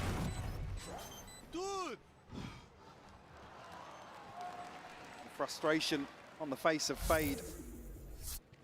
I mean, it is difficult. The amount of times they maybe getting the first pick, they're getting towards sight, they're pressuring, but then we get towards those back lines and those retakes, and that's just where it falls a bit short. Yeah. So now, buy back in play. What's the plan? Isol's got ult, Spring's got his, one away from CFAT BB. YU a little further off and Juicy a little ways away as well, but trying to work the map here, but mid is still a problem. Still gonna have Alpha here. Yeah, ever the threat. Operator in hand once more. Drone, does it catch him inside the smoke? Dealt with as well by Crashies, so. Has Crashies got a dart yet? No. Blair, which point to take him to the corner? I don't think they fancy that one, actually. But they have managed to slip up Cap, but I guess at the trade-off of A main as well, that they don't have that security there, Mike. Yeah, Boaster. And sent out, actually Kayak finds the backside of that. Juicy will fall, but Spring isolates Alpha yet. Potential to carve a path towards B. I mean, there's still hope in this round, but the rotations are coming through. And fast, Front gets captured. Taken away, YU falls in the meantime, though. What? They fall like a house of cards. Boaster, another 3K from him to shut down round 10 in quick succession as well. Show me that replay. Was he up on top of the box? This was just Kayak playing from main, but this was 30 seconds left. They call on the site, and now where's Boaster here? Yeah, up on top. Completely unawares. Oh, fantastic work from the leader of Fnatic. Now a full Shiko from Wolves. You heard it, the tour de force in hand for Alphayer as well. Just a Hunter's Fury to try and swing things back in Wolves' favor. Oh God. Out of everyone to try and come towards YM. Oh! He is quick as lightning! Dips back in after the first. This is his map. There's not much to be said about it, why you can fight the good fight, but Alpha is not missing.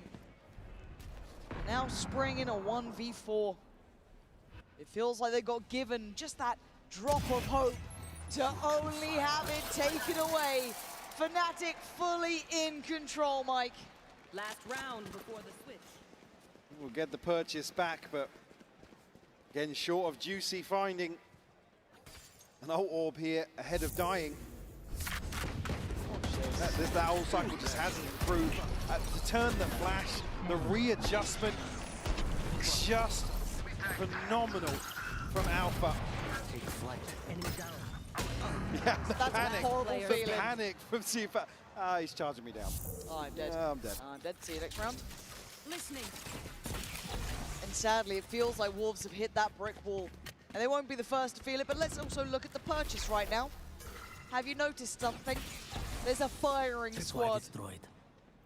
I've heard about these days, many, many days ago, about Fnatic. Folklore. 3 operators out and about, and one of them is taking a walk. A miss, and actually a bad miss from Alpha. Maybe a step too far. Time to jump. I know exactly where. Gives the neural theft across as well, so going to give a ton of information to Wolves.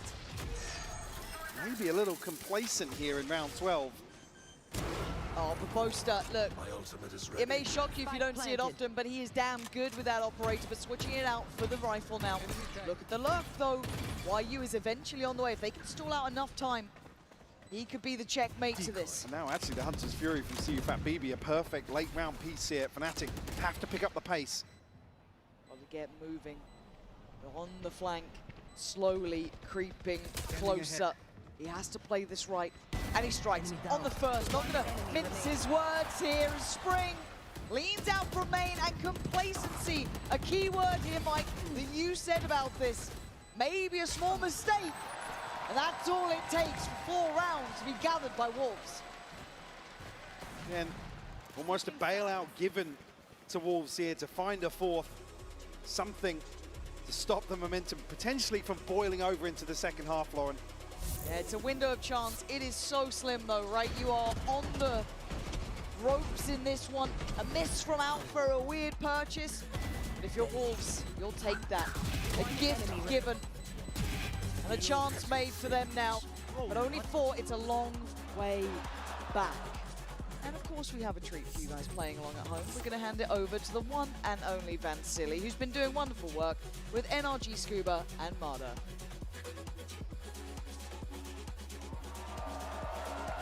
Vansili here back on the floor. I'm joined now by Mada and by Scuba. Mada over here and Scuba of Team Energy. Toronto, give it up here for Energy.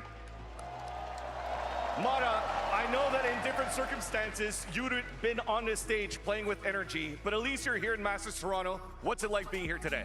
I mean, it's amazing. I love the city. I love the crowd. You guys are fantastic. Like, the energy's crazy in here. I love it. Homegrown Toronto, give it up to Mada. Scuba, you are also the latest addition now to Energy. You have a chance to prove yourself during Split 2 of the VCTs in Americas. Watching this from the sidelines, how eager are you to step on the stage? I'm so excited, man. I've been waiting so long for a chance to play at an event like this, and it's honestly a dream come true. Awesome, and now let's talk about this game. We have now Fnatic versus Wolves, a crazy comp that Fnatic is coming out so far in this tournament, this double Sentinel. What's it like? And Mada, you told me you scrimmed against this composition too, and as a duelist, how do you deal with this double Senti comp? Well, I mean, from Wolves' perspective, it's definitely hard because they only have Sova, and I think Alfear and Kayak are doing a great job of being like really annoying in mid and kind of making it really hard to clear out these like spots. And yeah, I mean, it's hard to peek Kayak, it's hard to peek Alfear, so you gotta be on point against this team. I think Wolves actually doing good though. Wolves did a good job. Awesome, and then for you, Scuba, just what are your predictions going into this series? Since you know Wolves finally are starting to make a comeback in this series, they're still down a map. Do you think this is going to a map 5? I think we all want to see a map 5, no? Do we all want to see a map 5 in Toronto? Indeed we do. Let's toss it back here to the game. It takes a certain capability to push Fnatic to their limits. This half is where we find out if Wolves are within that cut. At 8-4, there's a chance, Mike. The Coinbase Econ report kind of tells you what's been happening. Kron, Alpha, I mean, it's the entirety of the squad doing well. But the question mark becomes, is there still gas in the tank for Wolves, Mike? I mean, how much can you just keep asking of Wolves? I know. Like I said, don't want to sound like a broken record, but up against the ropes now, everything to play for. and almost nothing to lose in terms of stepping onto this stage in Toronto. They've given their heart, their all, but one half away now from potentially closing the door on that dream, or a chance to redeem themselves and push the sunset. I know a lot of us would want it. I do. Yeah, same. Look, it's not often that we kind of root for a side, but we mid. want the best between these two. One trade out, but Lysol wants more. Hungry to chase it down, but Alpha has been devastating. Still does good damage, but backs away. Lysol, oh! Banging Spike shot! down mid. Anything you can do, I can do better. But there's still bodies behind this. Crashies is curious, and that shot dart lethal. Down to a 2v2 now. Spike still loose. Not committed either side. Boaster yet to rear his head. Chance to upgrade here. 2 smokes available for them. Wolves, almost a split focus here. I have the spike. Utility set up towards B. Fnatic slowly drifting that way. I guess it's when we check Cam real quick. That's when. Real 30 quick. seconds left. Doesn't need to play too close. They can play together on the retake potentially. Gotta be careful with these sight lines though. I am a bit worried he's drifting there like that. Now they know about the camera. And the camera knows about them. There it is. Camera taken out. Easy, easy. Well, hang on. Wait, he's playing that on his own. There was no support there for a second. Now, luckily for him, Boaster didn't fight back. He barely gets to breathe his way away from this on 2 HP. But Crashies, the new addition. Still got 1 shock dart, but again, that recon gonna be another 20 seconds or so away. Boaster sets up. A little disconnected here. He had to run. He had to get out of dodge. See if that BB gonna post that down the Crashies. Lives. And now time becoming a factor. Boaster's position gonna make it difficult. Smoke comes in, allows Crashies. Oh my god, he's down so low. And now the tap for the spike. Great shot. And now it's surely the slam dunk. Cards all collected. The vintage duo knows how to play this one. The push and pull in full effect here. Crashies, probably the one dictating exactly what's happening here in the post plant.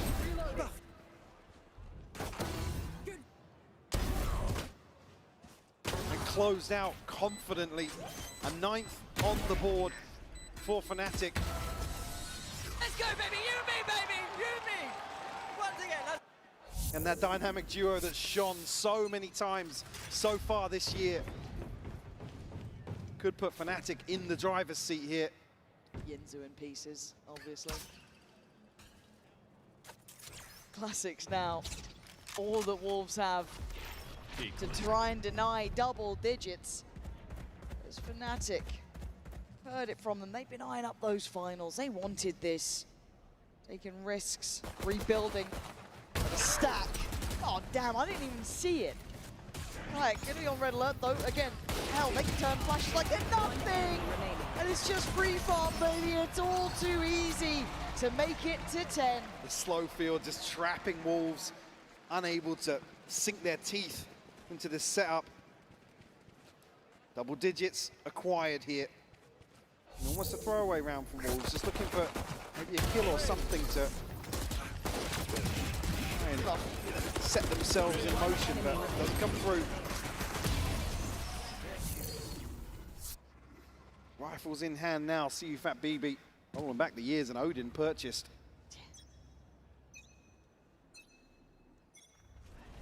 See, Boaster's just going to bring a stinger in here, so protecting that future purchase.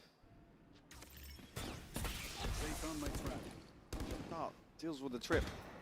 Nice and early here. That's it, flash through. Unfortunately, that's the issue. Try and pin down Alpha. If he gets flash, feels the heat a little bit. Retrieving flash. Get out so quickly. Util just being worked down fast as well, right? Cam gone, Trip gone. This is all above a minute. We're doing well in this. Juicy's timing. Oh man, that's rough. He's gonna go and commit towards that CT side, or at least he had a glance that way, but mid's already taken. Fnatic have posted up here. If he goes back, Oh! How are you winning that? How are you the one to win that kayak? Just going to have his bell rung at that point.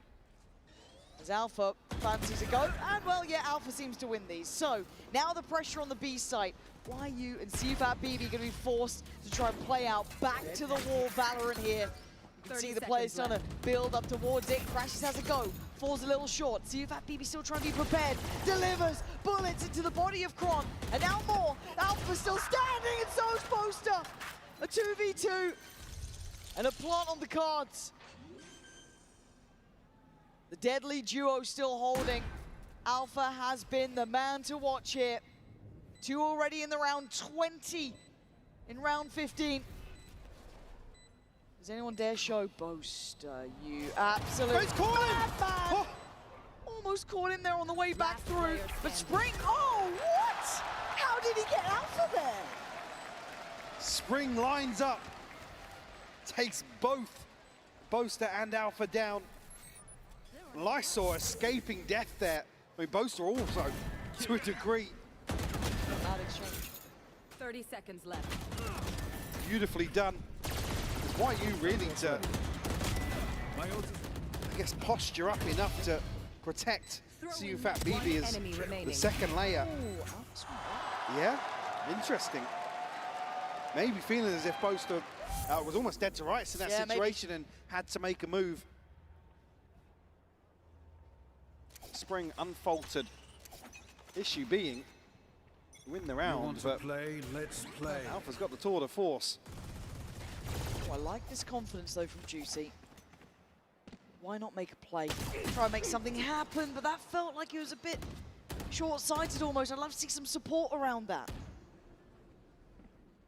Alpha not necessarily a threat just yet, tucked behind this smoke. Don't expect YU with this setup to be swinging out, but speaking of swinging, Kayak is 1-for-1 here. Deep control now on the back of Lysor's utility. And I like that Lysor's working behind this too. Like actually pushing out deeper towards A main. That's it's that leapfrog space. effect and kind of just closes doors for Fnatic and puts Wolves in a position to rotate effectively, but I was going to say, like, surely if you're YU, you're feeling very, very strained in this. You were on an island. We saw that CFAT BB was over towards kind of like tree sort of side, but as it stands, Fnatic are heading back towards A. They are indeed. Still some util to navigate past. Actually, we'll catch here, but Lysor, could line it up here. Oh dear, but Kron was deeper, and Boaster's been saved. So now the site's wide open and the plant's next on the cards. Let's just see CFAT BB and YU now find themselves in a 2v4, awkward weaponry. Plenty of util, yes, but find almost a freebie to tee this up. Revealing area. Dart's going to go in. Yeah, no connection, no. And Boaster actually the one to find the wall bang. Oh, hello there. 11, Mike, it's getting closer now. Wolves, it feels like they've hit that brick wall in my mind. Yeah. And I'm worried that they don't know what else to do in this regard. They've been a great side, but it feels like they've just started to run out of steam now. For sure, I think you talk about the pedigree and they have to overcome in the form of Fnatic here. In a best of 5, no less, we're talking about, you know, Wolves coming here, stealing hearts, stealing dreams from other teams. Yes. Big names. Yep. I mean, they're the real deal, right? There was a lot of those kind of checkpoints that you go through. You're like, oh, an upset run, how fun.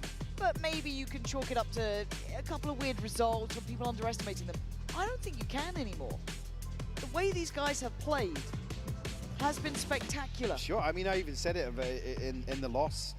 Come away from that series with your head held high. Yep. I think that, again, it's a grounding feeling now to be even discussing that, but 11-5 scoreline here on Ascent already, trailing by a map in a best of 5. Yeah. That reality looming in the background. Yeah, you're almost looking at conceding 12. then it is do or die. Then you got ults coming through for Fnatic. I mean, the compounding problems are there. There's two Sheriffs. And look, at the start of this tournament, not many would have backed Wolves. Many underestimating them, not seeing what maybe some could. But we've started to believe a bit more. And maybe there's still something there to be had. As it stands, Fnatic, hell, they guess right. Yeah. Wide open B site here. Why are you now, I guess, privy to the fact there could be presence here? Yeah, he's just locked out of this. There's no chance to find a kill ahead of this plant going down. And yes, it will be a full 5v5 in the post, but 4 Sheriffs in a Classic. This would take a massive fumble from Fnatic to even give them a chance to find a way back in. Well, there's the first bit of signs of life shown. Plenty of util still to burn through for Fnatic. Not feeling too much of the strain yet. Honestly, Boaster, relax. Let him have a moment, even have a chance. There we go, SUFAT BB can at least land one, but it feels like a consolation here. Fnatic looking to try and finish this with a flourish. Oh my god, Lovely, but Lovely isn't going to cut it anymore. 3 players, and that ain't going to work. It's 12 now, Fnatic. 1 round away from a grand finals. And for Wolves, 1 round away from going home. So many chances here for Fnatic to draw this out, eventually find just 1 more round. Hunter's Fury here, Neural Theft available for Wolves, but you look to the other side of the scoreboard, you see Alpha sat at 22 and 11 and another operator in hand. Fnatic feeling like they're on the home stretch here. Could be the final round, couldn't it? Couple of ults in play though for Wolves, could maybe tilt the scales, and on the other side, Crashies has his, Kayak has his, and well, Boaster too. So how do they decide to approach this round? Run the trip here with the drone over the top. Difficult to deal. Oh. Yeah, step aside. I got you. Let me deal with that one for you. Okay. But Alpha's been given freedom, which scares me. Go have a play in middle, mate. Do what you want. We're going A. There's 2 players to try and deny them. Lysor is here. So is Spring. About 45 seconds. It's been quiet across the map. No early attempts made by Wolves. And fair play. You're up against it now. Yeah, how do you address this? They're at the door. Gonna try and open this round wide open. Speaking of wide open, the site, not an awful lot of presence here. Hunter's Fury to follow up. It finds the first, it's gonna connect. Lysor will fall. There's an answer back though. SUFAT BB posts it right back towards Alpha. Spike now cautiously stepping in with 18 seconds. Spring's still here. He's still here. here. They don't know about Spring. Now they do. The trap gets sprung, but still, it's a 3v3, and it's now at 8 seconds. They need that plant. The temptation to try and deny was there, but no one able to capitalize. Juicy, YU, and SUFAT BB, the ones to try and mount this comeback to take this site back.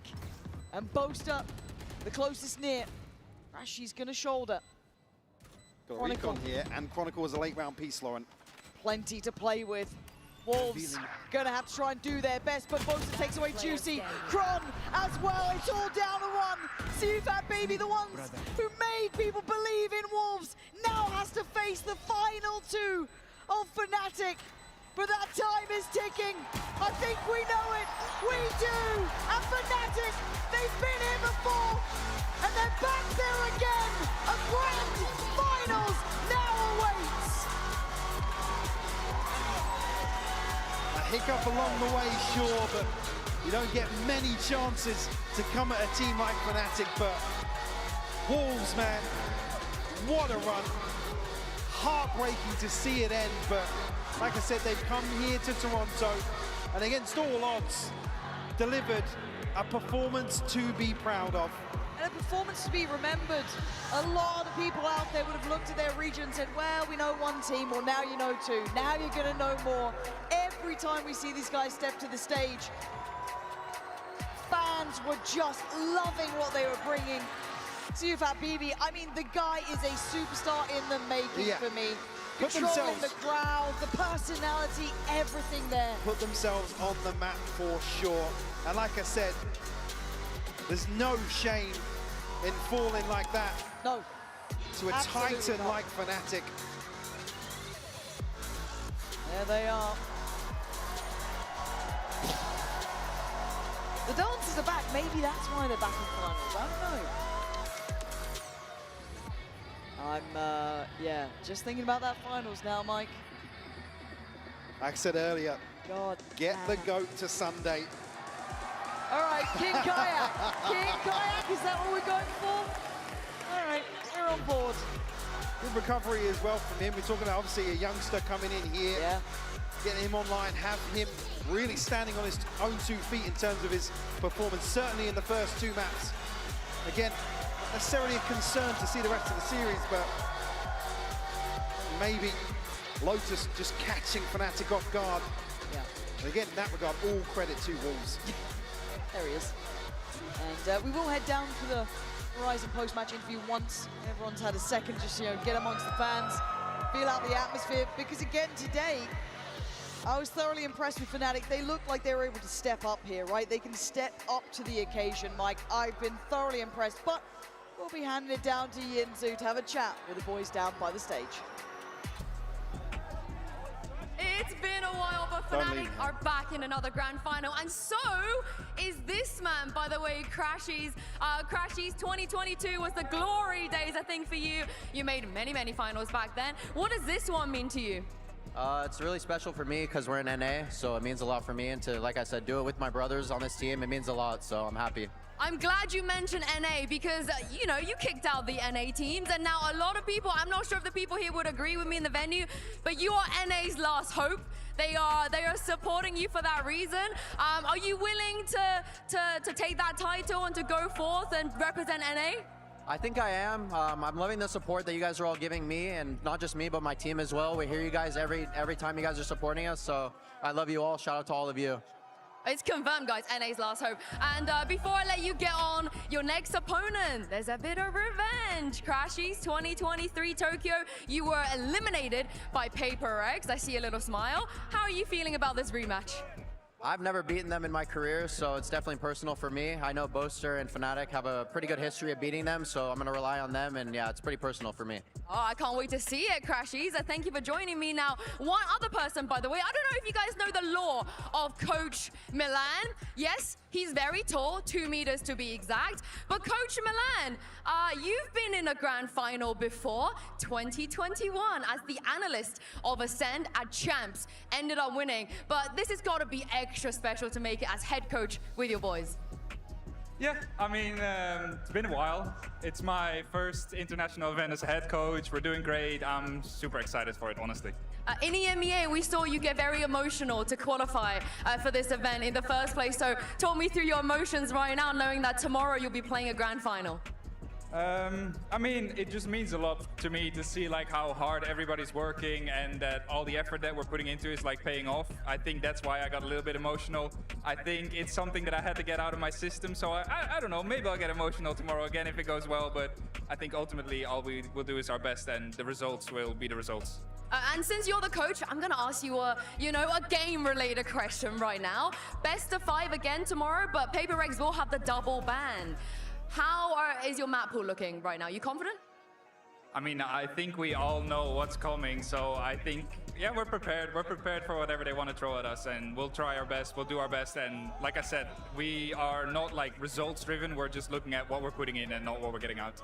All right, super quickly, last minute. I've had a few of your boys help me hype the crowd. I want to see what you got. Milan, go on, help me hype the crowd one more time. All right, put your hands up, guys. Let's go!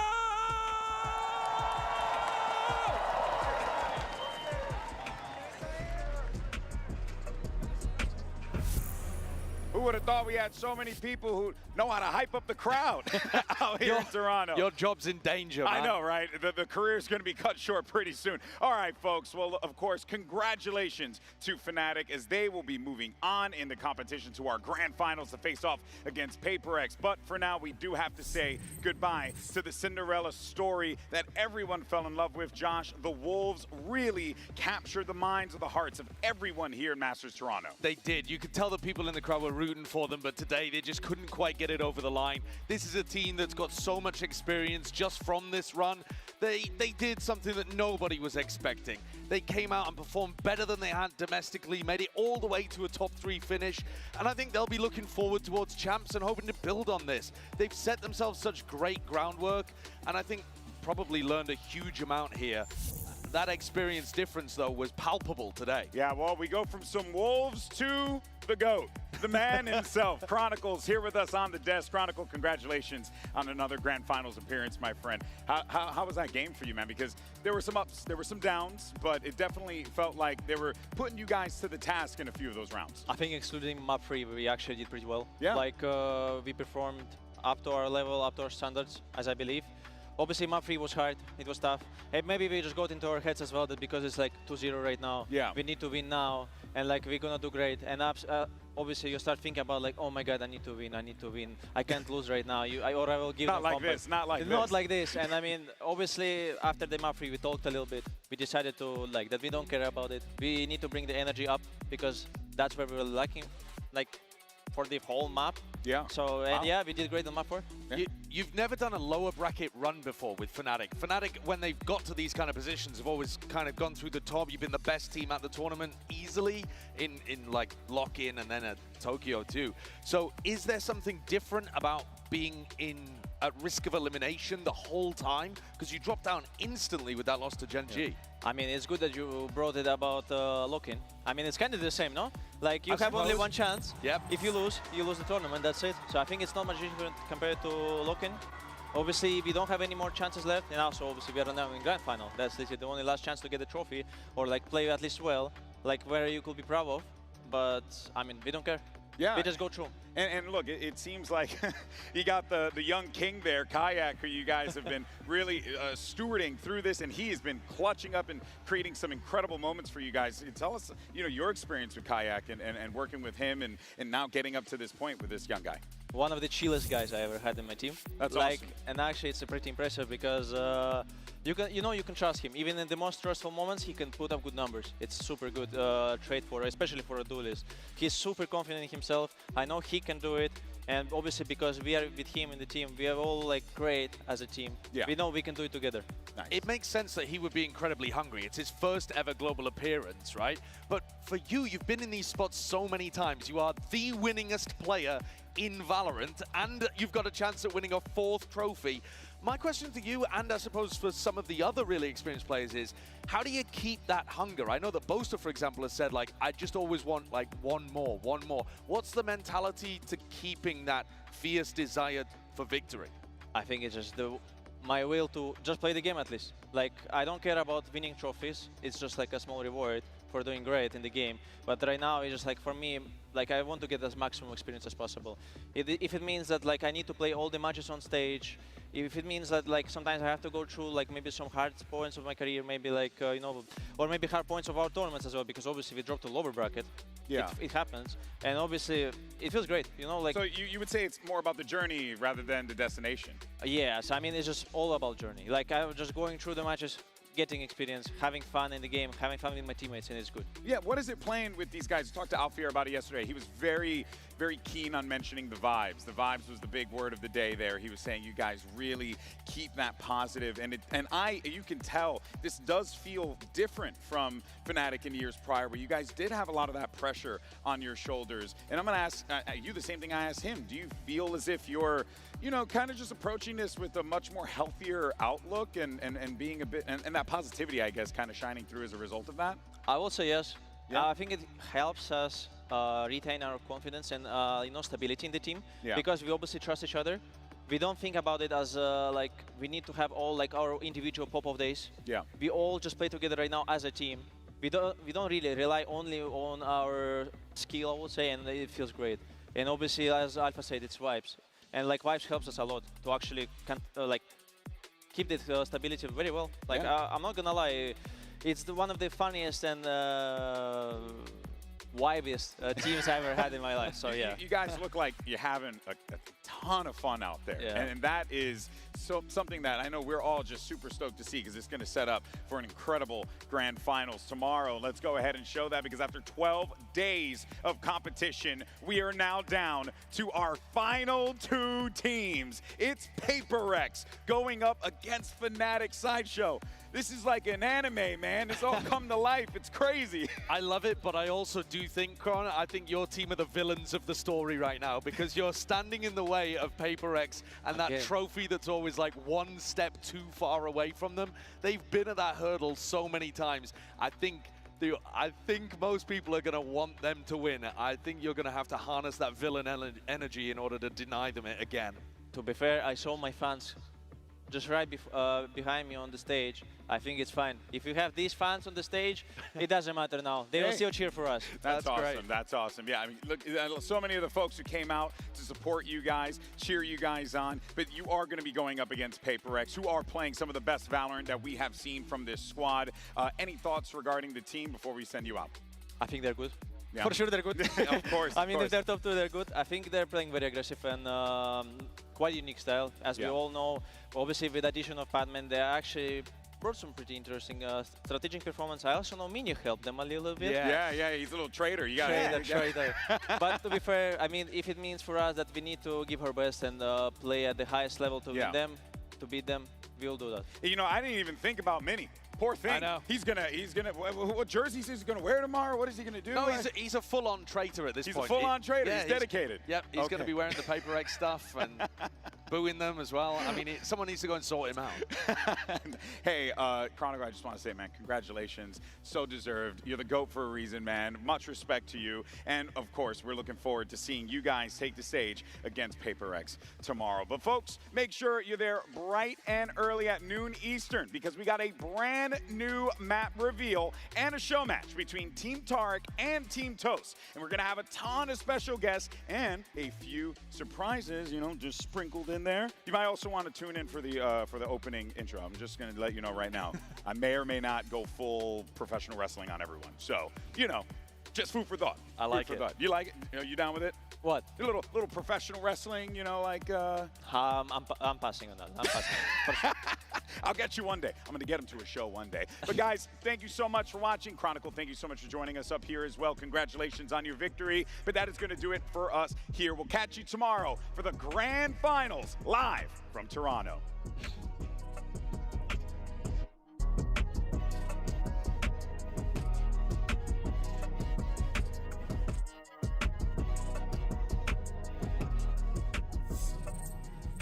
It's a classic David versus Goliath story. Does David have what it takes to suck out Goliath with a right hook? Or will Goliath smash him like a bug here today? Juicy strikes Boaster once one back, but he doesn't get it. But then Alpha, he bails him out 3v3. You got to see where they're heading. Nice shot as well. Look at the damage. Oh, why that's you? connects. Come on. There's no escaping Fnatic right now at 10-2. Kayak closing in as well. Shot missed, and an opportunity gained as Crashy's called upon. He can't do it, and Wolves stay alive. And now Alpha feeling unfazed by the presence. A high-low setup. He gets cleared on one, but down to the talisman for Wolves. He can't do it. Chronicle closes the account. It's map 1 done. Wolves still showing they are deadly, Mike. Wall goes up. Oh, the collapse! More than money, worth its weight in gold. But Kayak in the 1v2. Kayak in the 1v2, someone swing him. He's doing the dance with YU. He's trying to find that next target. Isolated, still on the... Oh! It's unthinkable from Kayak! The new kid on the block! Ripping him apart! Still breathing, barely, but he is standing. Oh, get out of here, Kayak! Trying to close the gap, but... Oh, hesitation! Hesitation!